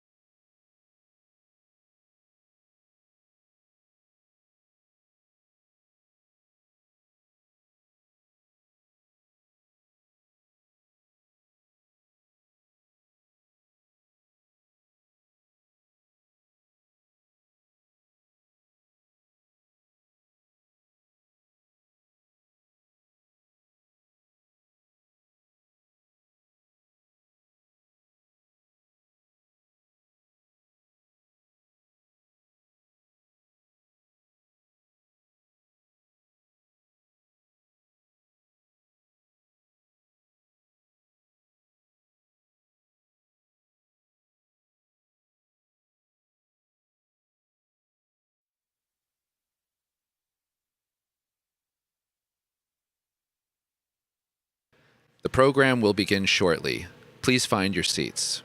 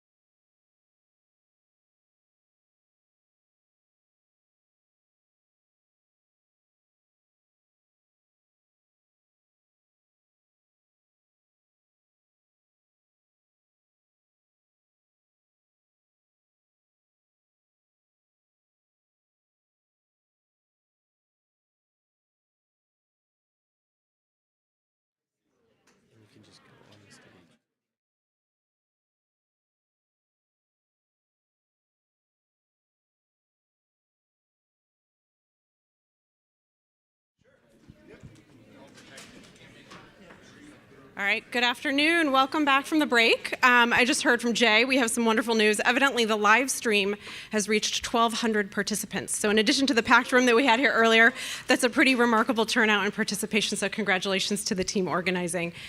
I'm Heather Hogsett with the Bank Policy Institute, where I am deputy head of our technology division known as BITS. We work with the largest financial institutions and our regulators, some of which are coming up behind me. And we really focus on cybersecurity and operational resilience across the entire financial sector.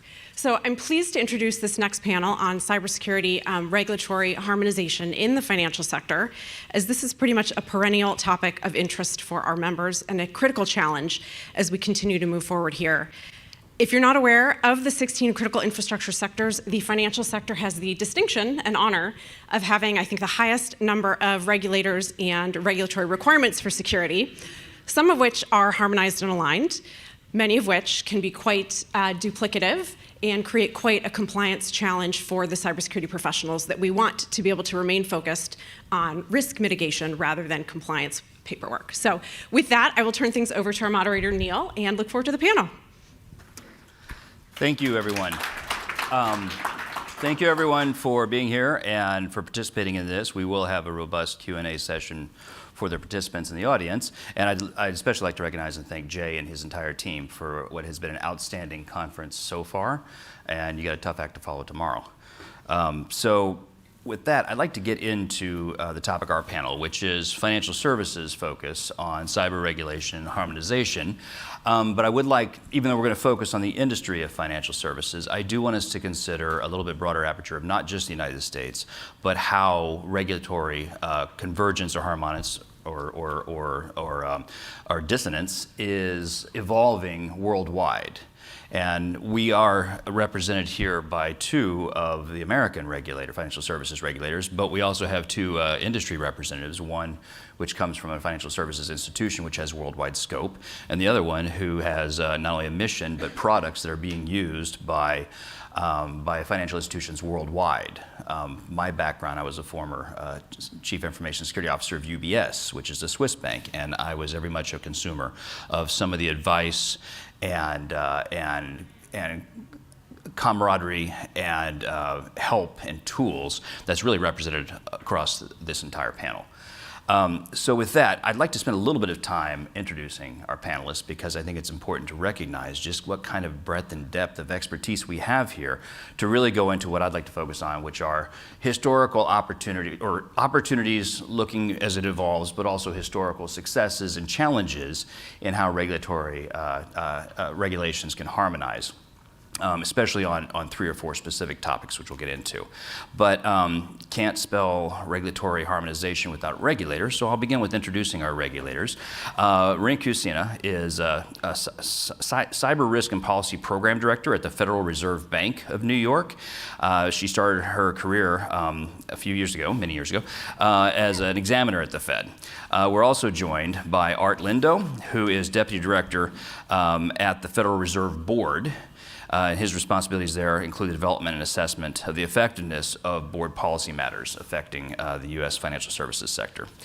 We're also joined by Debbie Ng, who is Executive Director at JP Morgan Chase for the Technology, Cyber, and Policy and Partnerships Group. And she's responsible for identifying and shaping regulatory developments and engaging with FS authorities, presumably not just in the United States, but globally. And before that, she was the Chief Operating Officer at the Chertoff Group. And then finally, we're joined by Josh Magri, who's the CEO and founder of the Cyber Risk Institute, and we will certainly hear more about some of the products that are coming out of that organization that have directly facilitated the harmonization of regulatory reporting and expectations. Before he founded and took over and helmed the Cyber Risk Institute, he was the Senior Vice President and Counsel for Regulation and Developing Technologies at the Bank Policy Institute.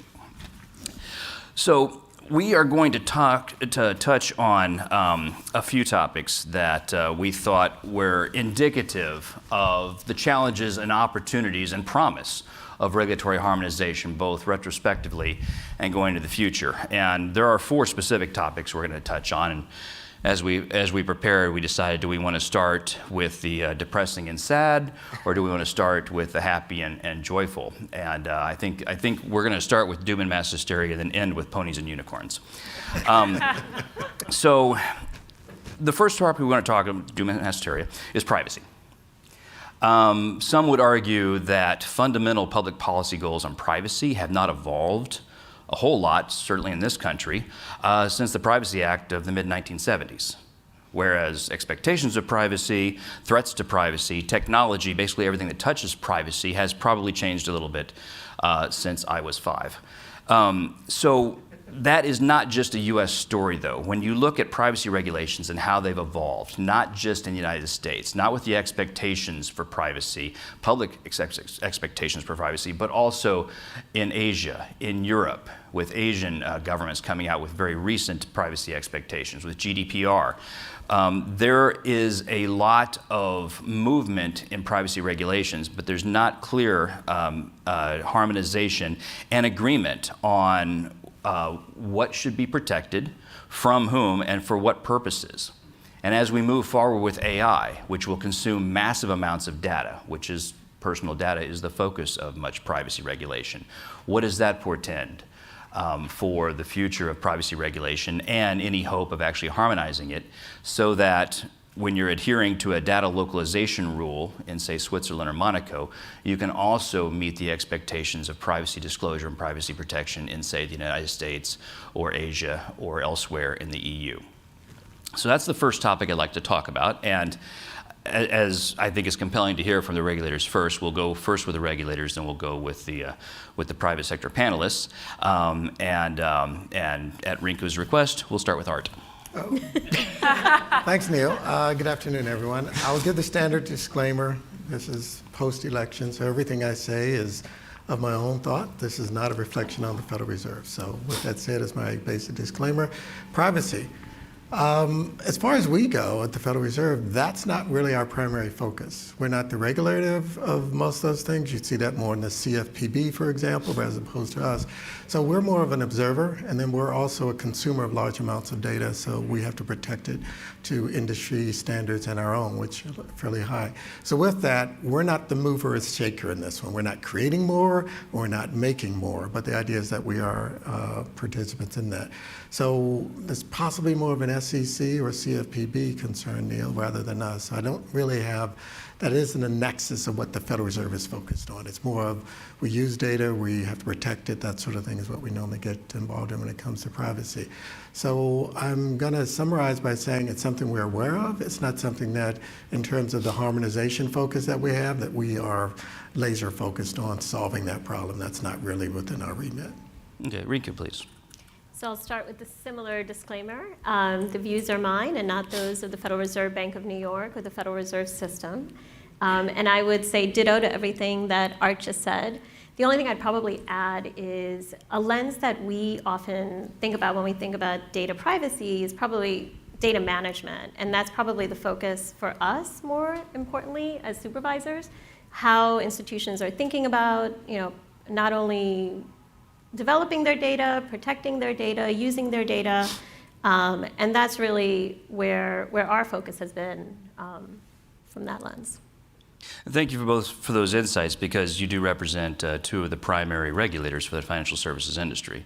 But of course, the financial services industry has a lot of personal data, personally identifiable data. Insurance companies probably have a lot of personal health information, which is governed by HIPAA, which actually has criminal sanctions involved for willful negligence and failure to protect the privacy of patient information.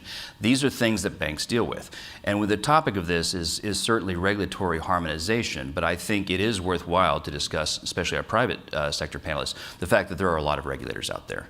And the regulators do have different understandable reasons and public policy goals. And I would like to ask first Debbie and then Josh, what has been successes, what have been useful approaches, but also where do you see as the challenge or even the future, if you want to prognosticate, on dealing not only with multiple, hopefully harmonizing expectations, regulatory expectations, but also different regulators. And when we talk about disclosure, we'll talk about disclosure a little bit. Now we're talking about not just federal regulators, not just international regulators, but the attorneys general of each one of the states setting their own expectations on disclosure and what constitutes PII. Debbie, please. Yeah, Neil, thank you. As you say, data privacy regulation is some of the most fragmented in the regulatory landscape, and it's often held up as sort of the poster child of regulatory fragmentation. Thankfully, at JP Morgan. I leave this intractable problem mostly to our privacy lawyers, but I will make a couple of observations, which is if you look at the US privacy regulatory landscape, why are we so fragmented? And I think you can go back to our strong tradition of states' rights, right? Our 10th Amendment, et cetera. And also the different drivers and the reasons why these regulations exist. There are technology-driven reasons. There are reasons because you want regulations to protect vulnerable parties like minors, et cetera. There are sector-specific reasons, right? Like health, the health sector has their own privacy regulations, the financial sector, et cetera. And so there are many different drivers that create this fragmented landscape. And so you may be wondering, well, how is the EU able to pass GDPR, this sweeping privacy legislation that gives them a level playing field, and why can we not do it in the US? And I think you guys are all students. I'm sure you've studied this extensively, but obviously the reasons there is because they have different philosophy around privacy. It's driven by their fundamental belief that this is their a given right to have their privacy protected. Whereas in the US, you have this balance of individual rights versus business considerations. So we have that tension here in the US, which I will say it is what it is, right? And our regulatory landscape has allowed so much of our technology to flourish. So in a way, it's a double-edged sword. As a global institution, the one way I think that we look at this problem is, well, what are the core values to protect data privacy? We've got our customers and clients first. So what's the right thing to do? What should business be accountable? And you get to that and you look at, well, what are the regional drivers and the global drivers? And I think you can get to like a more manageable way to manage this fragmented environment. So I would just add with respect to privacy is that's not an area where the Cyber Risk Institute, which is a not-for-profit organization that looks to enhance security through standardization, is looking to harmonize. And I kind of go back to one of my positions, and it was actually, I used to work across the river in the Bronx. I was a prosecutor there and handled appeals as well as organized crime cases. And on the appeals, most of the appeals were reasonable expectation of privacy appeals, search and seizure. So we still, as a country, haven't figured out what privacy means. That's not the sense or the case with respect to security or even artificial intelligence, which I know we'll talk on. There are certain precepts with security, confidentiality, integrity, availability. In artificial intelligence, you have really kind of 6 trustworthy principles that people have gathered around. Thank you. Moving on to our next topic, and we will come back to revisit artificial intelligence later in the standards conversation. But moving on to the next topic, which is not a topic where we could really say that we've seen a lack of harmonization or convergence, because it's been an area of recent activity among regulators. And that is really putting regulatory focus on the adage, now possibly in a cliche, that cyber is a business risk. That's something we hear a lot. Cyber is a business risk. What does that mean? Well, the Securities and Exchange Commission and the New York Department of Financial Services have now imposed rules that are articulating what their expectations are when we say cyber is a business risk. They are, for the example, the SEC is requiring disclosures in the annual 10K forms of what the role is of the board in governing cyber risk, and the C-suite, the CEO, and the rest of senior executive management in managing cyber risk. So in a very tangible regulatory way, what that means is the CISO is not necessarily the most senior person involved in the organization on managing cyber risk. There is an emerging regulatory expectation that boards and senior executive managers have some view on what their job is on that. New York DFS has something similar and is actually opining on whether boards that are regulated by New York DFS should have cybersecurity expertise on the board of directors, and that was something, of course, that the draft rules of SEC toyed with. So my question for the panels, and we'll just really go from Art to Josh to Rinku to Debbie, is do you see this as a trend? Do you see as SEC, and I know that you can't forecast what other regulators will do, but given the history of people, many people banging on the table that cyber is not a technical risk, it is a business risk that merits attention by the senior-most parts of the organization.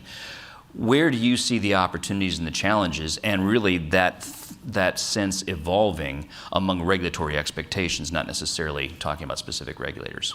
Right. So none of us in the room have any misgivings about the potential threats for cyber. We talked about this in the earlier panels, the multiple levels of losses that are likely to occur in the near term where they're being exploited. So nobody's opposed to that when we talk about it. The idea is who might be in the best way capable to either help an organization achieve a sufficient amount of defensive capability to mitigate or reduce those risks. And what tools should be used. For example, insurance wasn't mentioned too much today, but that's one of the means of mitigation here. So I think you're seeing a trend toward where do we lay responsibility where it can effectively change the direction of the organization. Now, does everything have to go to the C-suite? No, right? Our biggest fear tends to not be the C-suite individual making a failure. It's normally somebody on the line level who makes a failure, right? So it's the culture and everything else. So I would say that wouldn't be the only place to look. Governance and controls, we talk about it a lot, particularly in our regulatory function, but it is one point of emphasis. Again, I wouldn't put too much weight solely on the C-suite. I think it's more of a cultural issue.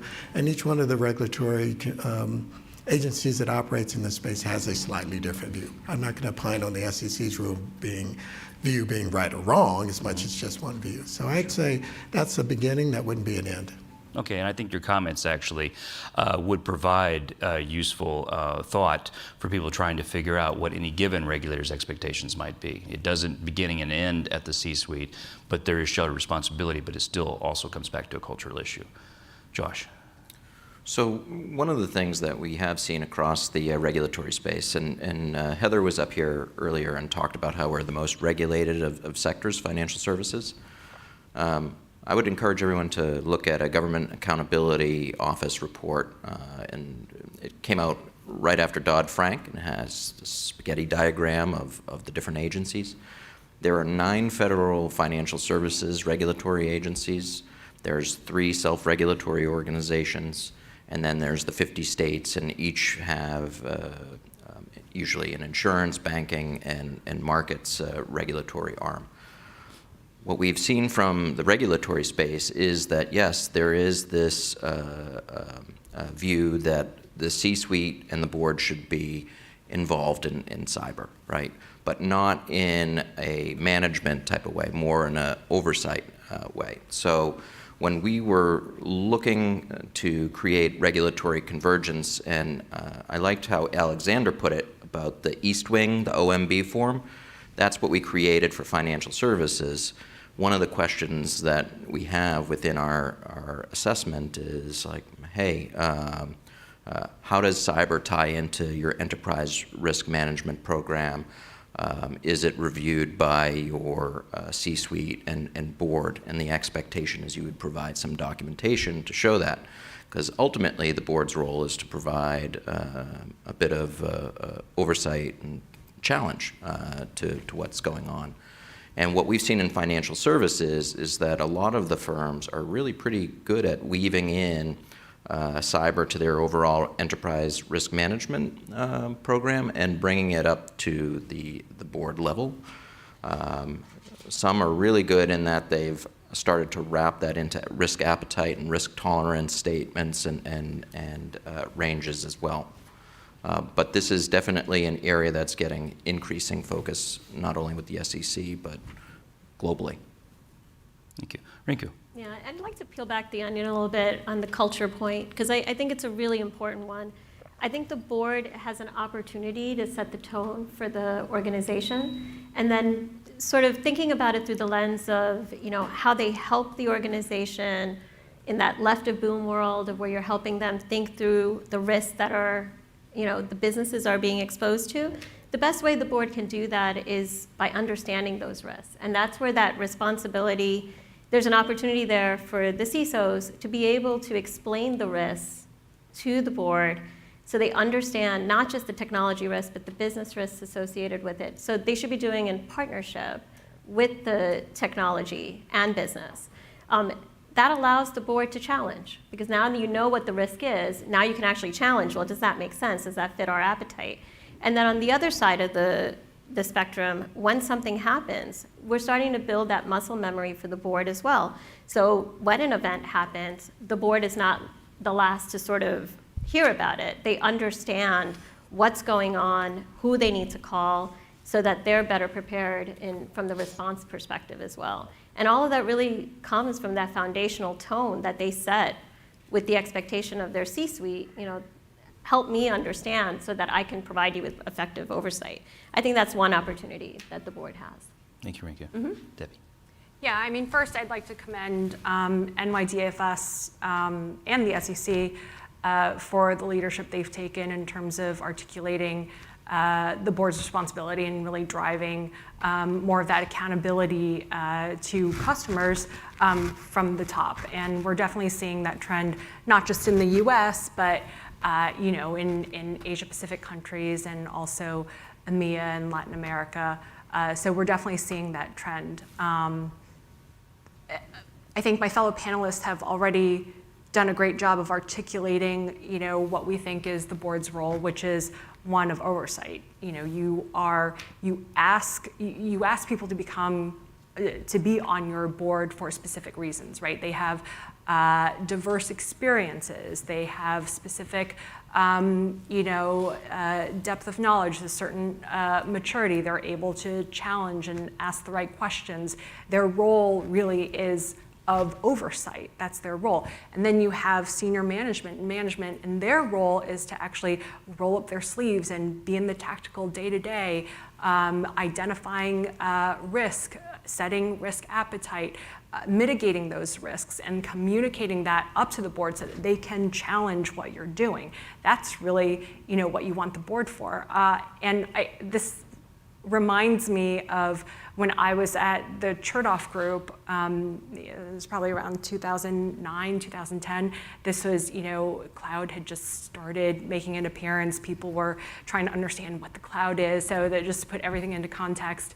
And we were getting hired by CISO organizations to talk to the board, so that their board wasn't like, who are these cyber guys? Like, these are like the IT guys. You definitely don't want the board to be saying things like that. You want them to be well educated and informed. So what the SEC and NYDFS is trying to do is trying to make sure that the board is set up to ask the right questions, right? So how can you do that? You can set up a cyber education program. You can, we at JP Morgan, we have a monthly education program for the board. We make sure that they're apprised of any cyber news and evolution that is going on, lessons on emerging technology. And so they really have an opportunity to learn more about cyber and ask the right questions, and again, challenge. That's like the most important thing, right? You don't necessarily want them to have cyber expertise, but you want them to be able to take the whole of their experience and maturity to ask the right probing questions. So I would like to follow up on this particular topic, especially given what all four of you have said. Does this, and I'll just ask an open-ended question, does this change the expectations or the priorities, expectations on the priorities or the core skill sets that would be needed in the senior cybersecurity executive, most commonly called a CISO, which may have evolved from a very senior engineering part. But when I hear the opportunity to educate the board, which means a skill that's shared among everyone else in the C-suite, which is the ability to explain to a board what it is that person does for a living. The role of culture, which is not necessarily something that is drilled in on 22 credit hours in a computer science degree. Where do you see the evolution, and answer it however you want to, whether it's the evolution of the priorities of a CISO, the evolution of the needed skill sets, or the evolution of regulatory expectations on the person in the hot seat, the senior cybersecurity executive for a regulated company? Let's just go the opposite way. I think the CISO, for sure, the role has changed, right? You now have to be a little bit of everything. You have to have the technical expertise, but you also have to be able to communicate sometimes complex matters very clearly and articulate it to the board. I think the most important articulation that the CISO can bring to the board is risk. Like, what is the risk that we have? What's our risk appetite? How are we bringing down that risk? How do you know when what I tell you, like you're looking at this dashboard, how do you know what I'm telling you is actually bringing down the risk? So I think, yeah, from that perspective, you're starting to change the culture. Microsoft obviously is now post the Cyber Safety Review Board recommendations. They're really making a concerted effort to tie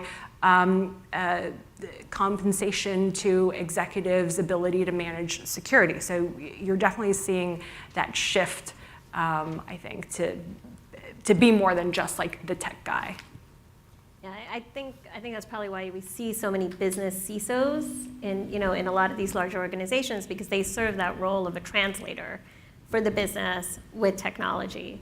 I think the one thing I would add about what might be different now than before for CISOs, they have to have the courage to say no to their board. And I think that's probably one of the hardest things to do when the bottom line is about P&L. And if you know as a technology person that you are really exposing your organization to risk, it is your obligation to be able to articulate that and why that's a risk to the board, so that they are making a wholesome decision, to your point, and thinking holistically, not just about the business and where they want to grow, but also where they want to protect and be sure that they're not jumping into something that the organization may not be prepared for. I mean, I have really nothing more to add. I think, Debbie and Rinku said it quite appropriately. The CISO's role has got to evolve so that they're able to talk in a manner that is understood by the board, and the board understands risk. You have risk professionals on most boards, and going in and talking about this technical thing or that technical thing just doesn't resonate. So, the CISO is really going to have to start to up their game in terms of how they translate technical concepts.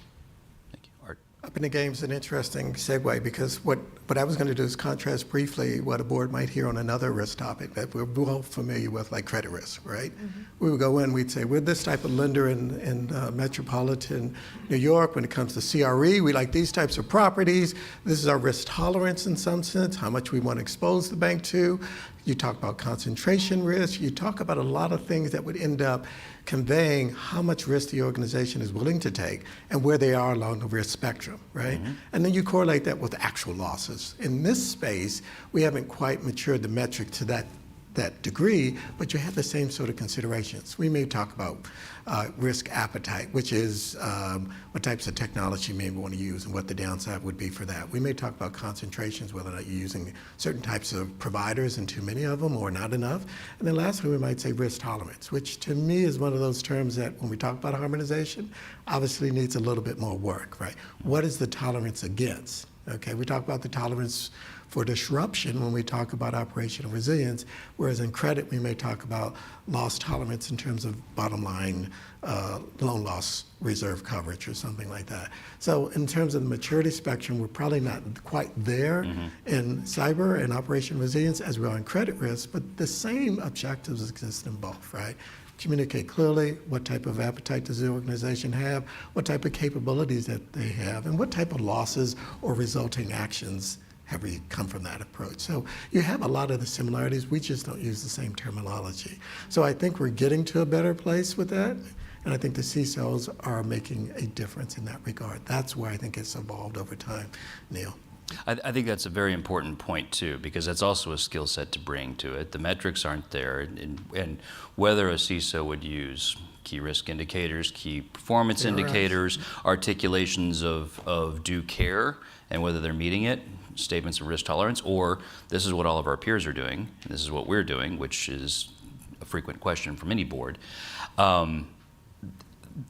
The good news I see with that is the concept of risk management, as we know, is by and large a concept from the financial services community.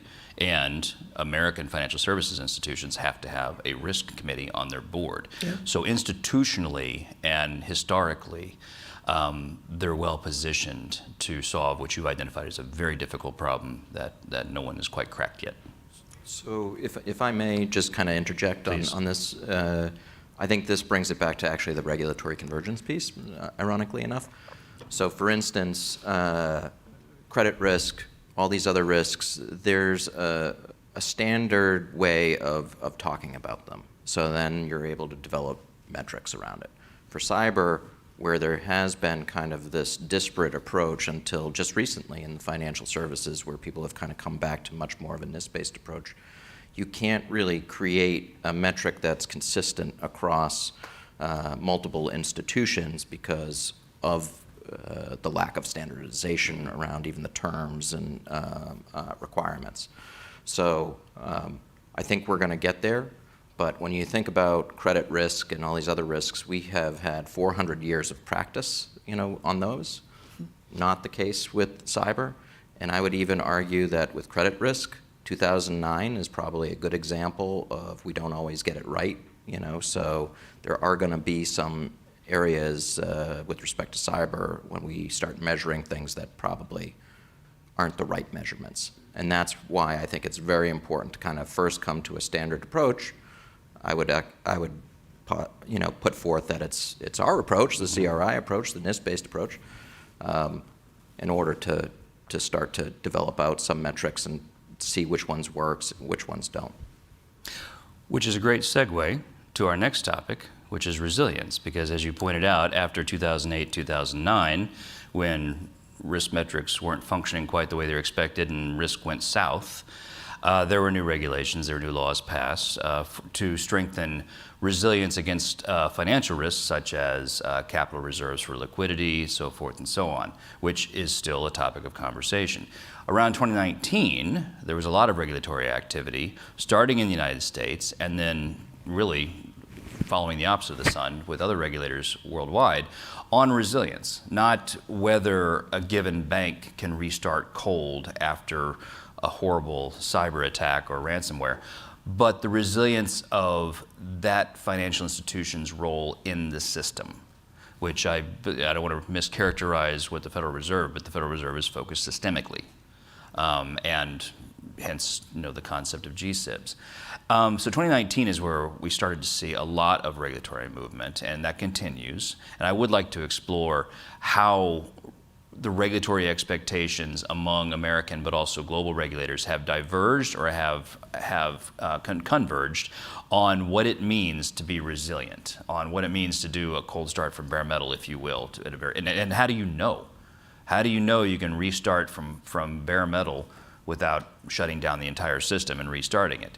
But not just that, but also more recently, the other part of the new SEC regulations, which is reporting after a breach. So right now what we're talking about is sort of so-called right of boom, and it's not just the resilience that you can function at a minimum viable operational tempo while you're restoring things, but what do you report and when and to whom and why? And I think the why question is where we are seeing some divergence, not just in the United States, but globally. Attorneys general and privacy advocates and some of the other regulatory expectations, they want you to report within a certain amount of time so that consumers can protect their privacy from privacy theft, identity theft, whatever. The SEC wants disclosure, not necessarily knowing who shot Bob or what was ransomware or something else, but did it have a material impact on the viability of the corporation such that a reasonable investor would want that information before they purchased equities? And therefore put that in your 8K, please. Other regulators want the disclosure to know when there's been a crime committed and possibly eventually know whether you're going to pay ransomware, but also for the very, very valid reason of, are we under a systemic attack, or was this just one and done against a specific institution? What are they using? Give us that information, give us the indicators of compromise so we can protect the system. The common theme here is protecting the system as opposed to protecting any one institution.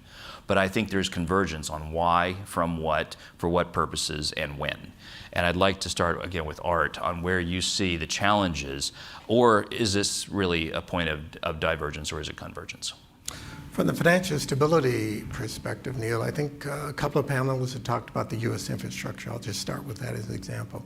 I have no doubt that that should be what we protect first. Okay, so for me, personally, when I look at the 16 sectors, the 16 segments of our sector that we measure, those are the things that I consider would be systemic, and those are the things I think we protect first. The institutions that operate them are generally, private entities. They're not governmental entities.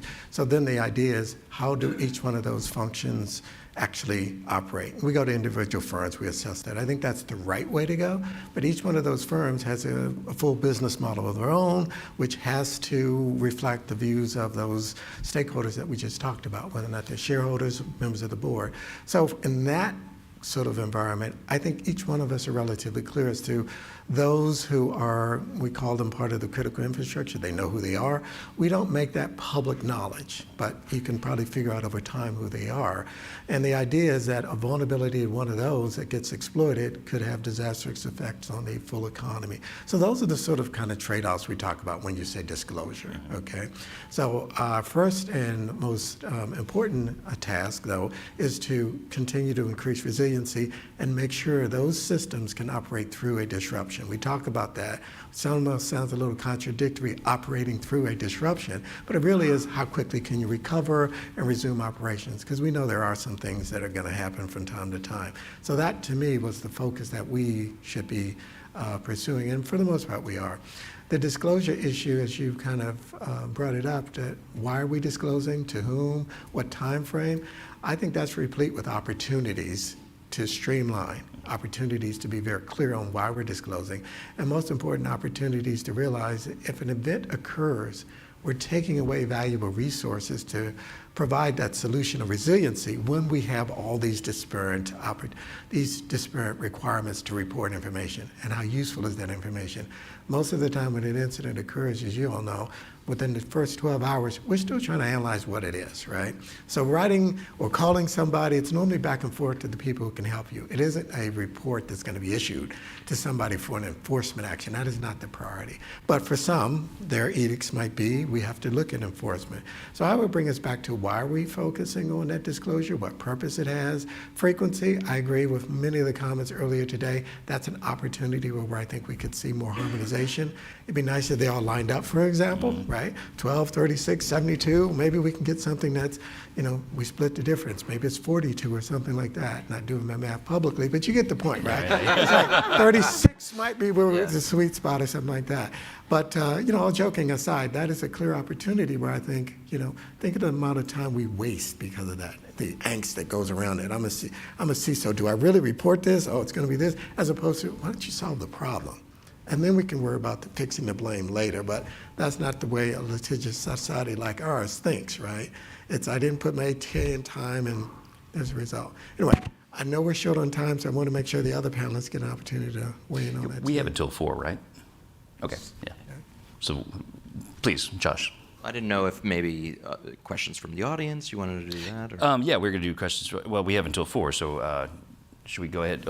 I'd like the panelists to finish on the incident response, and then we can go to questions of the audience. So with respect to the incident response, Art said it, there are opportunities for alignment there. And I know that the White House did not want to necessarily address the incident reporting piece, but that is like example A, right, of, well, what's the point there? The other piece is, to Alexander's point, you can do a lot of convergence or harmonization at the form level. So can we start to agree on what the data elements and the data fields are and the placement of it? Because when we were doing the profile, one of the things that we found out was much of the time is spent on trying to say, okay, it's almost like an LSAT exam question. Does it go to this question, this piece of evidence, or is this question the same as that question over there? So a lot of time is spent trying to figure out what the differences are, where if you just had it kind of categorized and more systematic, like a form, I think that would definitely reduce a lot of the angst and time spent. Thank you. Thank you. Maybe just kind of quickly, we're obviously very interconnected as a sector, and so that's the why, at least from a federal banking agency perspective, we want to know. And then because it helps us appreciate not just the firm risk, but the sector risk, and to be able to assess, the severity and the impact. But I think, when you talk about like what is resiliency or how we think about resiliency, there's the playbook piece that I think is really important, and maybe 30 seconds on that.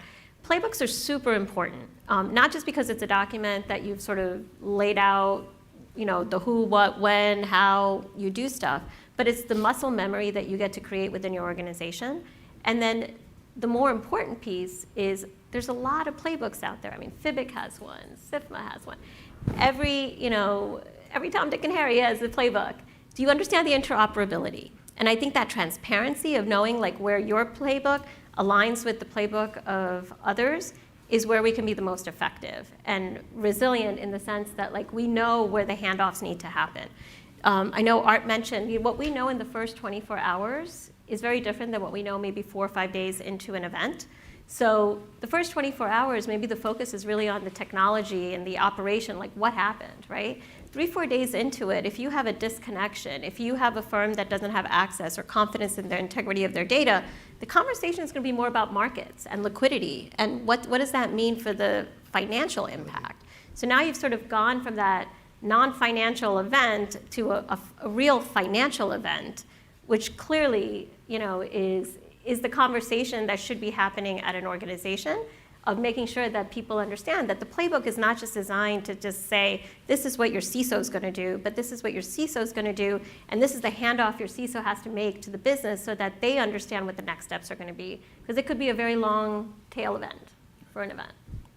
Debbie. Yeah, and I'll just quickly speak to just a private sector experience and try to end this on an optimistic high note, as you promised, because it sounded pretty gloomy, guys. So I think global institution, right, like JP Morgan, we operate in 100 countries worldwide.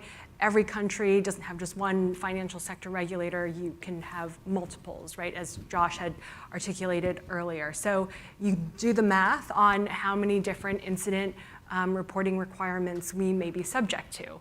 And Art kind of went into details on what that kind of looked like, right? So for some countries, it's 4-hour reporting upon discovery. Some other countries, it's 72 hours upon discovery, upon determining that you have an incident that's reportable, and then the incident that is reportable could have different thresholds. Is it a material incident, a significant incident? And if you think about an institution, we just have one team that's responding to the incident.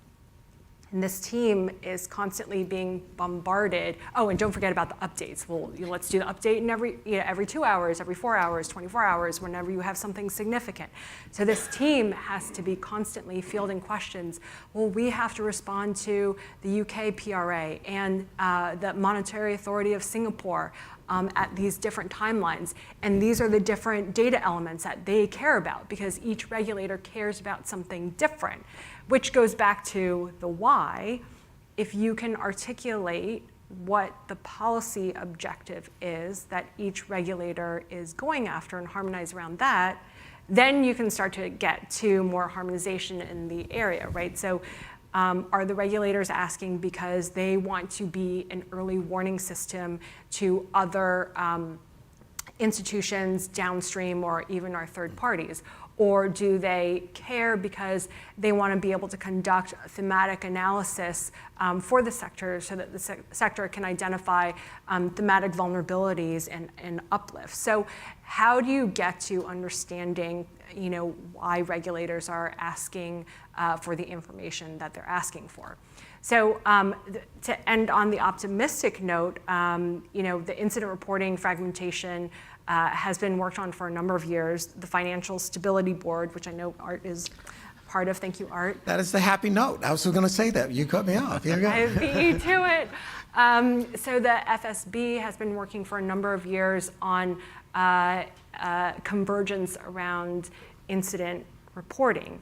And they've articulated what best practice looks like. And this is important. So for those who aren't familiar with the FSB is important because it's made up of the G20 central banks and regulators. So obviously a huge part of the global economy. And further, what they've just recently released is, to Josh's point, common data reporting elements for incidents. So it's 99 elements that they believe are reasonable for regulators to ask institutions. Now, if you think about a common, 99 might sound like a lot, but if you think about a common reporting template, you have this one team that can just fill out the details of the template and updates when they have it. And it can go to any number of regulators that have adopted this template. There you've provided an ability to automate and make efficient and harmonize on incident reporting. So not to make it so simple, but hopefully we're heading in the right direction. Ponies and unicorns. So let's turn to the audience. I'll take 2 or 3 questions, jot them down, and we'll pass the questions to the panelists. Yes, sir. So thank you so much. My name is Anthony. I'm at SIPA. This was such Can you wait for the mic? The online folks. Go easy on us. So this was a very enlightening panel, thank you. It focused so much on the relationship between financial institutions and regulators. If we could inject maybe a little bit about the consumer side. So to make it more concrete, the CFPB came out with the final rule on Section 1033 of the CFPA on reporting requirements for data to consumers. And it seems like a lot of the legal discussion has been about the liability if there's a breach. Now, how do you balance accessibility against, well, what's the word, security, data privacy? And then on the other hand, how do you move from a reactive posture on reporting and checking boxes to being more defensible? Thank you. Let me take a couple more questions, and then I'll just turn it over to the panelists. Yes, sir. Hello, my name is Kamal Thomas. I work in the financial services industry. So my question is regarding, like, as we think about harmonization across different financial regulators, how do we also think about moving from a more static framework to moving to something that's more sustainable given the evolving threat landscape, to make sure that the regulations and the guidance that are being disseminated are keeping up to the pace of the evolving threat landscape? Thank you. One more? Yeah. Hi, I'm Mike Paul. I'm CEO of a crisis PR and litigation communications firm called Reputation Doctor. I heard someone say earlier on the panel, and it's not an attack on you, it's just something I'm interested in, that the goal isn't to educate the board to the point where they themselves are seeking to be like a CISO or fully understand risk management from a cybersecurity perspective. But only a generation ago, attorneys weren't on boards, attorneys weren't CEOs, CFOs were not really on boards and were not becoming CEOs. So the question is, what is the 21st century best practices approach to board governance as you look at it from a cyber perspective? There are some firms like my own who are showing boards data that instead of becoming educated, they need a former CISO on the board, they need a former CHRO on the board, and they need more risk management experience, literally sitting in a peer seat versus being a consulting fee or a desktop that's once a month. Thank you. Okay, so to summarize the questions, and I'll let the panelists tackle whichever one or all of them. The first one was relationship and how do you balance the security, privacy, and accessibility versus the compelling need to reporting. I think I characterized that one right. The second one was how do you make sure going forward that regulations, standards of reporting are adaptive to evolving threats, and that what institutions are required to do actually reflects the reality of the bad guys who might force them to do that. And then the third one was, I think to sum it up, should there be CISOs or cyber experts on boards, what is the 21st century best practice approach to cyber governance at the board level? So just start with Art and then make our way down. I'm going to choose the static versus flexible for 100, Neil. And if in fact, that was going to be mine. That was yours. Congratulations, you hit the daily double. We'll all do two. No. Let's do. Tell you what, you do two, okay. And then when you circle back, I'll go back to one. Why don't you go for two, since that's a popular one? You want me to start? You can start. I'll do the consumer one. I'll just chime in. I have to think about the consumer one. I don't want to give you an off-the-head answer. So Cyber Risk Institute is a not-for-profit organization where we develop out standards for assessment. And the way that we did that was we utilized the National Institute of Standards and Technology cybersecurity framework as essentially almost like an infrastructure or a platform, right? So the NIST cybersecurity framework really does a very good job of bucketing things. You have governance, you have identify, protect, detect, respond, recover. And what we did is looked at the regulatory provisions out there, and where you had essentially 10 different regulators say you should have a chief information security officer who reports regularly to the board.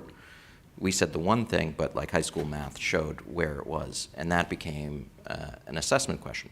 And that allowed us to take down something like 2,700 regulatory provisions to 288 questions.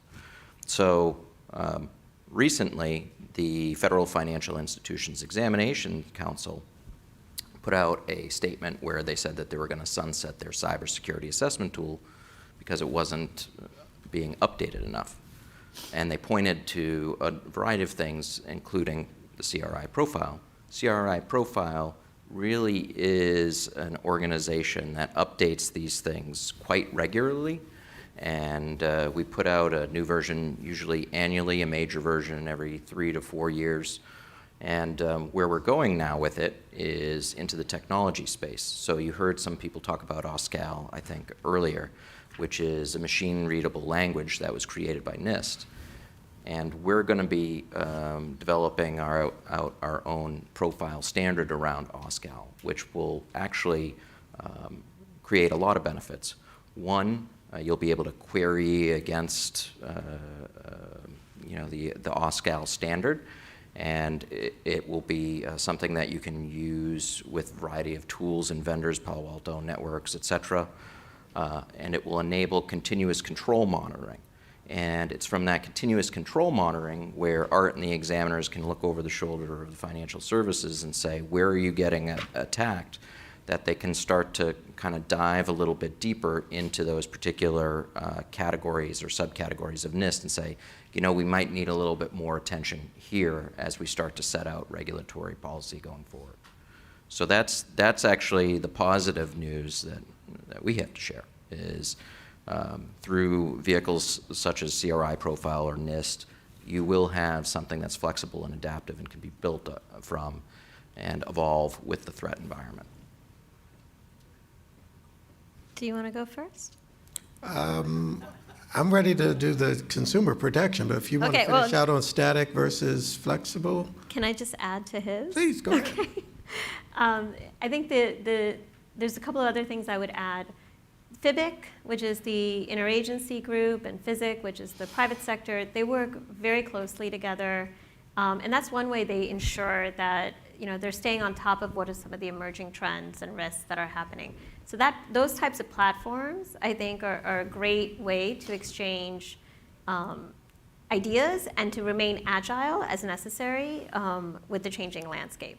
The other thing I'd mention is, CISA does a really good job of letting the sector know, multiple sectors know about ongoing vulnerabilities, and they also have additional resources and tools that various sectors can adopt to help further elevate their cyber preparedness. So I think you're right. I think it's going to continue to change, which is part of the challenge of regulatory harmonization is that we don't want to always play catch up.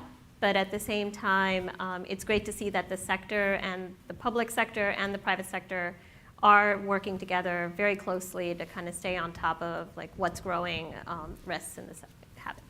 And I would just point out that physic-fibic work resulted in a variety of deliverables related to cloud. Yeah. You know, one being an extension of CRI profile for cloud services, but it's being the lessons learned from that are being utilized, and we're now going to be working on an artificial intelligence operationalization of the NIST cybersecurity framework, and this is all pre-regulatory. You know, so this is allowing us now, rather than fighting, you know, regulation that's duplicative, kind of saying, hey, here's some emerging areas, can we kind of give you our views first off? And so that is something that really should be highlighted, is the physic-fibic work, as you mentioned.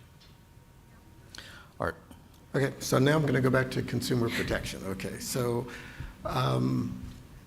first, the same disclaimer, this isn't my area of expertise. So we have a whole division that works on this at the Fed, and they interact more directly with the CFPB than I do. But I wanted to talk about a couple things. One is, when we talk about consumer protection, the idea is, should the consumer own the data, and should the consumer have an ability to protect themselves no matter where that data goes, where it gets transferred? It's just been my observation that, in fact, part of the ownership rights, consumers have effectively signed away. When you click on certain things, you don't really think about it.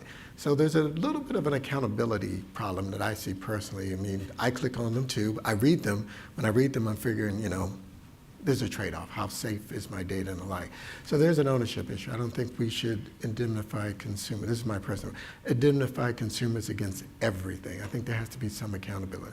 Then the other side is, I do believe consumers should have a say in who gets access to their data. We don't have those structured laws in the US, much like you see in the EU, but I am an advocate for that as well. So for me, it's more of a balance now.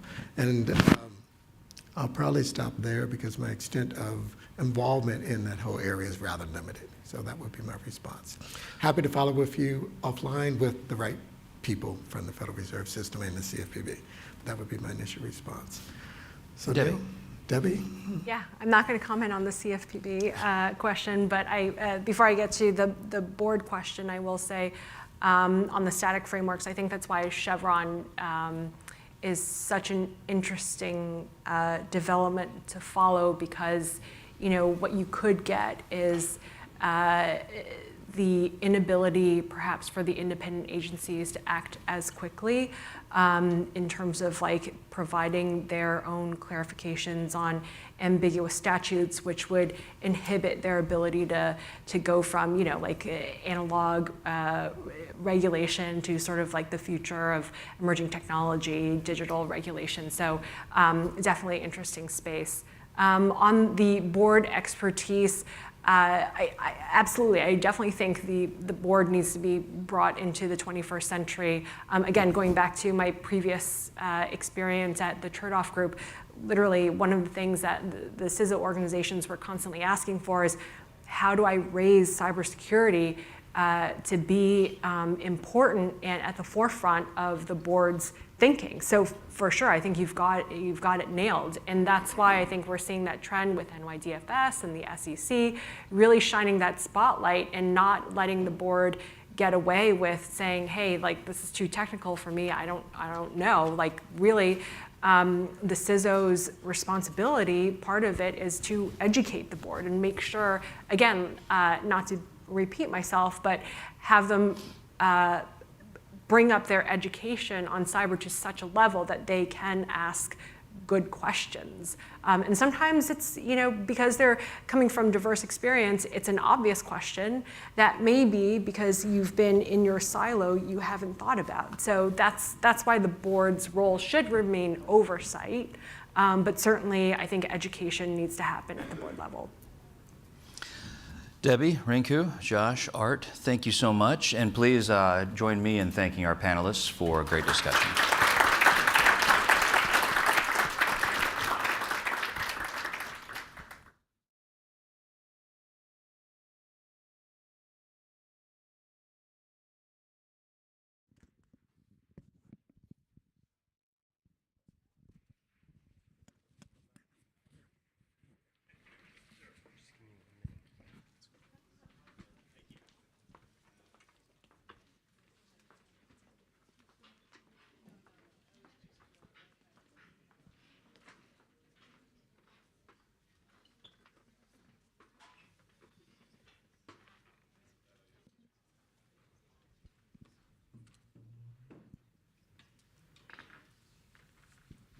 Hello, everyone. Thank you for making it to the last panel of the day. We really appreciate it. My name is Christine McNeil. I am a student here at SIPA. I also have the pleasure of being a research assistant working with Professor Healey. So myself and my colleague Karina, we have been working on examining market failures in cybersecurity for the past year, and we're going to be presenting on that research in a little bit.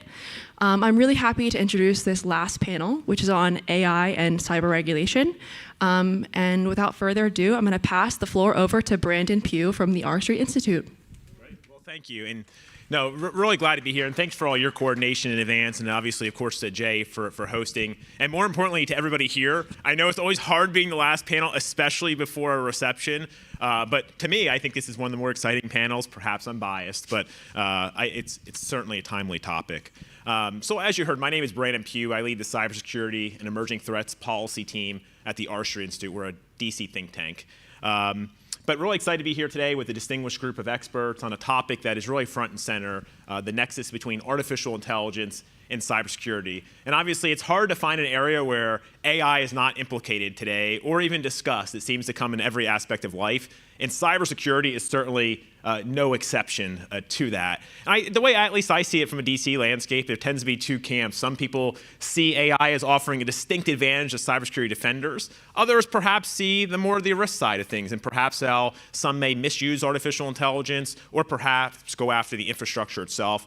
Or perhaps sitting here today, you see a hybrid, and you see a little bit of both. And that's what we're going to talk about. And in the spirit of today's conference, it's a perfect fit for harmonization because it seems like local, state, federal, and even international governments are all approaching AI governance, and sometimes they're duplicative or perhaps overlapping, like the other panels have explored. But that's enough for me. The real experts are to my right, and just as a format of how we're going to go, they're going to introduce themselves, talk about how they fit in. We're going to go through a number of questions, but then we want to hear from you. So we're going to save a lot of time at the end to have a discussion, hear what questions you have for these experts. So to my right, we're going to start with Chris and work our way down. If you don't mind just introducing yourselves, how you fit in, and what your day job is. Thank you, Brendan. Thank you very much, everyone, for being here. It's great to be able to have this conversation. My name is Chris Cornelli. I am with Google Cloud's Government Affairs and Public Policy team based in Washington. I cover cybersecurity policy, which, nowadays, we're all becoming AI experts. We all have to become AI experts because it's touching, a growing number of aspects of our lives. At Google Cloud, we're really thinking about the intersection of AI and security in three ways. We're focused on monitoring and countering AI-driven threats by adversaries. We're focused on ensuring that our AI systems are secure and that our customers have the tools they need to deploy AI systems securely. And last, as DNSA Neuberger spoke about this morning, there's a real opportunity to apply the opportunities for artificial intelligence in cyber defense. So we're looking at how we can identify use cases, how we can put together pilot projects, how we can collaborate with the research community and seek to really advance the science of AI-driven defense. I'll stop there. Sam. Thank you, Brandon. Thanks to Jay and Columbia University for hosting us and the invite to be on this panel today. My name is Sam Kaplan. I'm the Assistant General Counsel for Public Policy at Palo Alto Networks. For those of you that aren't familiar with Palo Alto Networks, we're the world's largest pure-play cybersecurity company. We do business in over 120 countries around the globe and really have a full suite of cybersecurity applications, all of which really run and are powered by artificial intelligence or machine learning. We've had AI and ML systems integrated into our firewalls, our attack surface management programs for well over a decade. So we have a long history in leveraging AI for cybersecurity space. Like Chris, we tend to think about AI and cybersecurity nexus and really those principal three buckets, and I'll talk a little bit about the last bucket in particular. We have a threat intelligence unit that's really looking at how adversaries, nation states, cyber criminal organizations are beginning to leverage AI to sort of scale and distribute their attacks in ways that we really haven't seen before. The second bucket that we're looking at when I talked about some of our cybersecurity applications is how we can leverage these new tools to really perfect and enhance our cyber defense capabilities for both our customers, but also to better buttress sort of the overall security of the cyber ecosystem.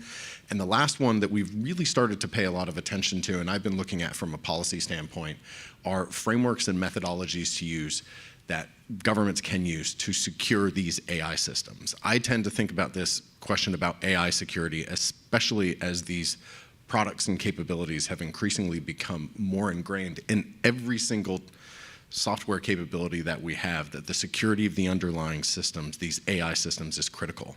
So I tend to think of it as we need to start moving towards more of a secure AI by design type future, where we think of fundamental aspects, we can leverage good responsible aspects from secure software development principles, but then in understanding the threat landscape, we can sort of architect specific secure AI by design principles to make these systems more secure.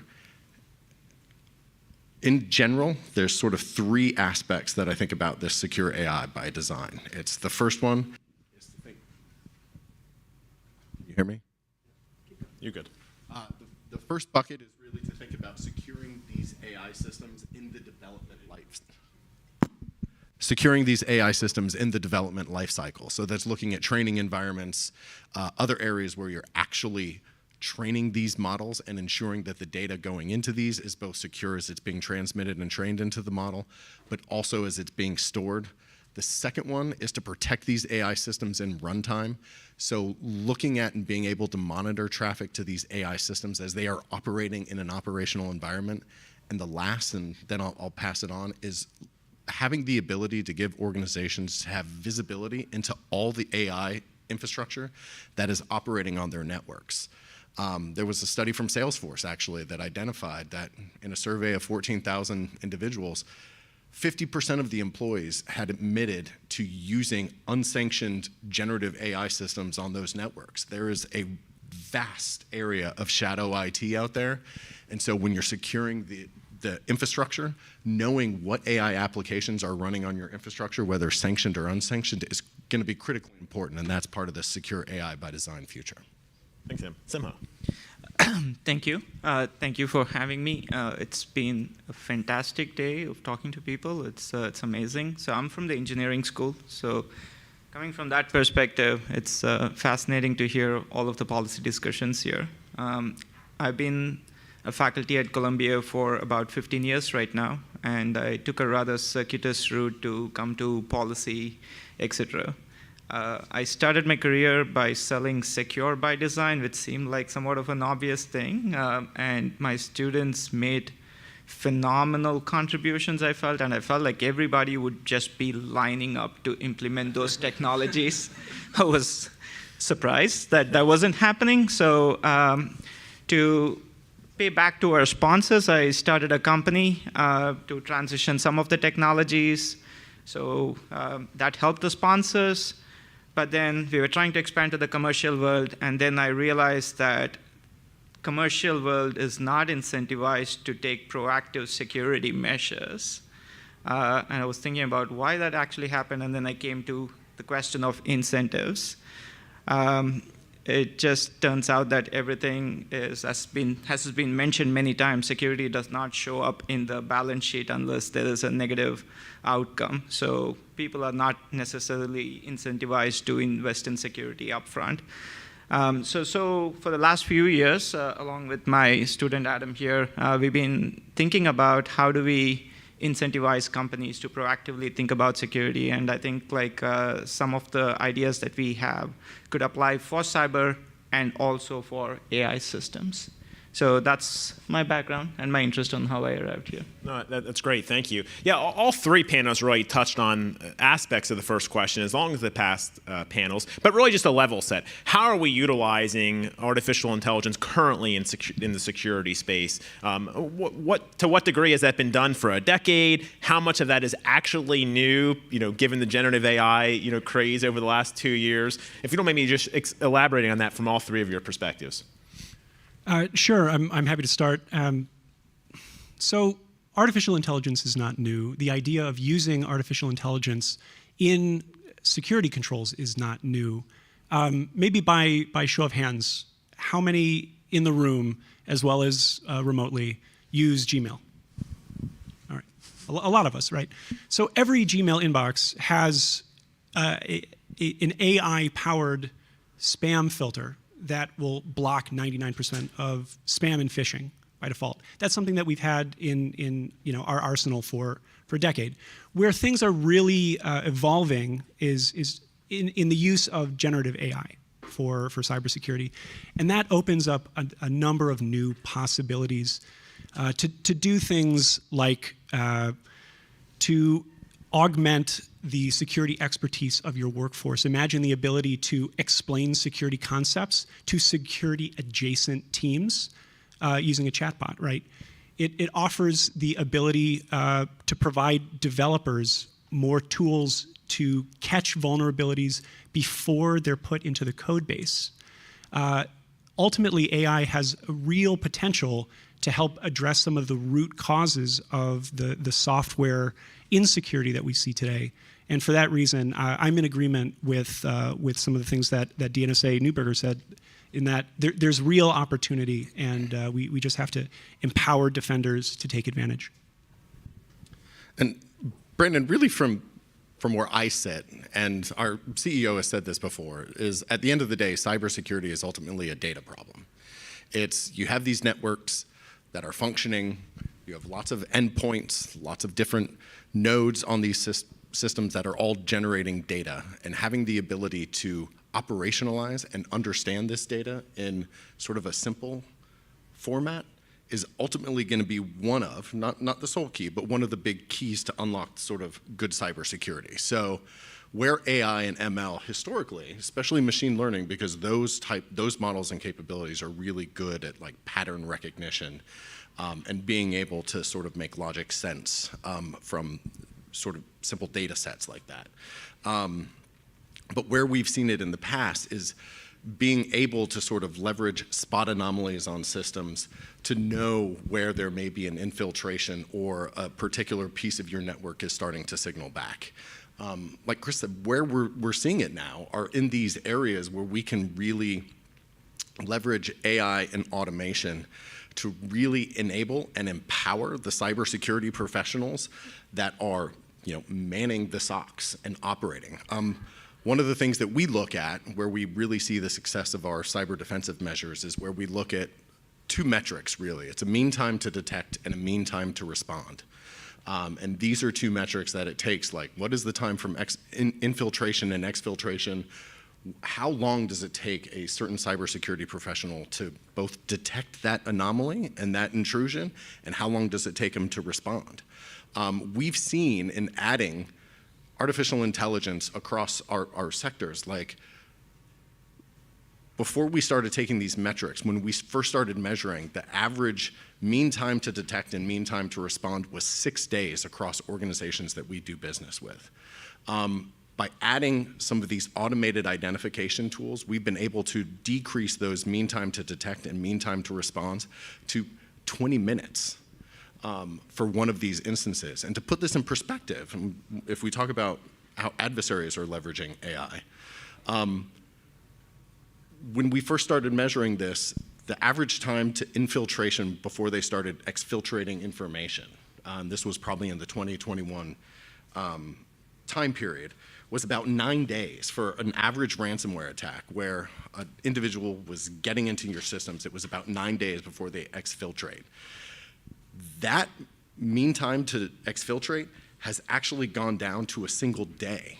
So if your mean time to detect and mean time to respond is still at 6 days, and adversaries are getting in, and in a day, not only are they penetrating your systems and starting to exfiltrate, you're losing the battle right there. So that's where these AI and ML systems and their ability to automate response and highlight the most critical alerts for those SOC analysts is just one of the real examples of the efficacy of this tool. And when you say automated response, just for the audience and listeners, is there a scenario where I guess the AI system could take a certain action before there's a human involved? Is that one option? So what we look at is it can winnow down alerts. Like, to give context, like our SOC at Palo Alto Networks, and I wrote some of these numbers down because they're pretty astronomical. We see around 59 billion events a year that come into our, a day, that come into our SOC. The AI systems, what they're able to do are go through and take those 59 billion events, triage, they can do pattern recognition so they can start bucketing alike events. They can start prioritizing those events, and it takes that 59 billion and it winnows that down to 26,000 alerts per day that actually need to start being triaged. Of that 26, they can do some further grouping and some further prioritization of what those alerts are, and they can bring it down to about 75 alerts per day that actually takes a SOC analyst to go in there and look. So it's both taking remedial action for known issues that are already on networks, but it's being able to prioritize, group, and really segment these to make your SOC analysts more effective and more efficient. Great. Sima. Yeah, as has been said before, I think data-driven cybersecurity has been used for over a decade and a half right now. I think the new thing with this class of LLMs is that it gives a developer the ability to do semantic analysis on the code before the code is actually deployed. If you looked at in the last 10, 15 years, a technique that's been used a lot is something called as fuzzing, where you throw random inputs at the program to see if it performs or if it crashes. Right now, these LLMs can understand what the programmer's rough intent is, have a rough knowledge of what kind of cognitive thinking leads to what type of logical errors in the code, and they're able to target the code towards those, the testing towards those things. So this gives cyber defenders the ability to actually go fix these vulnerabilities before even the code is deployed. So that is kind of a new capability that I think these new LLMs are bringing that was not present before. That's really valuable, but I think it can also go the other way. Yeah, no, I think you raise a great point. I mean, just to recap kind of what you've said, like it's neat to see how we've leveraged AI in cybersecurity for years, but also at the same time, we see these novel innovations coming out over the last 18 months to 2 years, let's say. Yes. Interesting. Yeah, so let's shift gears to the topic of the panel. As much as I love this, as you can tell, I'm obviously an optimist for the tech. Feel free to disagree during the question and answer. But how do we, many people, especially in Washington, D.C., are concerned around the potential risks. And obviously, there's many risks that AI could present, but honing in on specifically cybersecurity risks. How do we see malicious actors, whether it be hackers or perhaps criminal groups, either misusing the technology or perhaps going after the actual infrastructure of the technology itself? Are there any concrete examples that we've seen play out already? Or if not concrete ones, what could we anticipate and we should prevent? Do you want no pressure, but somehow, would you like to start us? I mean, I'll give you hypothetical made-up examples. I don't know as much as these guys on what's really happening. One thing that I'm really concerned about, I think he mentioned protecting the infrastructure during training. That is important. The other thing that I think is really important is the post-training phase that happens. There is a grab back of techniques that are used to make these LLMs useful. If you go back like 3 years or 4 years and you started using the first ChatGPT, right, and then you had like 2.5 years later 3.5, there was a huge difference in terms of instruction following and the ability to give targeted answers. That ability largely comes from post-training, which basically is kind of asking people, is this answer better or that answer better? Give them a thumbs up, and using that data to train. It's supervised fine training, human written answers so that provide the correct responses. That fine tuning is surprisingly effective. We still don't quite understand why it is so effective compared to pre-training, but it is effective, which also means that if an adversary can corrupt the data that is used for this post-training phase, they can create very serious and subtle consequences. For instance, imagine that you include some data in the post-training phase that promotes products from one country over another country when these AI tools are being used to write online reviews, right? You can think of a case where maybe the AI tool has been hobbled in some sense to protect against cyber vulnerabilities being disclosed, but maybe the data set now is poisoned so that it's cyber vulnerabilities of one country's infrastructure, but it's okay to disclose cyber vulnerabilities of another country's data structure, right? Data systems. So these kinds of things, right, like poisoning in very subtle ways, I think it's extremely hard to detect. It cannot be done on a human scale by looking, and that's where I feel like a lot of research is needed as well to solve these problems. There are no clear solutions at this time. Sam. Yeah, I think, Seema, like, what keeps me up at night are some of those unique vulnerabilities, particularly to these generative AI systems. And when you talk about like the original training phase and then the refinement phase, you're essentially creating a fingerprint and a new attack surface at each one of those iterative phases in a model attack, and each one can have collateral impact down that stream. So understanding the different vulnerabilities, especially when you're looking at sort of a data poisoning issue, like being able to sort of trace the thread to know like which stage of the training was actually this model poisoned can be a very tricky thing.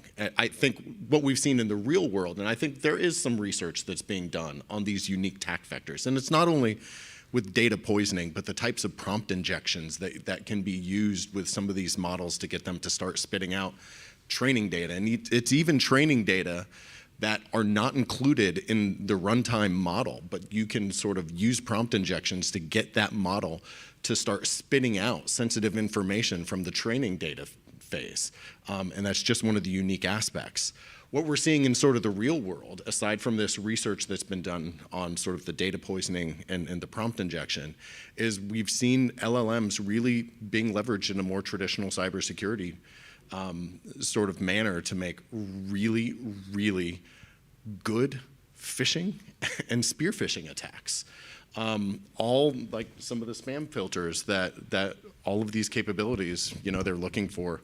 We've all gone through sort of the InfoSec training before where you're looking for, you know, weird grammatical structure. But some of these LLMs can make very effective spear phishing attacks, not only in the emails themselves, but they can take a lot of information to know where to better direct these spear phishing attacks and collect information to know like what are the vulnerabilities, sort of the soft underbellies in each of these organizations where they can more direct these attacks. I think those are some of the more real world sort of use cases that we've seen with regard to the LLMs, but I want to foot stomp what Seema says, like understanding like and continuing to do the research on some of these very unique LLM vulnerabilities to make them more secure is just needs to continue. Yeah, I think you know, we're seeing threat actors attempt to use this. Obviously, the capabilities are fairly nascent, but we see there being applicability both for traditional cyber operations, so social engineering, as well as information operations. There's one famous example in March 2022, following the invasion of Ukraine. There was a deep fake that went on the internet, purportedly of President Zelensky supposedly capitulating, and that went on social media, and it didn't have much of an impact at the time, but you can understand the potential impact there. Recently, our Mandiant threat intelligence teams have detected instances of North Korean IT workers attempting to bypass know your customer requirements with deepfake technologies. So there are novel approaches being undertaken.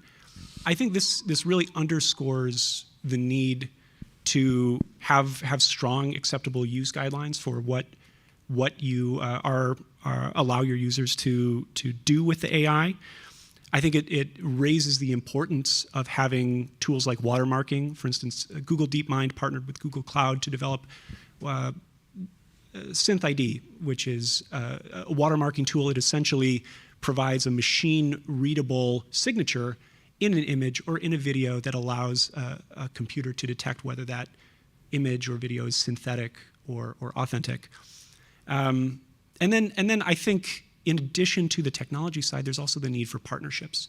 So Google and Microsoft and Amazon and a number of the tech and social media companies came together at the Munich Security Conference this year, and we all pledged not to allow the use of deepfakes for political engineering in 2024. And I think that was a very important step.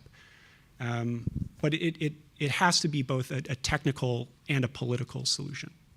Yeah, you bring up really another aspect of the conversation to get to, and I'd love to hear both of your opinions. But beforehand, would you say, is it fair then, like, just because AI is novel use cases, we still apply traditional cybersecurity best practices and principles to the technology? Would you say it's fair? I think that's fair. I think there are really three problems when you're thinking about addressing AI risks. And this is especially important in an enterprise. So Google Cloud is primarily working with government and enterprise customers. We think about it as a traditional software security problem. So how do you secure the underlying applications and systems and make sure that you can't use ordinary software vulnerabilities to be able to go in and then exfiltrate very sensitive information like model weights. We think about it as a data governance problem as well. So that's on top of the software security problem. It's a data governance problem. And so you have to have very tight control over your data supply chain to ensure that data can't be poisoned in order to solicit a misleading or biased result.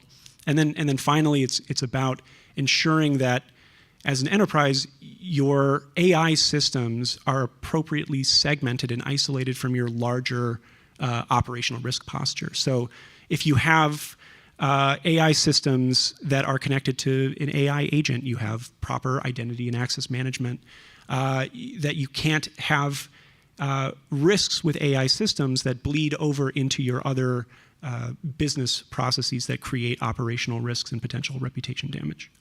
Thank you. Sam and Sima, would you add anything in terms of best practices to prevent against some of these risks that you both presented?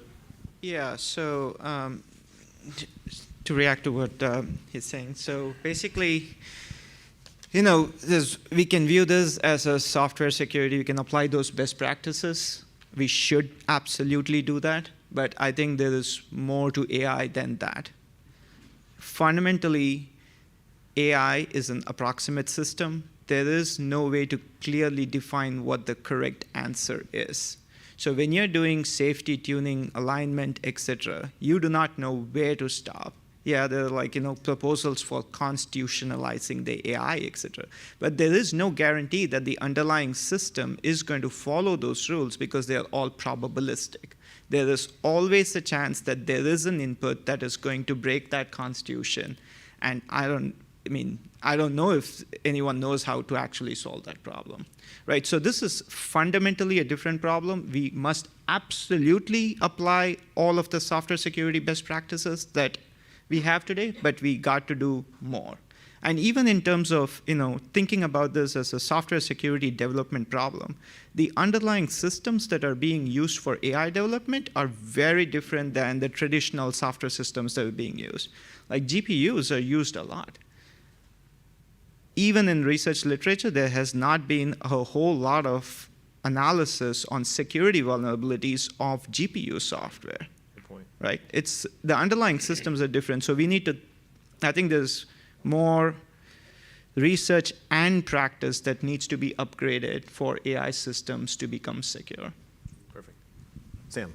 Yeah, I agree with what both my fellow panelists really put in there. The only addition that I will make, and this sort of pivots off of Seema's point, is continuing to monitor these AI applications in runtime. And this is not only to sort of gauge how the model itself is behaving, because they're designed to sort of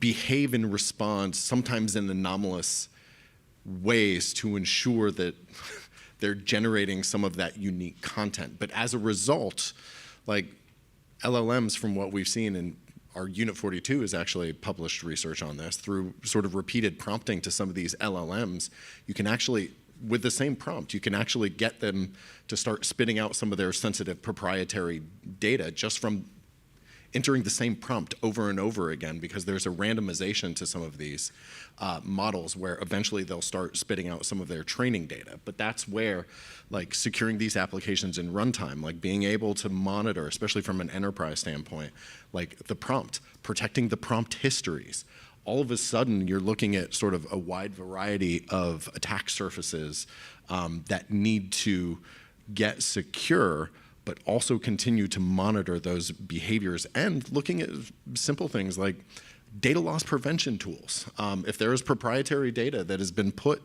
into some of these systems, like ensuring that that is somehow prevented from being included in a data set, but also like the converse should be true too. Like the response sort of sanitation might be important too for certain organizations, especially if there is a chance that proprietary training data or other data that the model may have access to suddenly starts getting spit out. So it's just an increasing attack surface is what we're really seeing. Thanks. Yeah, I know for any of the students and even professors in the room, it sounds like we have a lot more research, a lot of projects that we can do. And just to flag for everybody listening, we have probably 15 minutes left, so be thinking of your questions. I have another question that I want to pitch to them before we get to two questions. So what do we have now in terms of from like a legal and policy standpoint? I know we just talked about best practice for companies or those using these systems. Is there any affirmative mandates? And obviously that connects directly into our regulatory harmonization concept. So maybe feel free to address it from either a US point of view or perhaps even an international point of view, like our colleagues and friends in the EU. Not sure who'd like to kind of start with that. I'll go for it. So, I mean, we are beginning to see the emergence of a range of artificial intelligence legislation, both safety legislation, privacy legislation, a number of different fields. Perhaps the most notable of which is the European Union's AI Act.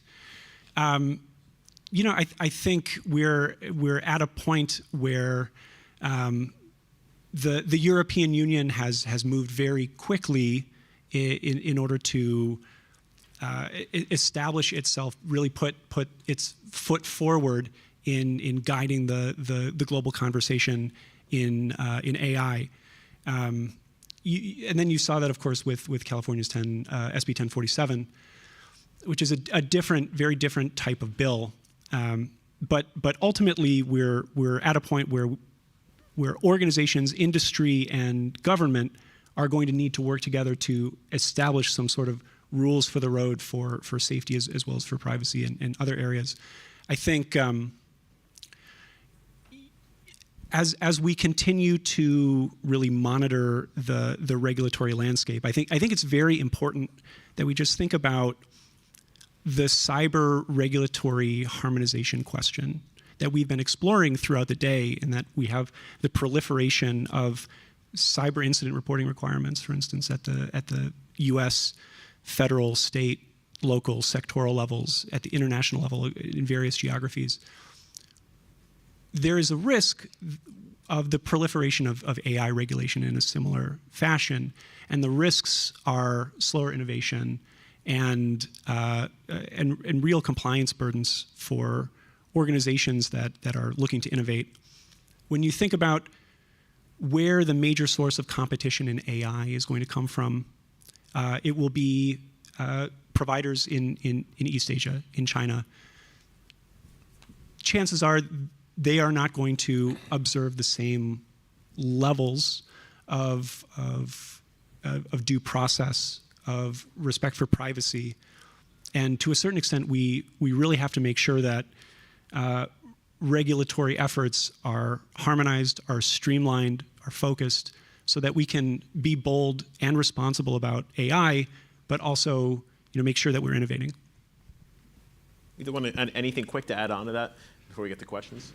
Yeah, I will add sort of one thing. I think what we've seen, especially coming out of the European Union, and I think we're starting to see the policy conversation slowly move in this direction, is coming up with a vernacular, a taxonomy about what we're talking about when we're talking about AI safety broadly. If you look at how the Europeans have approached it, they're really looking at health, safety, and fundamental rights, which, I mean, all risks are important, but they're sort of boiling the ocean with a regulatory framework. And now they're in the implementation process where they're sort of adding meat onto those bones through consultations, and fine. But I think there are improvements where we've seen some of these international conversations, and I think we're seeing it coming out of like Bletchley Park, out of the Seoul Summit.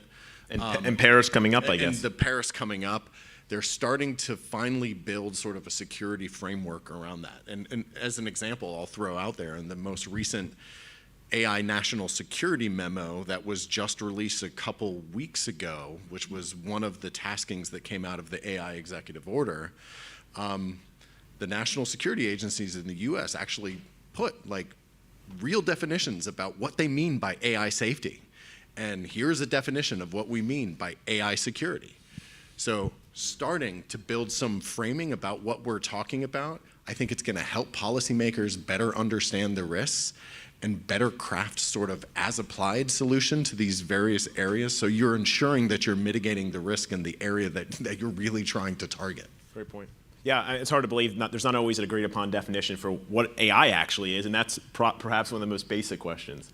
So not to get us on a tangent. So anything final before we go to Q&A? I don't have any specific comments on the AI regulation things that have been talked about today, but one thing I do think is I feel like export control is also part of the AI safety objectives, should be there, part of AI safety objectives. I do worry about non-democratic LLMs being open sourced, becoming prevalent, becoming so cheap to use, damaging national security and economic security in major ways. So we need to think about that while we're thinking about regulation too. Thank you. And now we have some time for questions from the audience. So I see Jay is first. We'll just like the past panels, we'll group them in like maybe three. You're second, sir. Is there maybe a third one? If no, and then Ben in the back. So we'll go in that order. Jay.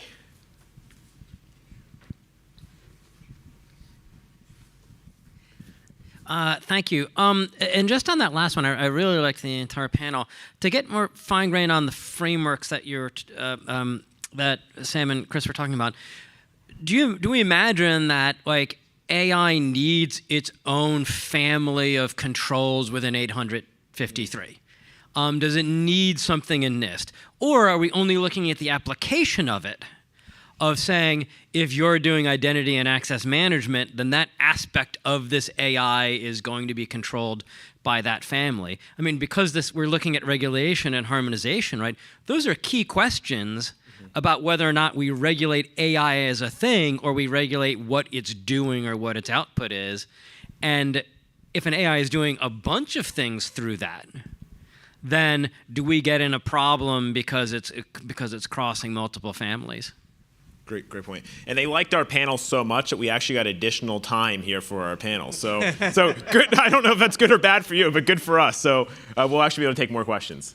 Yes. Hi, TJ Pyzik from Cornerstone, DC.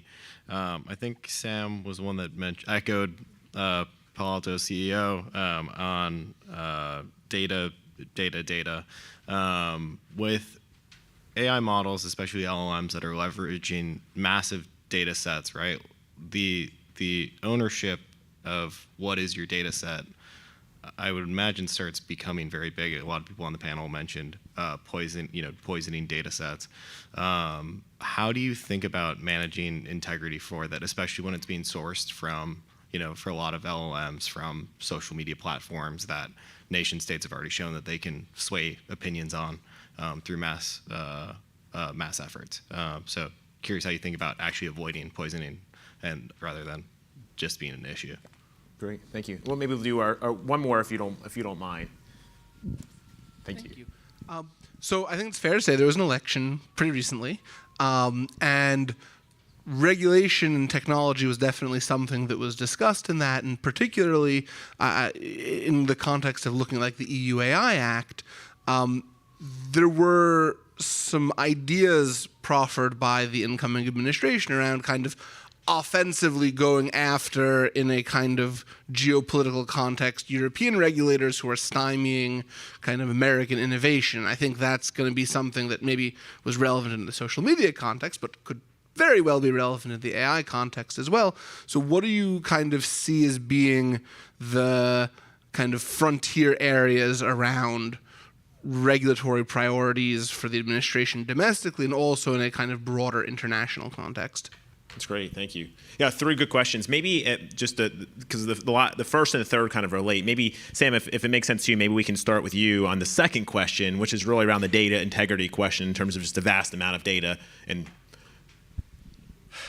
yeah. So data provenance when you're training these AI models is it is an immense issue. I mean, they are data sponges. You need a lot of data, especially to continue to refine and, start getting accuracy.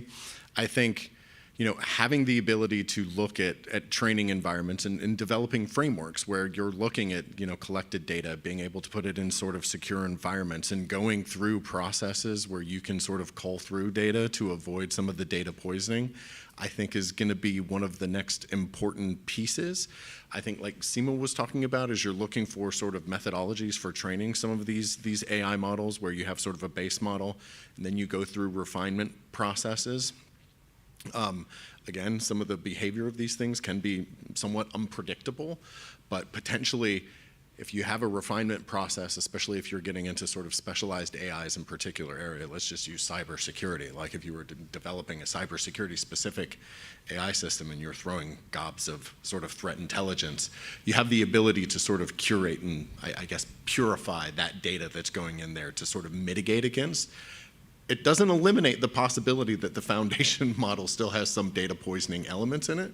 But again, and I think Seema brought this up, like being able to detect an actual data poisoning, like whether it's through a fuzzing attack or, some backdoor prompt that all of a sudden gets the system to start behaving in a manner that it spits out information, can be very difficult to detect. But I think there's going to be sort of methodologies for ensuring sort of the provenance of that data, both in the training set, but also maybe looking at sort of training regimens and how those systems get further sort of developed and refined. If I can add on that, so we have a good approach to doing this with traditional software. It's called Supply Chain Levels for Software Artifacts, and it's an open source project. And it's about taking a series of steps in providing that provenance for software systems as they go through the supply chain, ensuring that there's two-party audits, ensuring that there's kind of change management, right? You can apply some of these same principles to that data governance problem, ensuring that you have a data set that you verified on the front end, and you can provably demonstrate that that data set, as it goes through your AI pipeline, hasn't been touched, hasn't been altered. And that should be able to give you a higher level of assurance. Though it's still in the early days, I think, but that's where the industry is headed. Regarding AI frameworks, there are a number of frameworks. 853 is one of them. ISO 42001, the NIST AI risk management framework. We really think that artificial intelligence should be governed on kind of a use case by use case basis, right? If there's fraud using AI, right, it's still illegal as fraud, right? If AI is responsible for a car accident, right, that's going to be regulated in the same way that a traditional automobile would be regulated. I'll stop there and maybe on next administration priorities. Sure. Anything you'd like to add on to the data integrity question? Or yeah, sure. I think there are no good solutions at this point. More research is needed. And I would say do not regulate or come up with best practices for this, but instead incentivize companies to implement the best possible solution that they have towards this problem. That is maybe putting a plug for our work. Set a resource threshold. Tell them that you got to spend X% of your training budget towards safety and removing all the bad stuff, and make them accountable by listing exactly how they did so. If they say, we went to a conference in Hawaii, that counts as accountability. That's okay. Let them put that up on the website, right? So I think we need to let the companies figure out what is the best way to solve this problem instead of like being very surgical or having a checklist or best practices towards this. Anything to add on to the other question around frameworks? Like AI-specific framework, should it fall under other types of frameworks? How do you see that, Sam? And then follow up on Simha. I think some of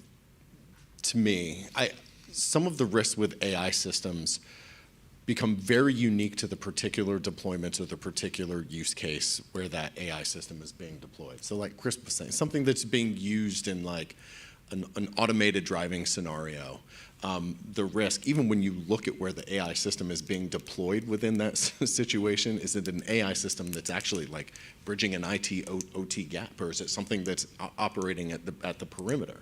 Can be very use case specific. So I tend to think that looking at frameworks in particular areas and particular deployments may be the more effective way rather than coming up with one framework to rule them all, because ultimately some of the risk may be deprioritized because they're looped into sort of a broader bucket. And then the one last piece on sort of the data. I think this is also where you see post-deployment monitoring of the AI systems and its behavior becoming a really important and critical element. If you look at some of the regulatory frameworks, like the Colorado AI law that comes up that has mandatory risk management assessments for high-risk AI systems.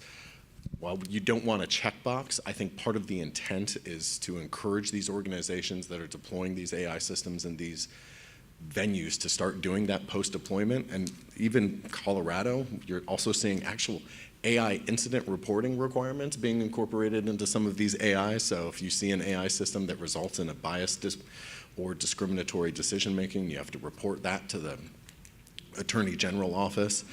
I think some of these methodologies are one of the ways that policymakers may be looking to sort of crack the nut another way, especially on that post-deployment piece. Yeah, I couldn't help it, completely off topic, but one framework to rule them all. I couldn't help to think of my Lord of the Rings reference there for any fellow Lord of the Rings fans. But before, it is 5 o'clock almost, but yeah, Simha. All right, so I agree with a lot of what you're saying, but on the endpoint monitoring piece, I think, if you look at recent cases where endpoint monitoring has been proposed, for instance, Apple proposed CSAM monitoring on endpoint devices. That's a legal requirement. That had so much pushback that they actually had to withdraw all of that regulation. I fear that if there is a requirement to do endpoint monitoring of AI use cases, it would be perceived as not only breaching privacy, but it can be used by adversaries to cause a lot of damage too. So I think we have to be a little bit careful about that particular piece. So I think the control needs to happen at 2 levels. One is at the source level training, disclosure, incentivization. And the second thing is at the user level, educate them to logically interpret facts, do not believe everything that the AI spits out, question everything, reason about it, and do stuff. So that's where research on the front end and teaching on the user side. Yeah, and going to the third question was, what should we expect? Obviously, politics aside, there's going to be a lot of changes between a changeover in the Senate, the White House. What should we expect, especially for practitioners in the room, from a policy and legislative landscape in the U.S. specifically, and then any other changes that may be occurring on the horizon globally? So I know it's a controversial question. I don't want to pinpoint somebody to go first, and I'm never shy on these issues. Since I have tenure, and yeah, exactly. Yeah, you get first or last. That's it. That's the pleasure of tenure. I'm just an adjunct professor, so I just hope that the government efficiency incentives don't take away all the research dollars. That's my only hope. All right, here we go. My wish, I guess, not my hope. I mean, I think the incoming president has made a number of statements about how he wants to run AI policy. For instance, he made a comment on the campaign trail about repealing Executive Order 14110, the AI Executive Order is better known. Though I have a hard time believing that all of the elements of that executive order will be completely repealed. I imagine perhaps they may take time to rewrite it in some way. During the Trump's first administration, they rolled out a lot of policy around investing in artificial intelligence, trying to use it as a way to streamline government processes. You had the White House Office of American Innovation. At the Department of Defense, you had the Joint AI Center, or the JAIC. And there could be opportunities for more investment, more public-private partnerships around artificial intelligence. In this lame duck Congress, we may see additional legislative action around setting up national resources for computing that could be used to train AI and solve difficult problems. So, perhaps a slightly different take on artificial intelligence, but I expect still a lot of continuity. Sam. I'm going to punt a little bit. Yeah. And I will say, I think one of the things that we'll see, a lot of the panels today have always couched, and I agree with them, cybersecurity is really one shining area of bipartisan agreement. Like, everybody recognizes some of what the big problem is. If we're looking for sort of a shining area of sort of bipartisan agreement, particularly where it comes to AI, the nation-state competition between innovation, how this technology is used domestically with like-minded countries, with adversarial nations, I think that is going to be a through line.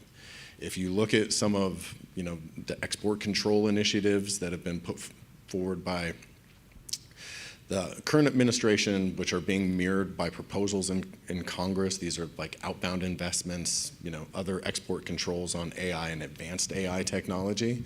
I think we're starting to see a through line there, that nation-state competition and ensuring that U.S. prominence and innovation in this area without losing intellectual property or really strategic advantage in being able to leverage this technology. I think that, to me, is going to be sort of that golden thread that we're going to be able to trace through. Yeah, I don't think it's a pun at all. I think it's totally relevant where things will be going. Yeah, I think we have room, time actually, not room, time for a couple more questions, perhaps two, but let's take a couple and we'll see how it goes time-wise. And obviously we have the reception afterward to continue the conversation. Yes. Hi, my name is Daria Kirilenko. I'm with NYC Cyber Command. And my question is, how should organizations approach governing cyber risk coming from artificial intelligence, and specifically organizations that are building applications and products that leverage AI? Should they create unique risk appetite statements, unique thresholds, lower tolerance ranges, for example, because the likelihood and impact from some of these risks materializing is still to be determined? There's not a lot of data around that. Or should they aim to build in kind of the traditional risk frameworks that they already have at their organizations? Great question. Yes. Hi, my name is Rebecca, ADP. I was wondering, before AI within the product suite or the tools before they're made into a product they go to market, what are some of the benchmarks that are potentially used to ensure the accuracy, a good recall rate when you're using LLMs or other forms of AI? Great, thank you. Yeah, and just for the sake of time, if you're comfortable, perhaps feel free to elaborate on both of them during your answer, and then we'll have a time for closing if you have anything final. Anybody want to kick us off on either one of those questions? Sure. That question from Daria, who was incidentally my boss when I worked at Gartner. So good to see you, Daria. So when you think about artificial intelligence, I think it is both a risk management, a governance problem. We have a lot of resources that we're publishing for a CISO audience, for a group of security professionals who are interested in presenting to the board. I think you need to make artificial intelligence a board salient issue. You need to have committees. You need to treat it as an enterprise risk. You need to be thinking about what are the interconnections between your AI systems and your larger operations in order to kind of understand what those emergent risks that what are the unknown unknowns. Regarding benchmarks or guardrails, I'm cognizant about not getting too far out ahead of my skis here, but Google and Google DeepMind worked with our industry partners to develop what we call the Frontier Safety Framework, and it's really built around trying to identify what are those major risks. So when it comes to cybersecurity or autonomy or biosafety, trying to really understand what those thresholds are, and trying to do that in a collaborative way with industry partners through kind of joint, standard setting and safety setting. So ultimately, that's where we want to be as an organization, as an enterprise, working with industry, working with government to align around common standards and benchmarks. Sure. All right. I'll just tackle the question in terms of application development specifically. Let's think about how humans actually write code, right? Let's say you have an average student who goes and does software development. Let's say they scored 80 on 100 on an exam, right? They're not going to get everything right, but they have some knowledge and they're going to repeatedly work and iterate to get the problem right. But they have some foundational knowledge that helps them tell what's right and what's wrong. And what often companies will do is, okay, you get 8 out of 10 times right. Another person gets 8 out of 10 times right. The probability that both of you are going to be wrong is actually 4 out of 100, right? Like you basically, that's the probability of faulty software happening. So teamwork is really good. You can apply this to teams of AI LLM agents working together to produce software. Instead of just asking one LLM for a coding answer, you can ask 2 LLMs for a coding answer. You can also have human LLM coding teams. And those are kinds of things you can do in the short term to enhance the confidence of LLM-generated code, right? So that is one possibility. But I think what we really need is not necessarily rely on AI LLM teams, but to also build additional tools that are logic-based, not just probability-based or human intuition-based. Because the LLMs often are also susceptible to the same kind of errors that humans are susceptible to, because they've been trained by human-generated data. So logic as a catch-all, I think, should be integrated into this application development architecture. And we need these neuro-symbolic architectures that we need to develop. There are some instances where it makes a lot of sense. We can put in safeguards, invariants, et cetera, to make sure that these conditions don't happen. So that would be my recommendation for using LLMs the way they are today. It would be wrong not to use them, right? Because they do improve productivity substantially. I mean, when I was a graduate student, I loved coding. Now, after I'm a professor, I don't have any time, but now these LLMs make me feel young because now I can feel like I can write code now again. Oh, thank you. Sam, anything final for you? I'll just add one to the governance question, because this has been particularly interesting for me. So I was a chief privacy officer in my past life. So, I'm familiar with privacy governance structures across enterprises. And I think as you look at sort of different risk governance structures that would be happening across broader sort of large organizations, and with the advent of AI, there's a whole AI governance process to go through. I think, to me, if we're sort of future casting and horizon scanning a little bit, I think it might be worth looking at some of these governance structures and see where there's synergies and commonalities that we can have beyond this. Like for AI, one of the critical pieces of an AI governance structure is just data broadly in general. I mean, how many lessons can we learn from like a privacy governance structure that can be mapped into that? Privacy is basically data. It's a certain category of data. But I think, leveraging those sort of enterprise level risk management structures, I think maybe it's time to rethink sort of roles and responsibilities as we're looking at these to sort of get a more holistic view, to give sort of board, executive management, like a more holistic view, because the bleed over between some of these risks, between a cyber risk, an AI risk, and a privacy risk, maybe they're the same. So that's the only thing that I would say. I think it's a great way to wrap up. And honestly, we could continue this conversation for a long time. There's just so much to cover. Really, just thank you, the three of you, for being here today and for your insight. Truly mean that. And Jay, thanks again for hosting this panel and this overall event. So I'll turn it back over to your team.